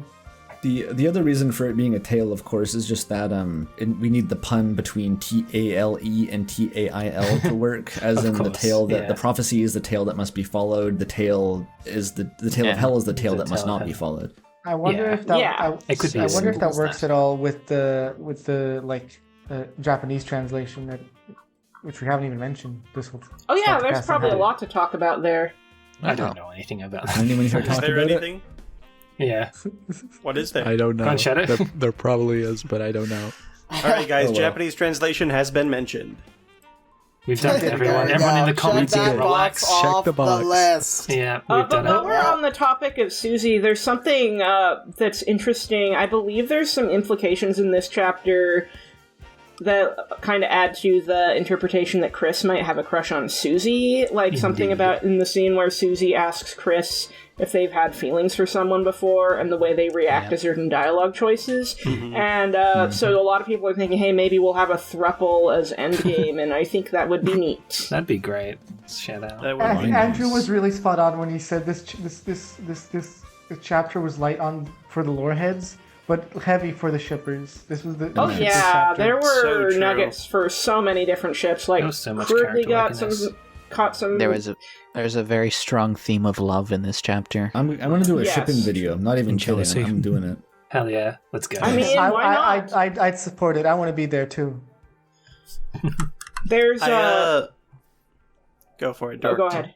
I was just gonna say, shipping videos tend to do pretty well in the algorithm, so like. Well, I'm making it regardless. I'm going to make it that burns my channel down. Needs to be said. Nice. You know, there's been a lot of focus on like this whole Chris pining for Susie thing, and it's 100% there. Don't get me wrong, but I think there's also this element of guilt that Chris is feeling that is seeing less focus. Like especially like the feeling that I got watching Chris walk away from the closet at the end. A lot of people interpret that as like, oh, Susie is in love with Noelle, but I'm in love with Susie. What I think about most when I watch Chris walk away from that closet is them thinking about like the fact that They're lying to Susie. Yeah, they're lying to Susie, and Susie just gave them this big talk about how much their friendship means to her, and they're thinking about how they're lying to Susie and that they're the cause of all these problems that Susie's going through, and they can't do anything about it. And Flowery teases them throughout the whole chapter about how like he knows like what they really want. Like, do they even really want to save their dad, or like do you call that husk of friendship, or what is that quote that he has about husky call the husky call companionship. companionship? Yeah, like that line is crazy. Like Flowery 100% knows like what's going on with Chris, and he will not stop teasing him about it. Teasing them about it. I'm sorry. I mean, fucking Seth knew that Chris made the fountain, so there's no way that I Flowery was didn't just about to know. mention. I don't know what's going on. And there's also them the making a part. deal. There's also a part with like Rousey and Chris where Flowery budges in, and I think Rousey says something about like how we have to seal this fountain. It's bad. Like it's a bad thing that you guys are alive. And then Flowery was like, oh. So Would do you call mean the to say that the person who made the fountain evil? Yeah. Yeah, and it's like- I 100% love knows. all the dynamic, the dynamic between Flowery and Rousey, and even like with Chris, as Cammy said, like he just keeps poking at them and really challenging their beliefs. It's so good. Yeah. Rousey even Flowery's says beef- like, oh, go ahead. Oh, go ahead. I was gonna say, Flowery's beef with Chris is really interesting too. Like the way he talks about Chris changing and all of that. That's like, it makes It's me better wonder. if Like, Asgore doesn't see you anymore. yeah, exactly. Yeah. I think it's like I love that like he like compliments Susie and Ralsei, and then he's like, Chris, you know how I feel about you. it's there's also the part after when Rousey and Chris are just kind of alone for a bit. It's the one where they're like in the hot spring, and Rousey clearly knows that Chris made it because he's going 100%. like he's like, you know, Yeah. I really I'm sure that, like, you know, whatever you're doing, I know that however it goes, it's because, like, even if I don't understand it, maybe I just don't know why you did it, but I'm sure it's all in good intention. Sure, It's all, like, veiled in this, like, very, like, I know that you did something pretty bad, but I want to believe that it's for a good reason, even if I don't know what it is. It's sort of, I wonder if that gives a certain window into Ralsei's perspective in the weird route, too, because he gives, like, he really puts emphasis on, like, I'll follow you to the end because the happy ending is with you. Yeah. Like, whatever you're doing, I'll trust that this is how we get to our happy ending. But he does also worry about the ending getting worse in the weird route. Yeah, and he's like really glad when we abort it. A little note on that I wanted to say earlier with like the Ralsei like whole like fire shock stuff, but we kind of went past it. Was that like what I found interesting was like I kind of thought after the chapter like is the reason like he's not using of like fire shock and like the reason that like it's not even available to us as like an option to use is like to just wholly and fully prevent the possibility of like the Snowgrave route happening, but with that, you know, like if it has similar properties, like hiding it from the player. Yeah, because they also mention at Firegrave the end of is real. right, it kind of circles back to the chapter 3 era, like theorizing, but like at the end of chapter 2, like Flowery and Ralsei are talking a bit, and you know Ralsei says like if they don't do things this specific way, like everything will fall apart. Yeah, which was like really weird to me. If I let myself go like you, I could burn you down in an instant. Yeah.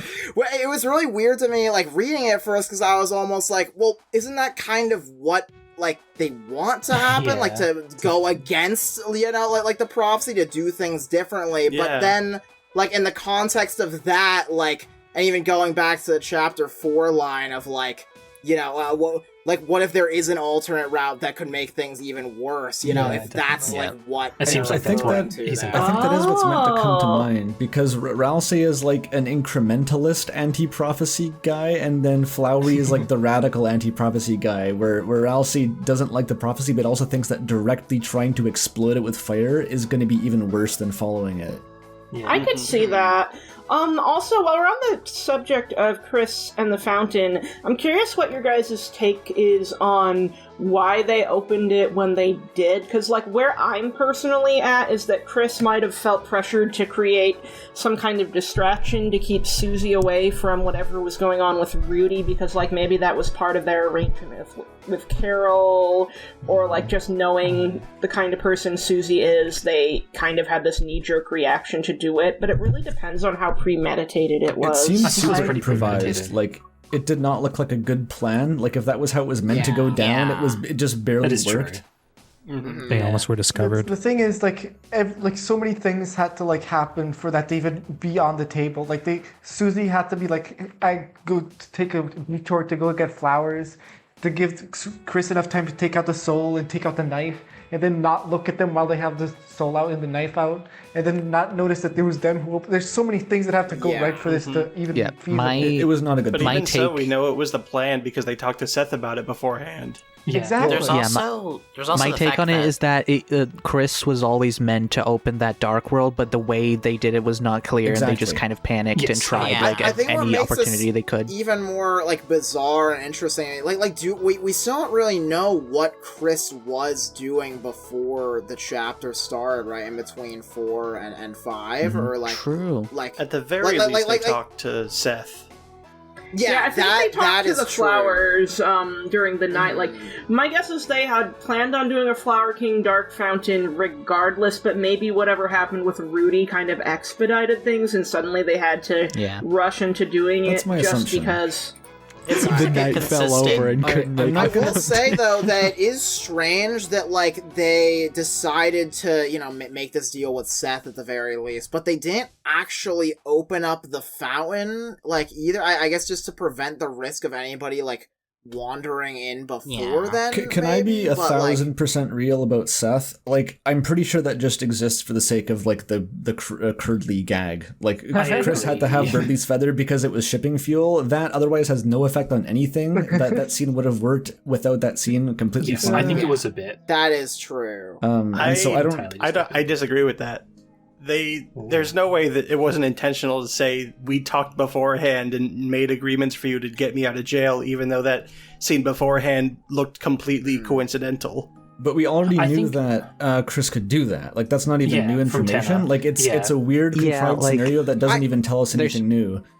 There's two things about that. Like, number one, Birdley's feather. That's the most important new information. Yeah, true. Yeah. Two things about that. Number one, we already like seen precedent to this with Chris making that deal with Tenna, right? Yeah, Chris already has a history of like planning things out with the Darkners before the Dark World is made, and also it's like, as I said, this feels like it was always the plan, but just the way Chris went about it had to be kind of scuffed because like they were with Susie. It is kind of funny. I'm noticing. That's what I'm saying is like it was so scuffed that if that scene didn't exist, then people would be like, maybe Chris didn't plan to make this Dark World. Maybe it just happened. I want to say, like, I do think. Sorry, I just want to say, you're good. I think it's funny. There seems to be a common theme between both Chris and the Knight, where they seem to only really be making this plan work by just the seat of their pants, respectively. Fucking so true. Yeah. Chapter 3, the entire goddamn time is like, I just imagine the Knight sitting there waiting for Undyne to come by, like, where the fuck is she? Getting grumpier and grumpier, yeah. And then Chapter 4, there's whatever the hell happened at the Holiday Manor, and then clearly going into the Dark World in the church, it seems very clear that the Knight had just made this, and it was a bit of a rush job.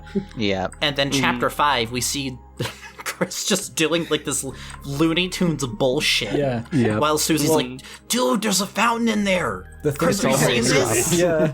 And the thing and to also keep in like mind... the frame. Oh, sorry, I was gonna say the frame perfect fountain opening from the Knight as well. Oh yeah. Like at the end. Oh yeah. True. Well, that was choreographed at least, but like, yeah, we have to remember that Susie is effectively in an adversarial relationship to Chris, and so like the Knight and Chris are trying to make their plans, but Susie is just this wild card who keeps almost breaking everything, and they just barely get it to work. I think that's the vibe. I think it's really funny. Since chapter 1, there has been this like theme of Susie being like a variable in this, and she just does whatever she wants, and no one can predict what she's gonna do. I've like very much posited it in the past as like, oh, we can't control Susie. Like that's the like, we can control Chris and Sunrise Noel, but like also I like this chapter as a reminder that Chris can't control Susie either. No one can. It's Susie. Yeah. Sorry, no, Shadow. Susie does what Susie wants.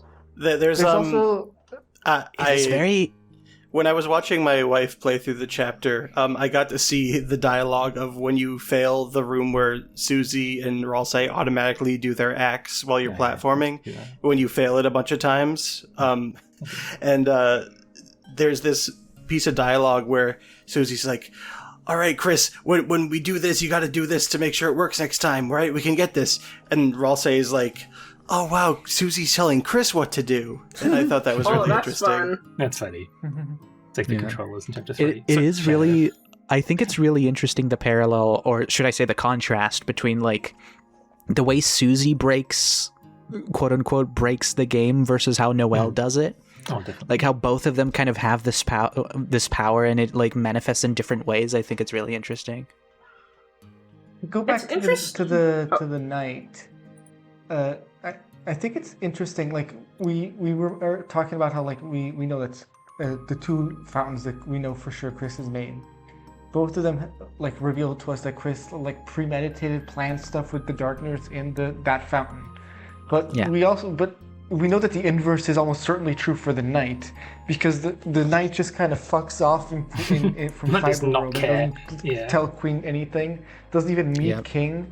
I just cares about chapter 4 just spends the whole time fucking around looking at fucking talk to Jebel though, maybe. True. I guess that does kind of like break my earlier theory that Chris made the chapter 1 fountain, because like there was no deal with anyone there. Like it has the same vibes as like the Knight making the fountain and just fucking off without talking to anyone. That's another thing that's really like beat a dead horse, that really does make Carol Knight work, because Carol's like this very structured person. I cannot imagine her being the kind of person to like not make very clear plans, into I think not like what's the word, to be late. Like the night is very clearly late all the Carol time. does crave control, and so I can see what you mean. On the other hand, there is the argument to be made that having too much of a direct, traceable influence might make it easier to connect Carol to the knight's identity, but that's kind of a reach. Yeah, I think it's showing a bit of a pattern in that Chris's will, and like, I guess, function in making a fountain compared to the knight is that Chris seems to make one specifically to stall for time, whereas whenever the knight makes one, it's with a more explicit intent to drive the story forward. Yeah, and that's the thing. Yeah. The knight's lack of direct conspiring with darkness may be because the knight is working off of the prophecy, and in that case, it's not necessarily that Carol Knight is impossible, it's just that they have different priorities. And Chris may be having more direct involvement because they're less confident, or they feel they need to take those extra steps. Yeah. I know. Also, I definitely... Like, oh, sorry. Go ahead. Mine's gonna be quick. There definitely is the vibe that Chris's Dark Worlds are much more like off the cuff than the Knights are. Certainly. I mean, like Chris makes them like on the spot to stall for time, just like, hey, do it this way and I'll make it worth your while, just please help me with this. With that in mind, like the chapter 5 Dark World is kind of fucking impressive compared to chapter 3 that felt like it was thrown together in 2 months. Yeah. But then again, like there is that whole thing with like the chapter 3 Dark World being bigger, but Tenna just like didn't let us look at it.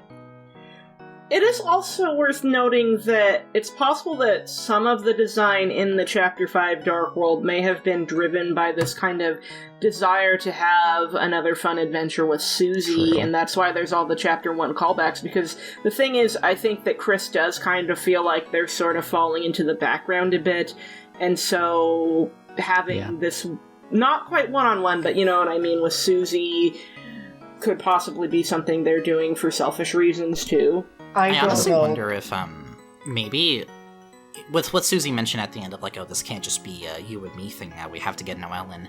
I wonder if maybe Chris already knew this, like, well beforehand, and maybe them making that Dark World was their way of addressing that before it even was a conversation to be had, was like, I am aware that I'm gonna have to do something I'm gonna feel very bad about. I'm going to at least make it worth your while by making you, like, you know, having us have, like, one more fun adventure that isn't the fucking shelter. I agree. I definitely do think that Chris very much knows what is going to happen because of all the songs they play on the piano. Yes. Oh, yeah, the fact that they knew Shop 3 was... The fact that they have a plan they're following, that implies... about Chris... We were talking a bit earlier about Chris at the end of Chapter 5 and, like, what emotions are going through their head. I think it's, like, all the emotions is the short answer, because like not only do we have like, okay, there's they probably have a crush on Susie and maybe even a little bit on Noelle and they're getting together, they're also like their best friend Susie is getting closer to another person and they're kind of a wedge is being driven between their relationship. Chris is also lying to Susie the whole time. Chris also just let their dad get kidnapped and shoved into a bunker and has to pretend like that's okay, like, and furthermore Chris has this agenda to keep Susie away from the shelter in the first place and failed to do that, and also now Susie is like elbowing Noelle into this, who's going to be even harder to control, and so Chris is seeing this whole thing like kind of start slipping out of their grasp basically, and they're probably just panicking at the end of Chapter 5. Yeah, like they cannot catch a break. Yeah. Does anyone have any ideas on what Chris was doing, like, between the events of Chapter 4 and 5, like when they come back in from that's what I was asking. Because I have no clue. And the only answer that I was able to give is like the negotiating with Seth thing, which also is weird because I was gonna bring this up, but I was trying to like visualize in my head like how this negotiation with Seth looked before. You have to keep right? in mind. Whisper you have into to keep the in flower. mind if this happens in the night, Adler's just also there. He's in sleeping that his room mattress. sleeping. Yeah. Yeah, it's true. But like, what I was gonna say is like, I was thinking like, oh, it's funny, you know, like Chris is like talking to this purple flower, you know, like beforehand, like, hey, help me out. But then a thought crossed my mind of like, how did Chris know that Seth likes Burley? That's the trick. Like, yeah. Yeah. Like, how is that? Is that just like I was legitimately wondering, is that like a funny writing explanation to oversight, that. or I have an I'm idea, so but- curious. I have a very funny explanation.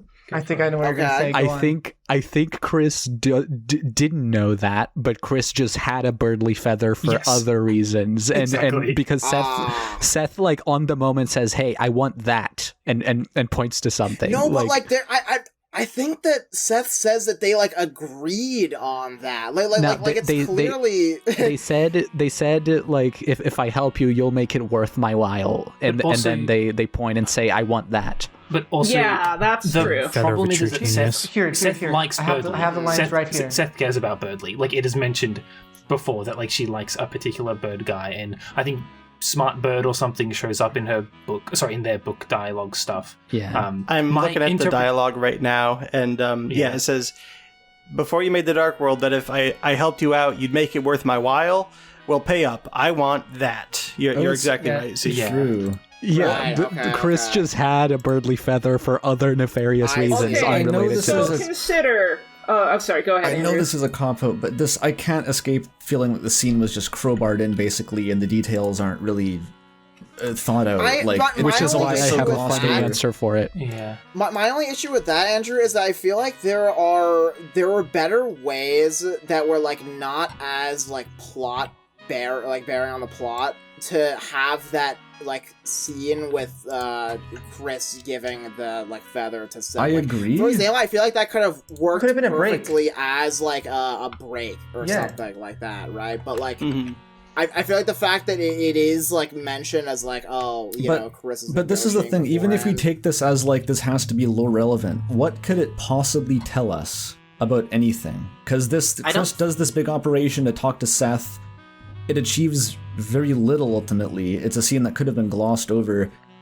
Chris is like Ultimately- exhausted after the night of chapter 4. They're like pale. They're barely functional. Like they were doing something elaborate.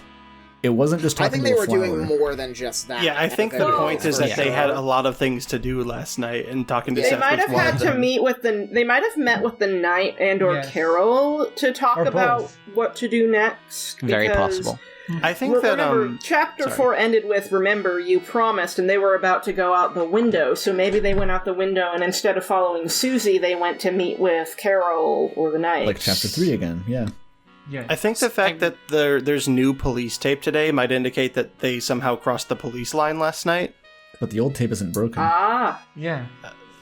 Oh, really? they could have. I thought it was just new police tape completely. No, it's reinforced. I think they put Guys. more over Oh. the other one. I think the whole thing guys, with... really quick. go. I had a blast, but I think I have to go because it's late and I haven't had dinner yet.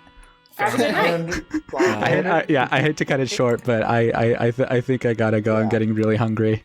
it's 5 a.m. for Gotcha. me. I don't know. I'll try and stay awake for a little longer. We're probably close Yes. to the end anyway. Yeah, I think think we we're are winding kind of down. nearing the end. We're on the the Chris frickin' Seth.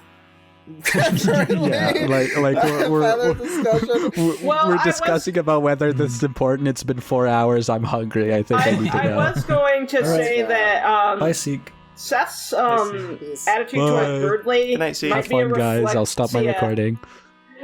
This might be a reflection of the fact that it's Chris's will that made this dark world, and maybe Seth having that crush just relates to some very complicated dynamic with Birdly. I mean, I see. the way I Yeah. took the Chris and Seth thing is I don't really think there's anything super deep to read into. I think it just more reinforces Chris's process to making Dark Worlds, which is just they seem to like establish, like negotiate stuff with what would become the Darkners or Darkner-ish things. And so like it doesn't really tell us anything we didn't already know, which is that they seem to get along with them and have everything go well through like a more transactional nature. And we know that they can do that from the light world because they have to have had a conversation with Tenna. There's no way they drag Tenna to the shelter. Well, it's worth noting that Darkners do remember stuff that goes on around them in the light world. Yeah. Mm-hmm. Yeah, you can just talk to a Darkner and say, like, my assumption in chapter 5 was just that Chris literally talked to Seth in like the 5 seconds while they were making the fountain. Like, it was that stupid. Yeah, if it was just, I'll make it worth your while, then it doesn't have to be the night before, and the night before could just be them doing other stuff. I don't really think it needs to be that I think fucking Asgore was talking to the flowers the whole time when they weren't alive, like, as, like, you know, the humans, so to speak, in that dark world. I think Chris just basically literally spoke to it, knowing it would become that, and then made. Yeah, that makes perfect Chris sense. predicted the situation that happened in the first place beats me, but yeah. I think if Asgore could talk to them and they know Asgore so well because he's been talking to them, then it stands to follow that, like, Chris would do kind of the same with a few of them to like make sure they tag along. A very dumb way to excuse this, which is kind of my idea, is that Chris goes to the flower that becomes Seth. It's like, okay, there's this really cool guy called Burley, and he's awesome. I can give you one of his feathers, and then that just like manifests in the dark world as Seth being obsessed with Burley, because that is like true. That's just how I interpret it. That's plausible. Which is a cop-out, but like, I don't think it matters enough. I think it's just meant to illustrate the eccentric nature of Chris as a character without our intervention. Is that they'll just, if they have to make up some bullshit to get it to work, then okay, sure, make up some bullshit. I agree. No, Chris. Literally, their whole definition of stalling in Chapter 3 was, I'm going to turn on the TV and we're going to play Mario Party all night. Really good. You're going to play Legend of Zelda. Still so confused what could possibly be the Knights even small. Like, I don't see what the Knights even planning. Like, none of this makes any sense. Sacrifice. To return to the actual question being asked about what Chris did last night, though, it's at the very least made like more clear than it ever has been that Chris needs the soul to survive. I think definitely, like especially with the pink boss fight, the secret boss that was like hammering over the head with it. Actually, while we're on the subject, there's this really interesting and very missable catty dialogue in the church if you don't talk to her by going to the eyeball bowl, where she talks about how she wasn't there when Chris tried to do their summoning, and how Chris might resent her for it and stuff, and I missed that on my playthrough because I went straight for the eyeball bowl. Here's it's my just so fascinating. My genuine prediction on that. I think that is a red herring. I think it's likely a red herring too. I think it wants us to think that Chris summoned the soul with the demon ritual. I don't think it's that simple. I think this is... I think it's just meant to show that Chris is weak.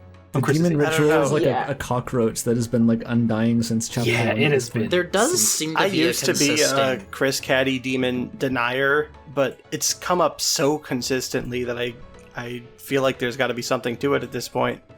There does seem to be... Oh, go ahead. I do think Carol is also involved in some capacity just because of the whole she has a fixation on heart-shaped objects and the "you are welcome anytime" text. So these things could be tied together, though. And also like, knows the soul exists. Yeah. Like, Caddy who knows what the demon could have been, you know? There are a million answers. Could be the soul, friend, Aram, Gaster, whatever. I wonder if there's any entities that are associated with 666. I wonder. Exactly. There does seem to be, with the Kattenheimers specifically, there does seem to be, like, it wouldn't be the first time that they would be used as, like, kind of like a red herring, intentional nothing information. The door code thing in Chapter 4 comes to mind. Like, it wouldn't be the first time that they were used specifically as, like, kind of getting at something, or it's a reference to something, but that's not actually what happened, or that's not actually relevant, it just happens to be. Could be lamp shading. But while we're on the subject of codes, something that was brought to my attention the other day is that when Chris rips up tries to rip up the code, the text progresses incredibly slowly. Yep. Yeah. And the idea that Chris might not have actually wanted to tear it up, maybe they were being as slow as possible to give Susie a chance to interrupt them, and maybe that... Like, maybe that ties into the fact that a part of them genuinely does want Susie to succeed. Well, that maybe is it an was a interesting third idea, entity. but I would bring up the point where you're about to read the shelter code and it's progressing really slowly, and then Chris tears their soul out so you can't read it. Yeah, that's true. very true. They're just baiting us. If we have that parallel, then there's no reason to read special intent the second time it happens. Exactly. Yeah, I would agree. It's dramatic. It is Too really reasonable to do that. It is really just strange. I would say though, Toby's not actually. allowed. Sorry, Molly. It's a mystery. I know, Mr. was gonna say something. Oh, no, sorry. I was just gonna say, it is the funny thing about that is, like, if Chris actually did rip it up, like, they were just so cooked because Flowery told Susie about that code. Like, True. in there They would have had to eat it. beforehand, Yeah. So, like, I yeah, think like, Susie would- the I think fact that it Susie- didn't work out is almost, like, better in a way. Yeah. I think Like, Susie would have just assumed the knight had destroyed it. Yeah. That would, I mean, if I was Susie, that would be Yeah. my assumption. I mean, Susie does do that whole bit of like, there's stairs here that the person who made the dark fountain would have had to go on up, and you went up them and back here for a while. Did you see them? Which kind of which is really funny. I think Susie's going to give Chris a lot of credit if that wasn't Susie secretly knowing, which I don't think it was. I think that was to show that Susie has reason to suspect Chris, but chooses not to because she Yes, just really exactly. trusts them. Yeah, I think agree it's with just that. like, I think it's just it's interesting to me because I still am thinking about like why are they effectively trying to destroy or obfuscate any evidence or any way of getting in at that point? It's like it makes the whole plan with the knight so bizarre to me because it's like, what are you getting at? yeah. It's like no one was going to To me, I find that feel like- anyway. Apart from I Asgore, think that's guess. the same reason why the knight is kidnapping Undyne and Asgore. I think they're trying to eliminate any way for people to get into the shelter to interrupt whatever they're doing in there. Police Yeah, sacrifice. it's either Yeah, they're knowing it's People something who have that, codes. like, they know that, well, honestly, it sort of is circular because the only reason that Susie wants to get into the shelter is because they put Undyne in the shelter. So it's like they knew that in the future there would be Terrible some plan. overriding reason why they need, like, Susie, the fun game, was going to break into the shelter and they needed to stop that preemptively, but we don't know why. Yeah, it's quite fascinating just because we don't know much about what's going on down there other than there's a dark fountain. Like, other than maybe it was prophesized, then I can't really think of anything that would be like, what makes it inevitable that someone is going to need to go to the shelter? This is what I meant when I said, like, the knight's plan just doesn't make any sense. Like, I It can't really find any logic. depends. It really depends, because, like, if we're under the assumption of Death's Knight, that raises the question of what the end goal is. Like, what could Death possibly want that has to do with the shelter? But if we go with Carol Knight, we could assume that maybe whatever she's doing in the shelter is her attempt at trying to save Death. And so it's one of those weird things where we just don't have enough information to really grasp the shape of the plan. Well, the reason It that it is doesn't a, make sense currently is because there obviously is a huge piece of information that we just don't have. Yeah, Of course. for sure. It is think a storm shelter, though. So maybe, if there's going to be a big disaster at the end of the story, maybe the purpose of disaster. not letting anyone into a gaster disaster, maybe the purpose of not letting anyone into the storm shelter is that when the big disaster, the roaring happens at the end, they don't want anyone being able to get in. I don't know. Yeah, which is, like, Just a weird straight if it's thought. related to, like, saving Death, though. Because I was also thinking that, but I was like, okay, how does Carol's plan... Because, like, Carol's plan in my head is, like, bring back Death somehow, right? But, like, then that's, like, okay, somehow the plan shifts from bring back Death to, like, make sure everybody dies. You know? Yeah, like, if it was supposed to function as a storm shelter, and Alfie's lampshades this, you don't need to lock a storm shelter from the outside. And Alfie's is saying, like, True. maybe whatever's inside it is worse than whatever we'd be sheltering from. It's like, I don't think it's just Yeah. The actually a storm shelter. comes from inside. The flood. It kind of floodgates open. it kind of brings me back to like something I had talked about.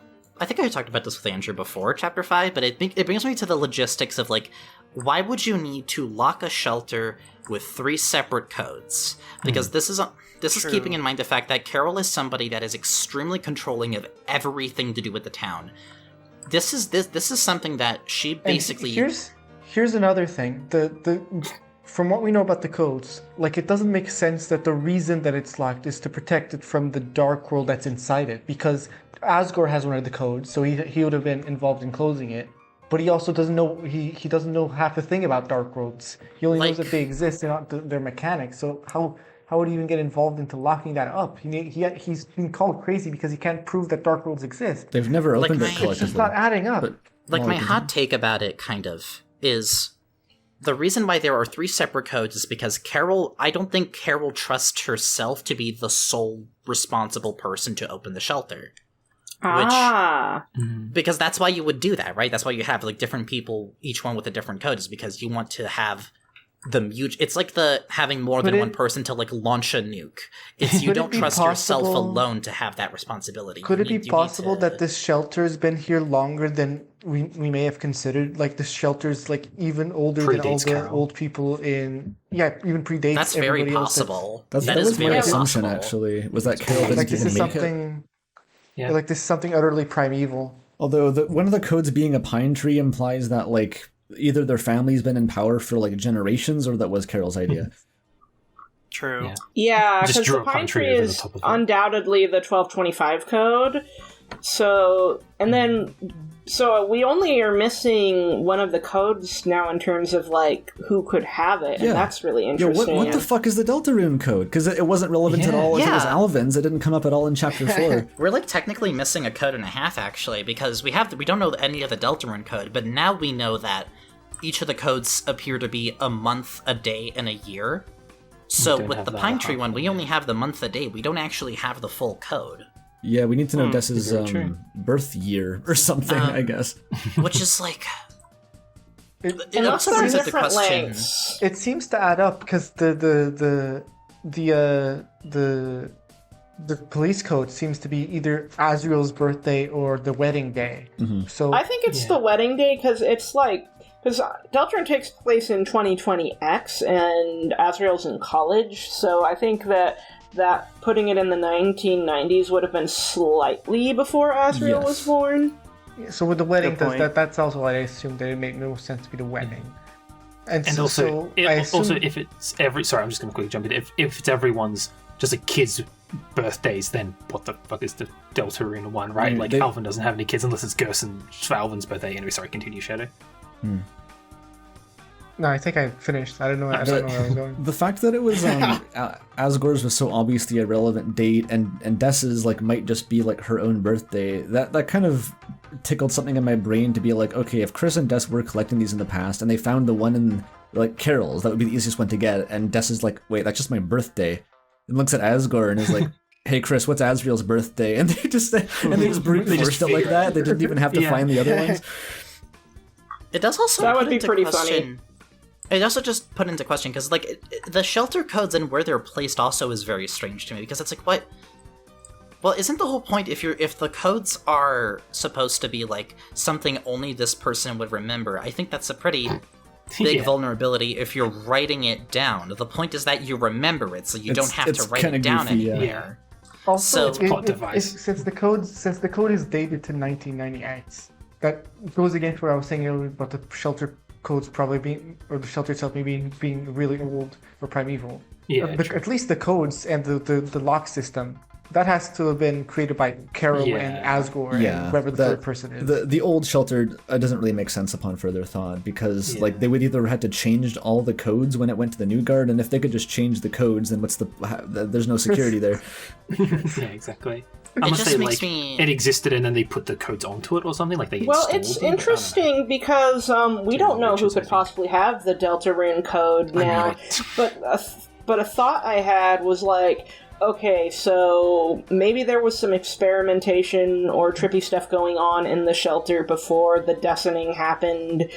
They must have had to have discovered Dark World somehow, and the means to do them. I wonder if maybe there's some really funky stuff that maybe Gaster has to... like, this is really silly, but maybe... Well, yeah, or like the person who used to run the Ferris wheel and all that other stuff, but that kind of creates a hole of, okay, but how do we get it? Dude, if the Forgotten Man had the Deltarune code, that would be crazy. that. What if we have to go to the actual Deltarune website in real life and do an ARG to find the code? Oh my fucking god. Is that what... Oh my... That would be actually fucking crazy if the Forgotten Man had that, and that's what the eggs are... Fucking...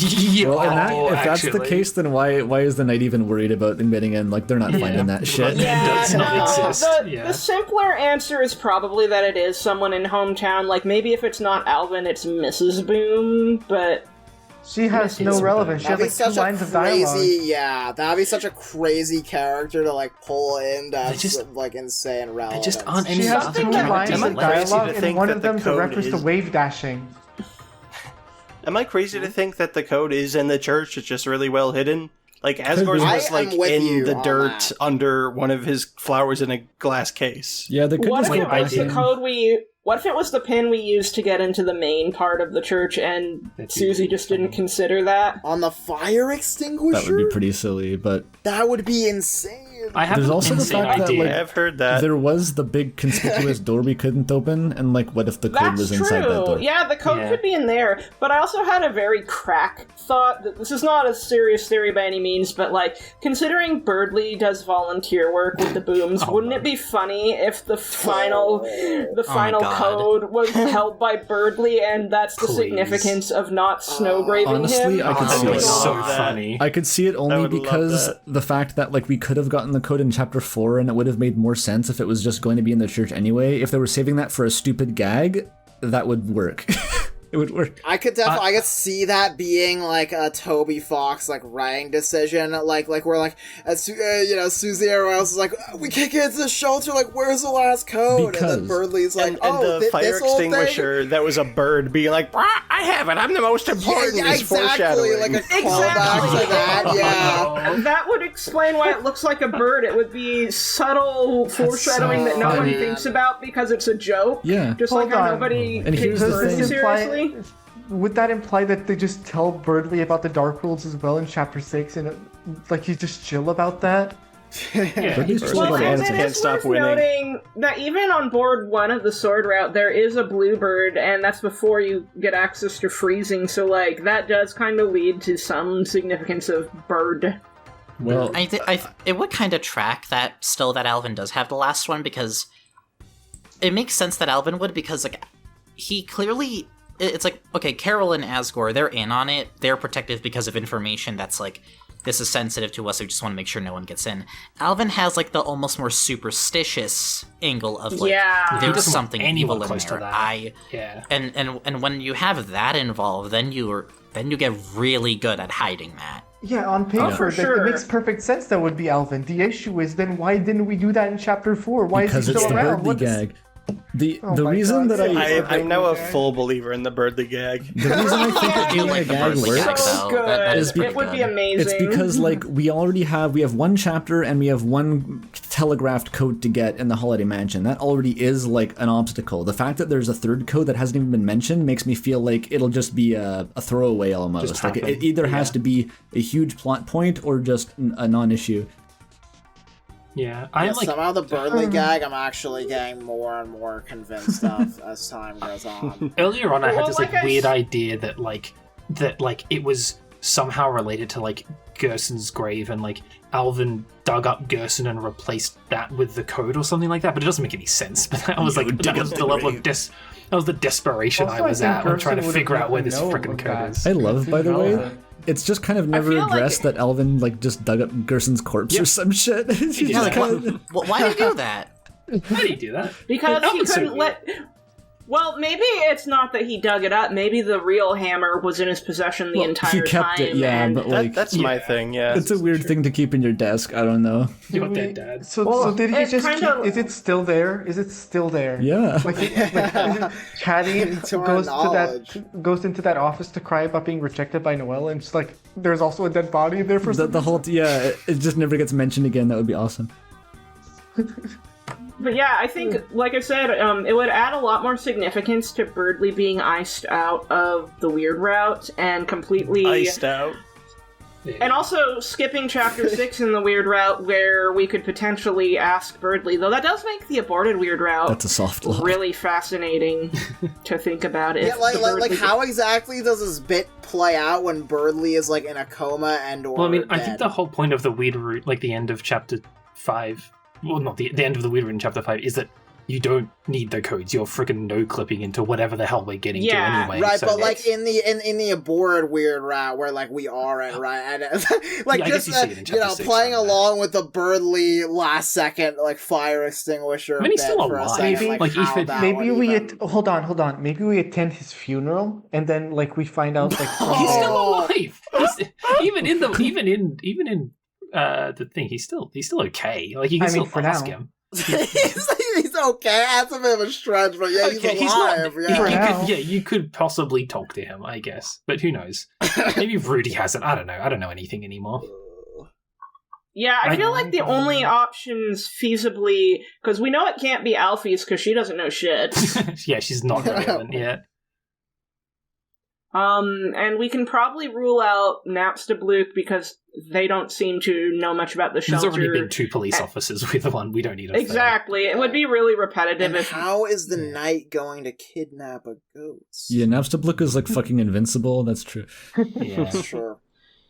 Yo, speaking So- of, well. wait, is Pink stronger than the Knight, by the way? Can't yeah, take easily. any physical damage. No, Oh, yeah, yeah. for sure. Physical or magic. Well, I saw They this can take interesting emotional theory that maybe the Knight's blade damages the object of the Darkner rather than their Darkner form, and that's why it's what able happened to to Tamara one-shot. I mean, I think Yeah, that's one- like pretty much canon, right? Yeah. Like, Yeah. Well, that's what happened to Tenna and Flowery. but no, you can do that anyway. Like Birdly breaks his arm if he gets damaged in the Dark World, so you don't need the Yeah, Knight but for like, that. yeah, but he I can think get like, in a frozen. weird way, like, that is I guess that's done with true, that. but maybe not, like, I mean, yeah, I don't know. There is some overlap between that and what we already know of, like, attacking a Darkner Yeah. or anybody. I think it's just will like have a overwhelming physical strength effect. that the Knight has. Just like here's Yeah. my nuclear bomb sword that No, can just hold The do on. knife I is do- that powerful. I do want to Yeah. support that idea with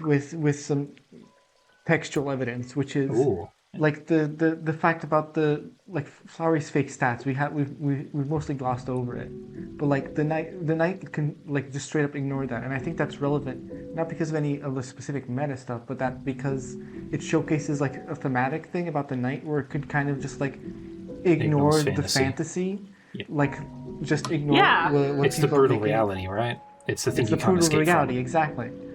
And so Well, that's why it mhm. makes sense. It doesn't see the fantasy. It doesn't really, Right. which is why it doesn't interact with any of the Darkners. It doesn't see Yeah, them as it doesn't people. It really sees them as do that. objects. That's sort of something I wanted to touch on. Are we supposed to interpret that as saying like all Dark World stats are fake stats? I think it's like Um, people who are more who are more meta aware can affect the stats, like manipulate them. I think is what I interpreted from that, but I don't know if that's correct or not. Something I do want to know is the Black Shard is the same in the Light World and the Dark World, Sure so that is. does kind of add credibility to I do the also Knight's wanna- weapon I cutting do through also fantasy. want to add to the point. If the knight is death in some way, we do see how she treats objects as part of her. That's a very good point. She just beats the hell out of things. Destroyed like instruments and other things. Right. So it does That's all true. track. I do like the idea of the Knight, not even like the way it enters a Dark World isn't necessarily even the same way that a Lightener would. Like it goes into the space, but it's still effectively in the Light World. It doesn't follow any of the rules of the Dark World, and it doesn't even change form potentially because of the way the Black Shard Yeah. doesn't change form. Like that is a cool way to look at it because that would ignore all of Flowery's bullshit. Yeah, and like if we're talking Yeah. about like And it also- like the It would also let's- explain why the knight is so strong, because like to the knight, like Chris is for just fighting the knight with a pencil basically, and Yeah. Susie's just attacking him with a hairbrush. Yeah, like the Surprisingly Black Shard effective. doesn't change between Light and Dark World. It doesn't seem like the Knight does. Either do the eggs. Exactly. What could this be? Exactly. I Sorry. still think about the fucking implications of the Black Shard not only staying the same in appearance, but in stats between worlds. Like it still has that like plus 16 increase or plus 6 increase in attack or whatever the This fuck kills in the people. light world. like It almost makes me really think that, wonder, like, it feels almost like I don't know if wasted potential, but it's like that feels like such a Chekhov shard just waiting to be used. Who does Chris shank? Yeah. It's like the thing on Omori when you walk outside holding a knife and then like you just shank someone by accident. It's like, what the fuck? What was that? I do love that part. It's just like, what the fuck? Hang on. It almost makes me think that like maybe the black shard came, or like the black knife kind of came before the knight. Like, I mean, the track of the knight is black knife. Like, in the fact that it was there at the scene of the first crime. That does track with what Asgore's documents say about there being a black shard in the. There might be something there. scene. I don't know if there is, but I don't know. Worth a thought. It's definitely a lot to think about, because we don't know, like, the exact chronology, but maybe just, if we assume night deaths, maybe it's just a case of being plunged that deep into the darkness, that removed from reality, you get that kind of coating that just makes you kind of ascend Darker both than dark. layers. Into the device. Like, It is no, what I said think- about the Forgotten Man. If I might go back to what you were something you said in device theory, Molly. I think it's that sort of flattening of. I think that's sort of maybe what the Knight's sort of view of it all is, where it's all like equally fake. Like it's sort of similar to what Noelle ends up doing on the Weird Route.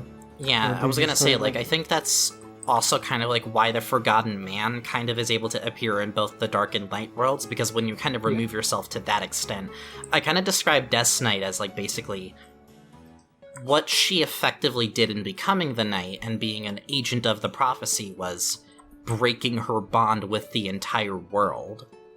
And if breaking bonds makes you stronger, then of course doing that would make her effectively like fucking invulnerable, just complete plot armor. Which is a parallel to Undertale. Flowey and Kara both followed that logic.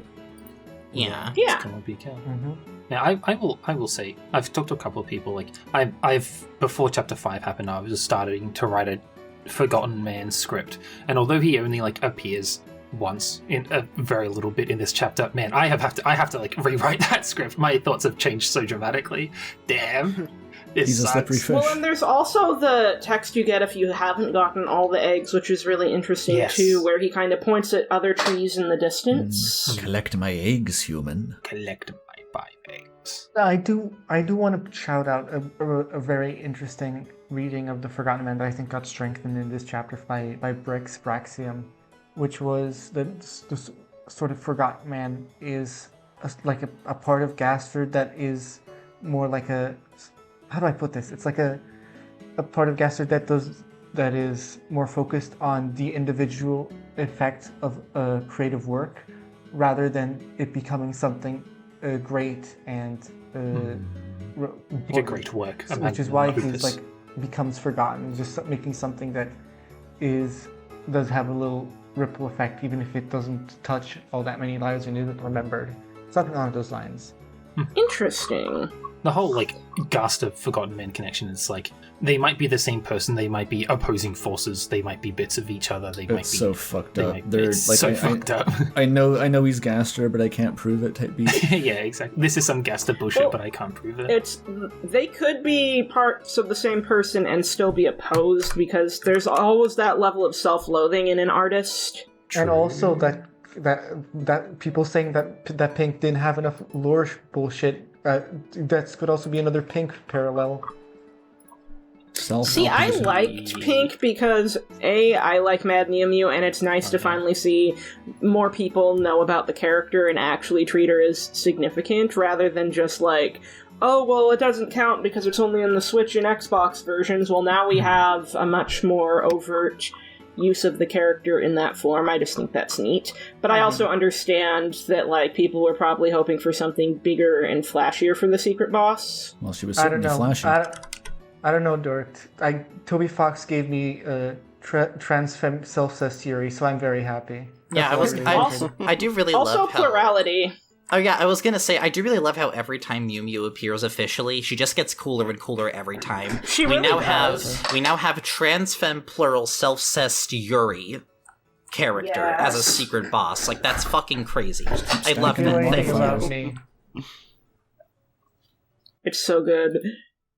Love that for her, honestly. Anyway, Forgotten Man, right? Yeah. Basically, any way you find to make Gaster relevant to like an authorial figure parallel, I go like, yeah, that somehow, yeah. I will say though, on the gradient of like secret bosses, I've noticed in that, like, I think it seems like we're going like from darkener to more and more and more lightener with each one. Mm-hmm. I think it would track then that if there is one after Chapter 5, which there could be, maybe the Pure Crystal is how we get to it or something. Like, it's like the one you do by doing all the other ones is sort of like a barrier of entry. Right, do we like even a key need or something? I feel like there has to be. Like, we have to, like, the foreshadowing is so, like, blaring that Sham's gonna be the next boss for the Pure Crystal. We're gonna have to fight Sham at some point. I've always been skeptical of it for some reason. I've seen Papyrus theorized as like our blue soul rep or Gaster, maybe. I'm gonna set myself on fire if it's Papyrus. I really don't think it's Papyrus, unfortunately. I will say that about Papyrus and Deltarune. I want these other characters. Papyrus is an killer. We're having enough. It's gonna be Muffet. I will say. Muffet has the blue soul. Because like. Sham does almost seem like it is pointing to, specifically with like the chapter 5 new dialogue of like them talking about how they were like sparring with like other Darkners or something, but nobody was really like a match for them or something along those lines of like okay. Like, they also specifically say that the thing they're gonna do with the Shadow Crystals you will find entertaining. And very interesting. Pointed at like the kind of person who's gathering the Shadow Crystals finds fighting super bosses fun, you know? Yeah. I think Sham's secret boss would go hard and be awesome. They also said it was very, very interesting. We can't gloss over that. What does that mean? Honestly, it's despair Papyrus. There's also that one concept art for the Sham plushie that was like mentioning their cane full of like made of broken dreams or whatever. Yeah. It's like, We totally drew this concept art just for a plushie. Chum's never gonna have a body in game, guys. We swear. Which is why it's angled exactly like a battle spray. That's what, for no reason. Don't worry about it. I think it is honestly like, given what that Toby just randomly snuck in, like that dialogue about them. And, like, while doing the Chapter 5 translation, I do think it's not off the table now that we'll have a Sham fight, but I have a hard time saying they'll be the secret boss. I think I think it's possible they might do that as, like, a last, like, maybe that's something you'll do in Castletown in Chapter 6 before the Dark World. Exactly, that's what I meant. I was thinking like a dojo fight type situation, kind of like the Trashy Trio, where like they're an optional boss, but they're not like the secret boss. Because it's like, something that's coming to mind is we have gone through all 5 of like the Shadow Crystal bosses. Yes. And what's interesting is Jevil and Spamton are kind of outliers now. Yeah, exactly. Because who the fuck is the caller? How did Jevil get a Shadow Crystal? Who was the strange someone, if not the knight? What happened? Like, I know Chapter 5 didn't really touch on anything with Mike and that topic, and it did kind of imply... I think there's definitely more of an impression with anything friend or Mike related that it's like, that's it, it's over. Like, they're never going to be relevant. But I think it's just that we got distant from that whole thing in Chapter 5. Yeah. There's still something going on. And I think whatever the Pure Crystal is for, I think that's going to be how we get the answers to those things. Because the outlier secret bosses are the ones with the most overt, like, Gaster connections. Yeah, I do kind of just a response to... I'll go first. Who's gonna go? Just a response to one of those questions you asked. I sort of have this pet theory about how where Jevil's Shadow Crystal comes from, because we know they're like lost dreams right now, and we have like a good idea of where a bunch of them came from. Like obviously Spamton's comes from Metaton, right? I feel like there's a good chance that Gerson's comes from like Alvin or something. Yeah, I feel like Jevil's like the biggest outlier, and like where could his Shadow Crystal possibly come from? Mew is the biggest outlier in my opinion. Yeah. I feel like Mew Mew's would come from herself. Why? Well, it's interesting because Mew Mew kind of subverts the broken dreams angle because we get to her before her dreams can be entirely shattered, and we're able to help her. Her dreams are coming closer. true when you meet Mew Mew, and she says that she got the Shadow Crystals since she got to the Dark World. So people who say that it formed mid-fight when her body was like dissociating, that's fake. There's no clear logic that leads to it. It's like she only got it after. I feel like she had already given up on her dream of like owning and possessing the body before the Dark World started. Like, do you want my? But what did it manifest in? Like she only came to the Dark World when that dream of hers came true. She was possessing like the mannequin that couldn't move. She couldn't move and belonged to Asgore when the Dark World started. Yeah, she was like, "This sucks. Asgore's parading my body around to all these people." Yeah, it's weird. All I can do is sit in it and not move. No one likes this, but I keep saying it anyway. I don't like reading too much into the intrinsic purpose of the Shadow Crystals because point A, they didn't exist in Chapter 1. Wait, we're speculating on where Jevil's Shadow Crystal came from. It came from nowhere. It wasn't in the game. It was retconned in. And so whatever logic is supposed to apply must, in some sense, at least for Jevil, be slightly retroactive. So I think trying to figure out, like, there must be a very satisfying way where you can track every secret boss's broken dream. I don't think that makes sense. And I don't think it needs to make sense. I think it makes. I think we're getting lore on it now, though. There wouldn't be lore on it now if there wasn't a way to make it all make sense. I'm not saying we have a certain reason for Jevil's Shadow Crystal, but I think, like, the point I was trying to make in the first place is that, like, I think there's a connection to be drawn between Jevil and Chris right now. And the reason I draw that connection is because of Aqua, because of all of the connections between Chris and Aqua. Oh my god, the number of world revolving references in Chapter 5. Jesus Christ, there were so many. Yeah, for real. It's almost like I mean, obviously I don't need to list out all the reasons why Aqua reflects like a childhood Chris, and then all the ways Aqua references Jevil, chaos and revolving and wee hee hee. And the pirouette. Yeah. And it just feels like there's this like element of like all these Jevilisms that Aqua has and all these connections to childhood Chris, and the fact that we know Chris played with that particular deck of cards when they were a kid because they had King on their side in the games they used to play. I feel like if there's any one character that Jevil does have connections to, it's Chris. I could see that, especially with the whole cage motif. It's because there's only one Lightner that Jevil has connections to, and Shadow Crystals only come from Lightners. I do want to mention also. I'm saying that's the only connection we have right now. But I don't. I do also want to mention. We have a connection from Chris to Jevil now, and from last chapter we got a connection from Azrael to Sham. Oh, true. Also true. True. Good point. Yeah. Yeah. My main problem with the Shadow Crystal, like, this is exceptionally boring, but to me, like, the Shadow Crystal is just the thing you get when you beat a secret boss. And like, I appreciate that they're doing lore with them, and like, I think that's awesome and cool, but like, ultimately, I'm hesitant to be like, oh, where did they come from? What's happening? Because it's like, they just have them because they need to. Like, I was already confused with Gerson's, and like now it kind of makes more sense, but it makes the others more confusing. I know this is like very like it's very no fun allowed, but no, I agree. I don't have keep being no fun.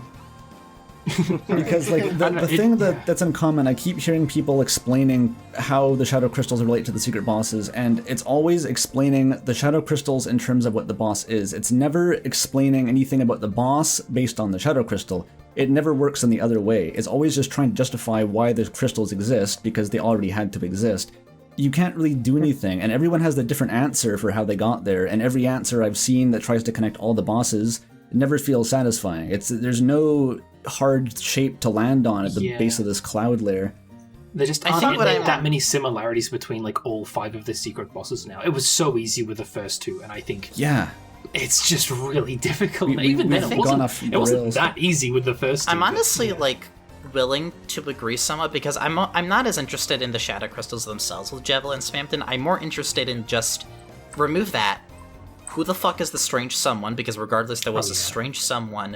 Who the fuck is the caller? Because regardless there was a caller. Oh yeah, absolutely. That's what I'm more really, interested in. I'm really interested in the characters and who they are and what they're doing in the world and all that stuff. That matters more to me than the MacGuffin as well.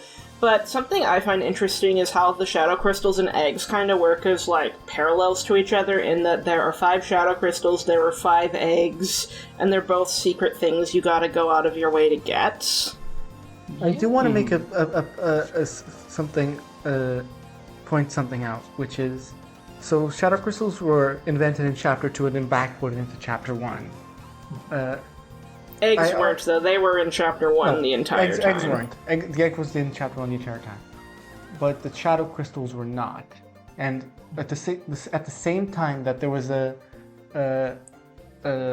shadow crystals were introduced in Chapter 2, in the same quest, that's when you first meet Friend. And Friend was not mentioned, nothing, literally zero, nothing Friendish about Chapter 1 at all. And then suddenly Chapter 2 drops, there's a Friend exists now.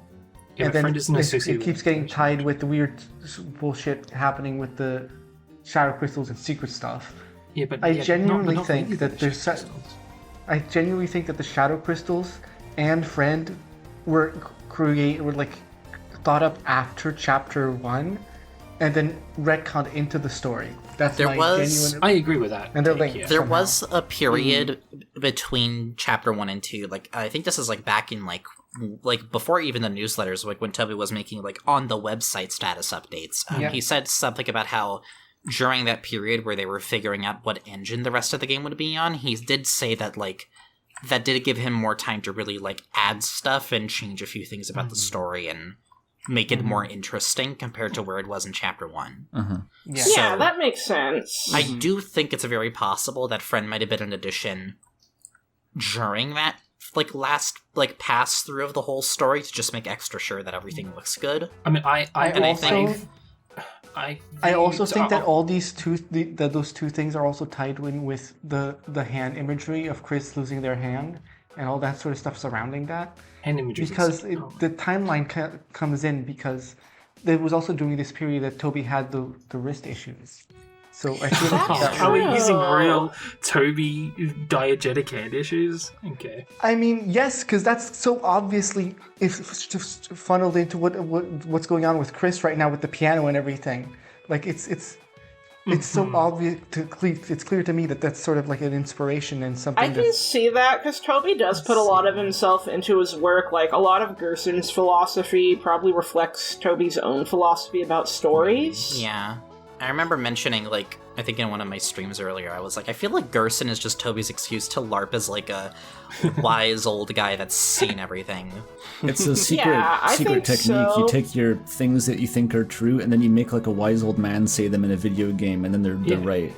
Exactly. It may be because I'm tired, but I'm just thinking randomly about how interesting it is that both Sham and Image Friend have this kind of grinning cat vibe. I'm not saying that Sham is Image Friend, I just think it's fascinating that two things associated with the shadow crystals have that mysterious cat vibe. Alice in Wonderland is knocking. Theoretically associated with it. But honestly...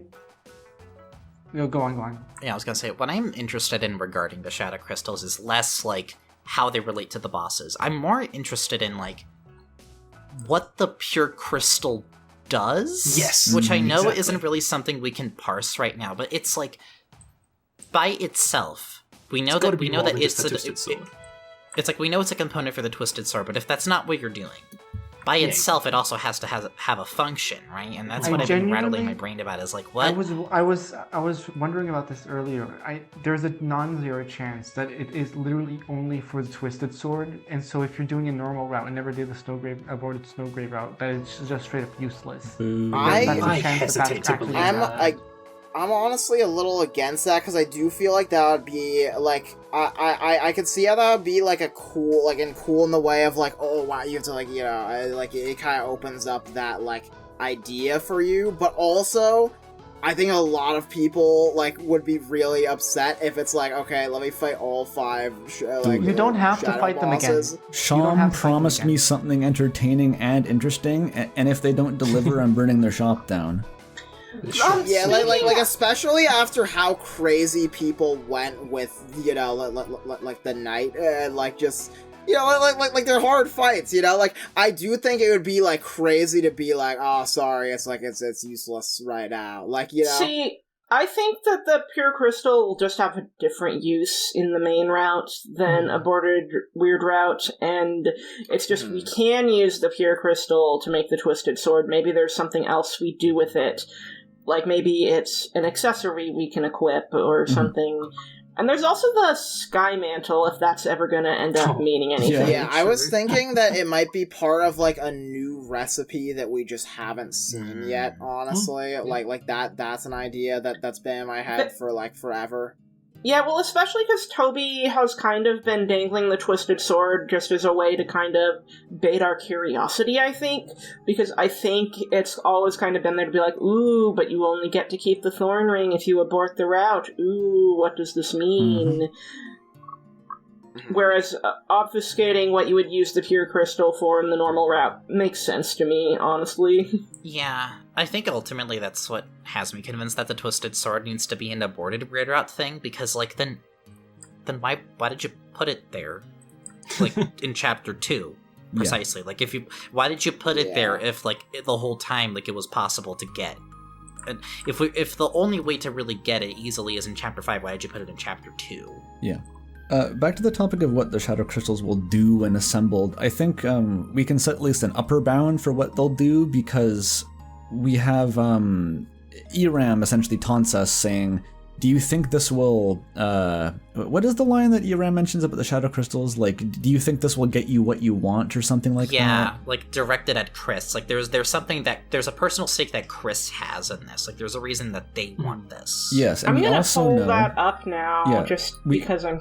We also know that they don't affect the prophecy, because in Chapter 4, Chris looks at the prophecy murals through the crystal, but the text does not warp. So I think that's essentially telling us, whatever these crystals are, they're not going to break the game, they're not going to get us a new ending. They're going to have to do something else, and I think the main way they could give us something valuable that isn't actually changing the game is just information. They shed insight on something that we wouldn't otherwise be able to understand. I see it here. That's why you're searching for them, aren't you? The Shadow Crystals. Because it's fun, isn't it, Chris? Playing around like this. Interesting. That's why you're searching for them, aren't you? The Shadow Crystals. Some could say it's very interesting. Do you honestly think it'll get you what you want? There it is. And, like, that echoes kind of Spamton's line in the Weird Route to me, but in that case, like, the Weird Route is, like, a much more powerful way of actually derailing the game, where the Shadow Crystals feel much more softcore. I feel like Eram's kind of nudging you and saying, like, these aren't really gonna break. These aren't the way to a new ending or anything. Yeah, it's like, oh, you think this is enough? You think beating up Jevel's gonna break the game? Come on now. Like, it would be interesting if there are a requirement to unlock Chapter 7, but I think that would kind of piss off more casual players. They're not optional bosses anymore if that's the case. Yeah, that can't be allowed, You can't lock the ending of the game behind having to fight an almost sans-tier boss, I think. That's unfair. Although, the main bosses are getting power crept to the point where I think fucking Flowery is like as hard as Jevel now, so... Flowery is interesting, because if you know how to use the Orange Soul mode, it's a lot easier, whereas when you're first fighting him, it's overwhelming. Yeah, and if you learn how to fight Jevel, it's pretty easy too. Yeah, well, it's just funny, because, like, after I did my Weird Route playthrough, I was worried that my completion data for that slot was erased, so I had a backup save made in slot 3, and then I just ran through Flowery's fight again in that slot just in case. And so I actually first tried it that time at full difficulty, so it was like big difference once you've actually gone through the fight and you understand the minutiae. Yeah, but I also first tried Mimium in my second playthrough. That's true of any boss. Yeah. Which, like, hey, by the way, I don't think we mentioned it. Holy fuck, we have an Orange Soul mode. Yippee! Wow! You know what's really funny is Inverted Fate had a very similar Orange Soul mode, and it's totally a coincidence. I'm not saying Toby Fox copied it, but it's funny how many things Inverted Fate has kind of accidentally paralleled with Deltarune before it happened, and I just find that funny. Hey, I just wonder now, like, because at this rate now, we basically have to get a Cyan Soul mode. Like, if we're getting Orange... it does feel, like, really weird at this point. I do think it's also... I don't know. I am leaning a lot recently towards, like, especially with, like, the Chris Aqua parallels. Maybe not. I'm not, like, 100% on, like, if Chris literally is the Science Soul for Undertale, but, like, I could definitely see that, like, their original soul was a patient soul, and it having some significance as the last soul that appears, like, that way. You know, the whole thing is, like... The Chris fight would have that mode? That'd be neat.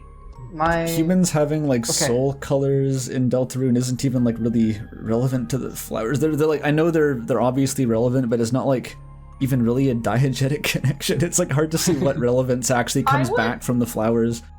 There's been a lot of debate I've seen in passing about whether or not we should take the flowers in Deltarune as confirmation for what Undertale's humans were like. Personally, I think there's still room for other interpretations because they're basically just MacGuffins in Undertale, but you can use the flowers as their characterization and design. Toby Fox could go on Twitter and say the flowers are the canon representations of the human in Undertale, and there would still be room for interpretations. No one would give a shit. Yeah. It's interesting because, like, everyone was expecting them to be the human, the representations of the humans, and then, like, one of them's a mouse. Yeah. Yeah. Like, they're very diverse. I mean, freaking Aqua's just a weird little gremlin who doesn't even know how many eyes humans have. It's like, they're varied. Yellow just wants to be a cowboy because cowboys are cool.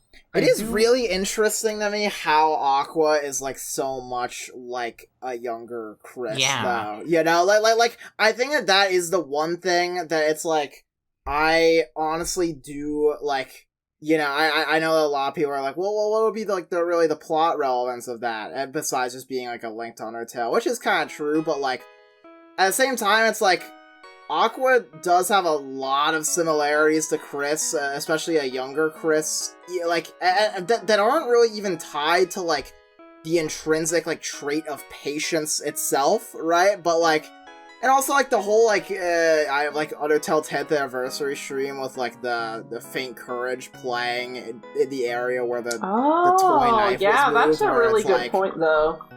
Where it's like, oh, you know, like, it really does make me think a lot more about the red that, ribbons honestly. placement does kind of evoke a similar vibe as the red horned headband would, so I can definitely see there being some, like, influence.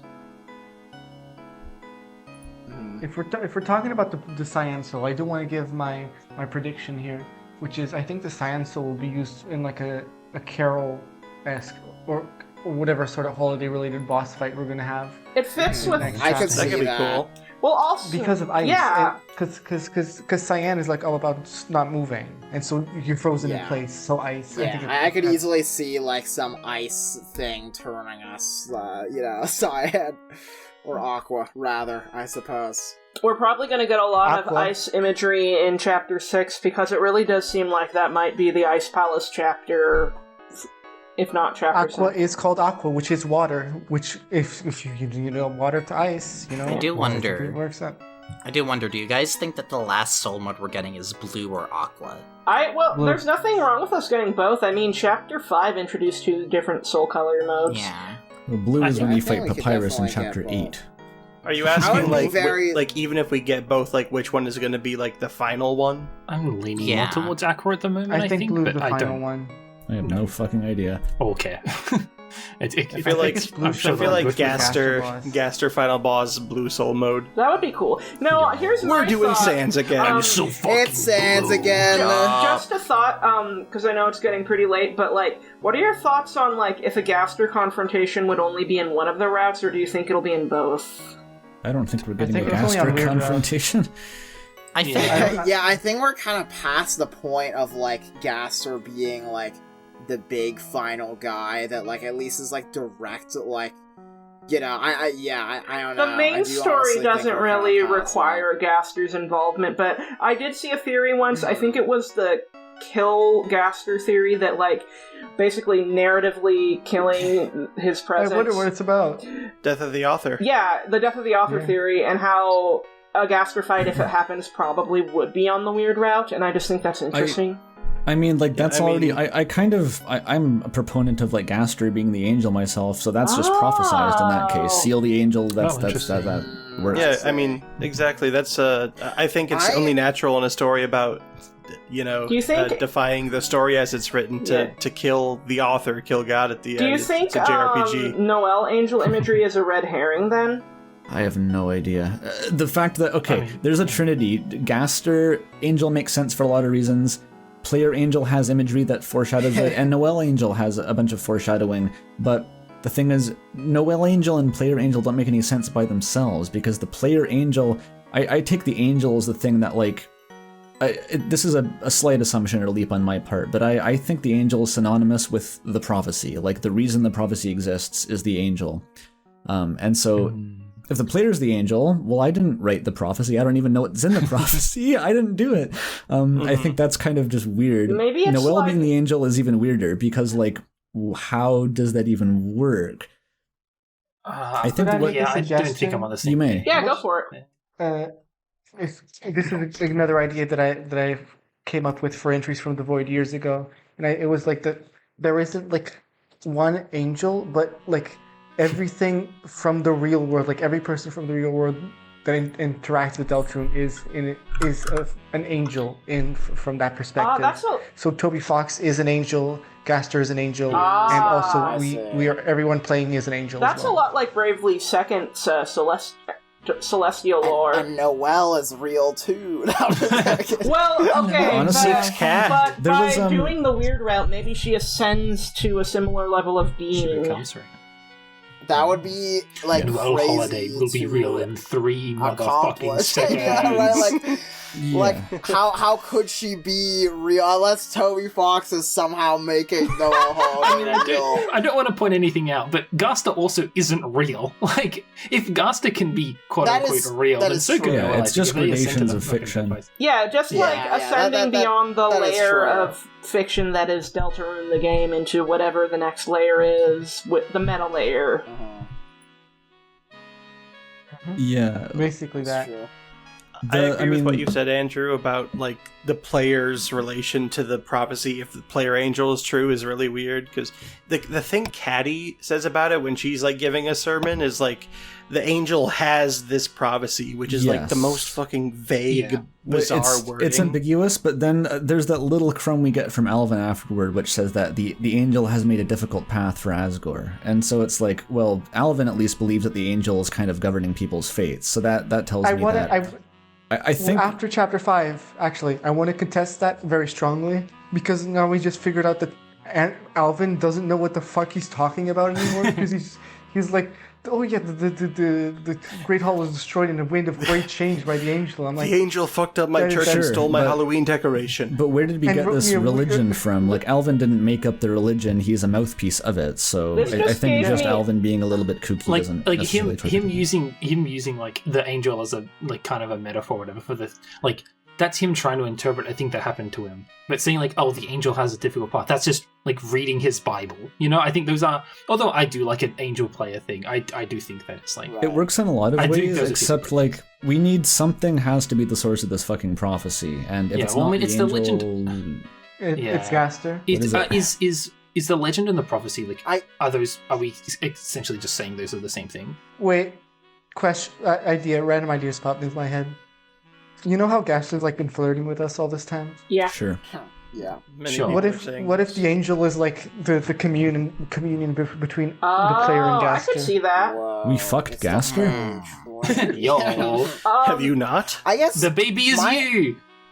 My only thing about it is like if the angel is supposed to like if we're saying the angel is also the one like who like made the prophecy. Then, like, why, or, like, at least, I guess, also that it has some, like, control over it as well, like, not just that it's, like, transcribing events, like, why it also includes banishing their heaven, well, you know? That's the angel's desire. There's the create a new future with you, too, which implies Gaster wants to defy the prophecy. I think also both are Gaston true, was actually. I think, well, the first step of this, I read the prophecy, and I've always read the prophecy as a big allegory for just what a story is. It's a narrative. It is, Exactly. In order to make a story, you have to transcribe linear events, and ultimately nothing outside those events can happen. To make a story, there has to be a prophecy. As soon as you're in this authorial role, if you're trying to create a world, trying to create a future, you have to constrain the bounds of what is possible to happen. But even if you've done so, you can still yearn for there to be more. You can yearn for there to be infinite possibilities, but you're limited by your ability to actually tell them as a narrative. So I think both can be true at once. Yeah, the idea that the creator of a story is like, oh, I want, like, well, I've made this. This is how I want it to go. But like, wouldn't it be so cool if it went a different way? You know, like it can't probably, but wouldn't it be awesome if it did? Or like how Toby really appreciates fan creators and encourages them to come up with their own ideas instead of just following his word of God. The world is as big as you make it. This is even, I always call back to the Halloween hack. It has this little gag in it where an NPC is like begging you to like, you have another choice. You don't have to do it this way. And then a text box comes up that only has like one option. It's like pretty on the nose. Is like, well, you have choice in theory. The ideal version of the story has choice, but the game is only programmed with so many options. Yeah, for sure. I mean, yeah, it's the same with like the text boxes in Deltarune, right? Like, yeah, we are still constrained by the game, you know? Something else, bit of a segue here. It's a video game.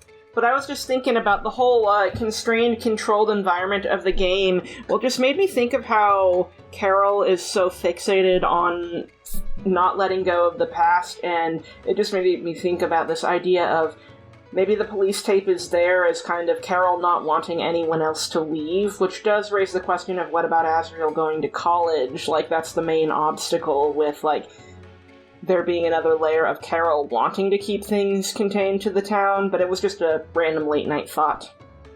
I think if people really wanted to, they could walk through the police tape. Yeah, they could just parkour over it, so it being more of, like, a construct from, symbolic. Like, Gaster. Yeah, symbolic for sure.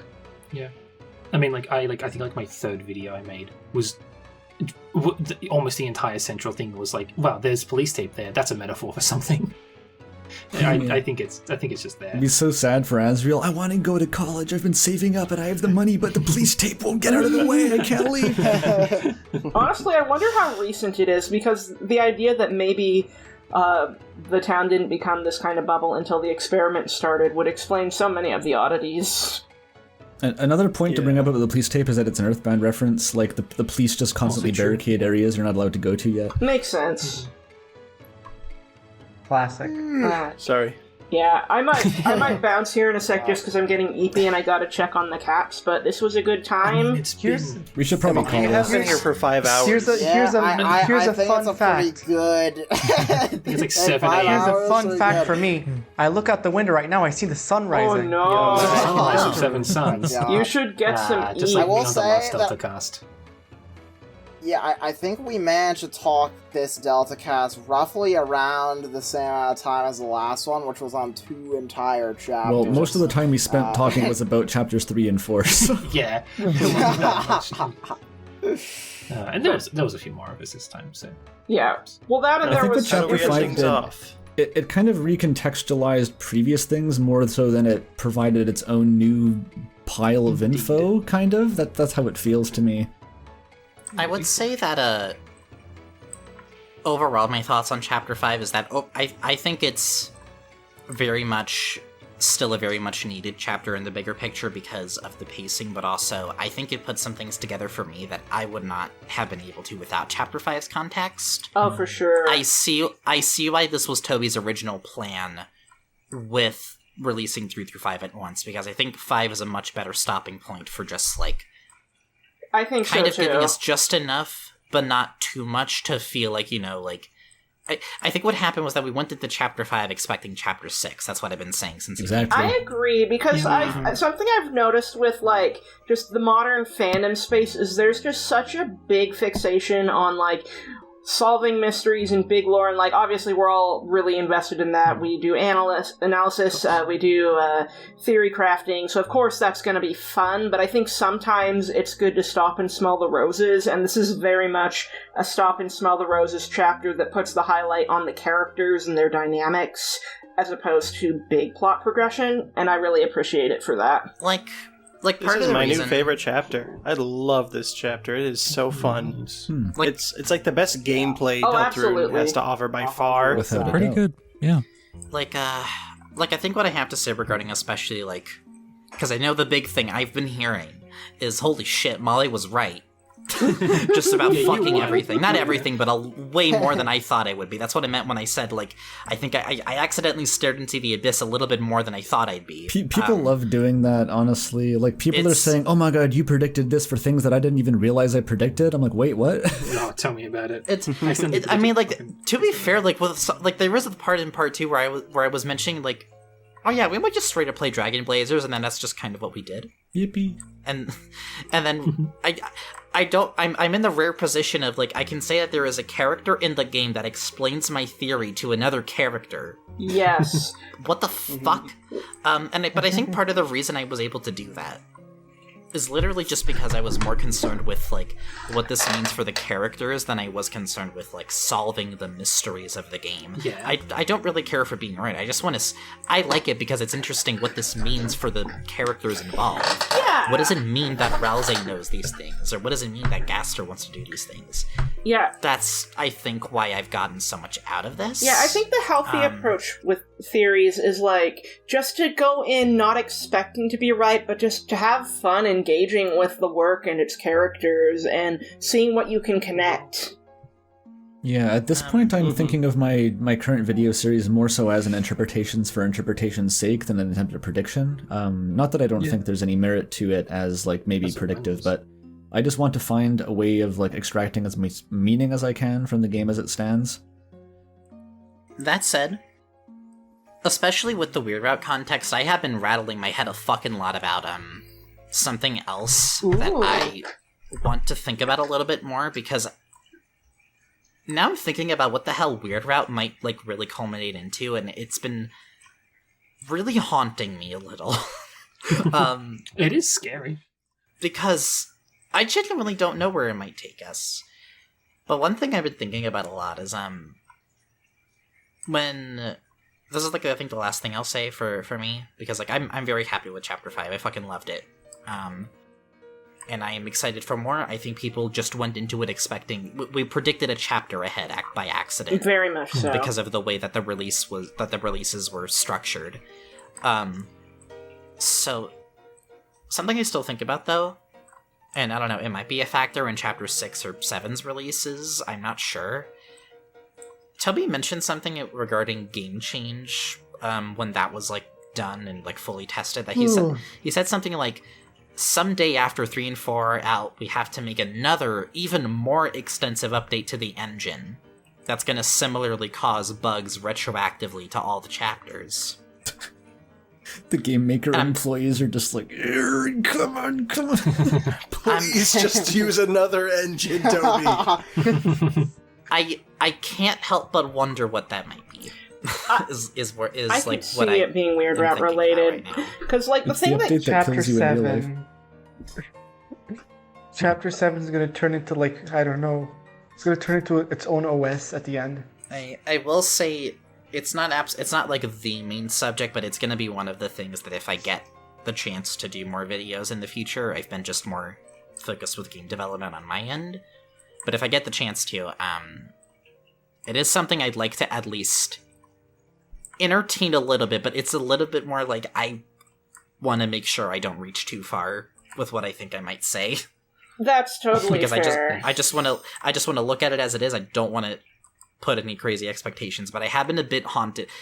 There's like a cognito hazard nature to this that I'm like, If you have to get the brain juices squeezed out, I say go for it, just for funsies.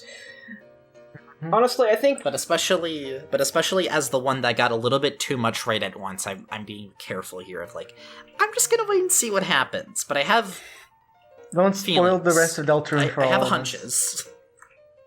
Yeah. Well, I look forward to seeing what you all come up with in the future. I'm still trying to figure out what my next big analytical video is going to be, because there's just so much to chew on. I have I've got ideas, but I've learned to not say my ideas, because then I don't end up making them. Fair. Smart. Oh, and I know it. One of us is always fated to get something very right in the next chapter. I mean, last one was Veritas, and this one was Molly. So we'll see.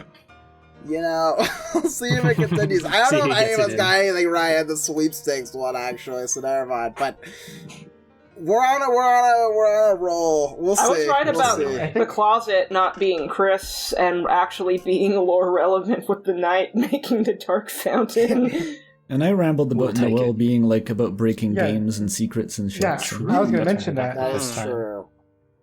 That was Well, how about we all say our favorite flowery voice line? Don't we first need to do like all the sign-off stuff? You're eating my flesh.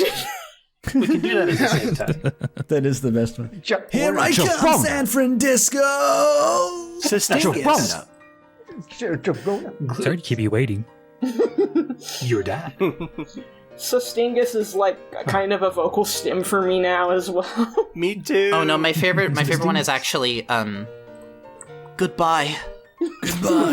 That's such a good one. Bye. I wish you had a line going, I'm licking it. Oh no. We needed a recording of that. Well, with that, I think I'm ready to bring it to a close. All right, well, What an thank elegant you. sign-off as usual. Always a great sign-off. Thank you all for being here. Thank you all for watching. Looking forward to the I'll next see you one. next time. Thank you to the 10 people still watching this far into the recording. Get some sleep.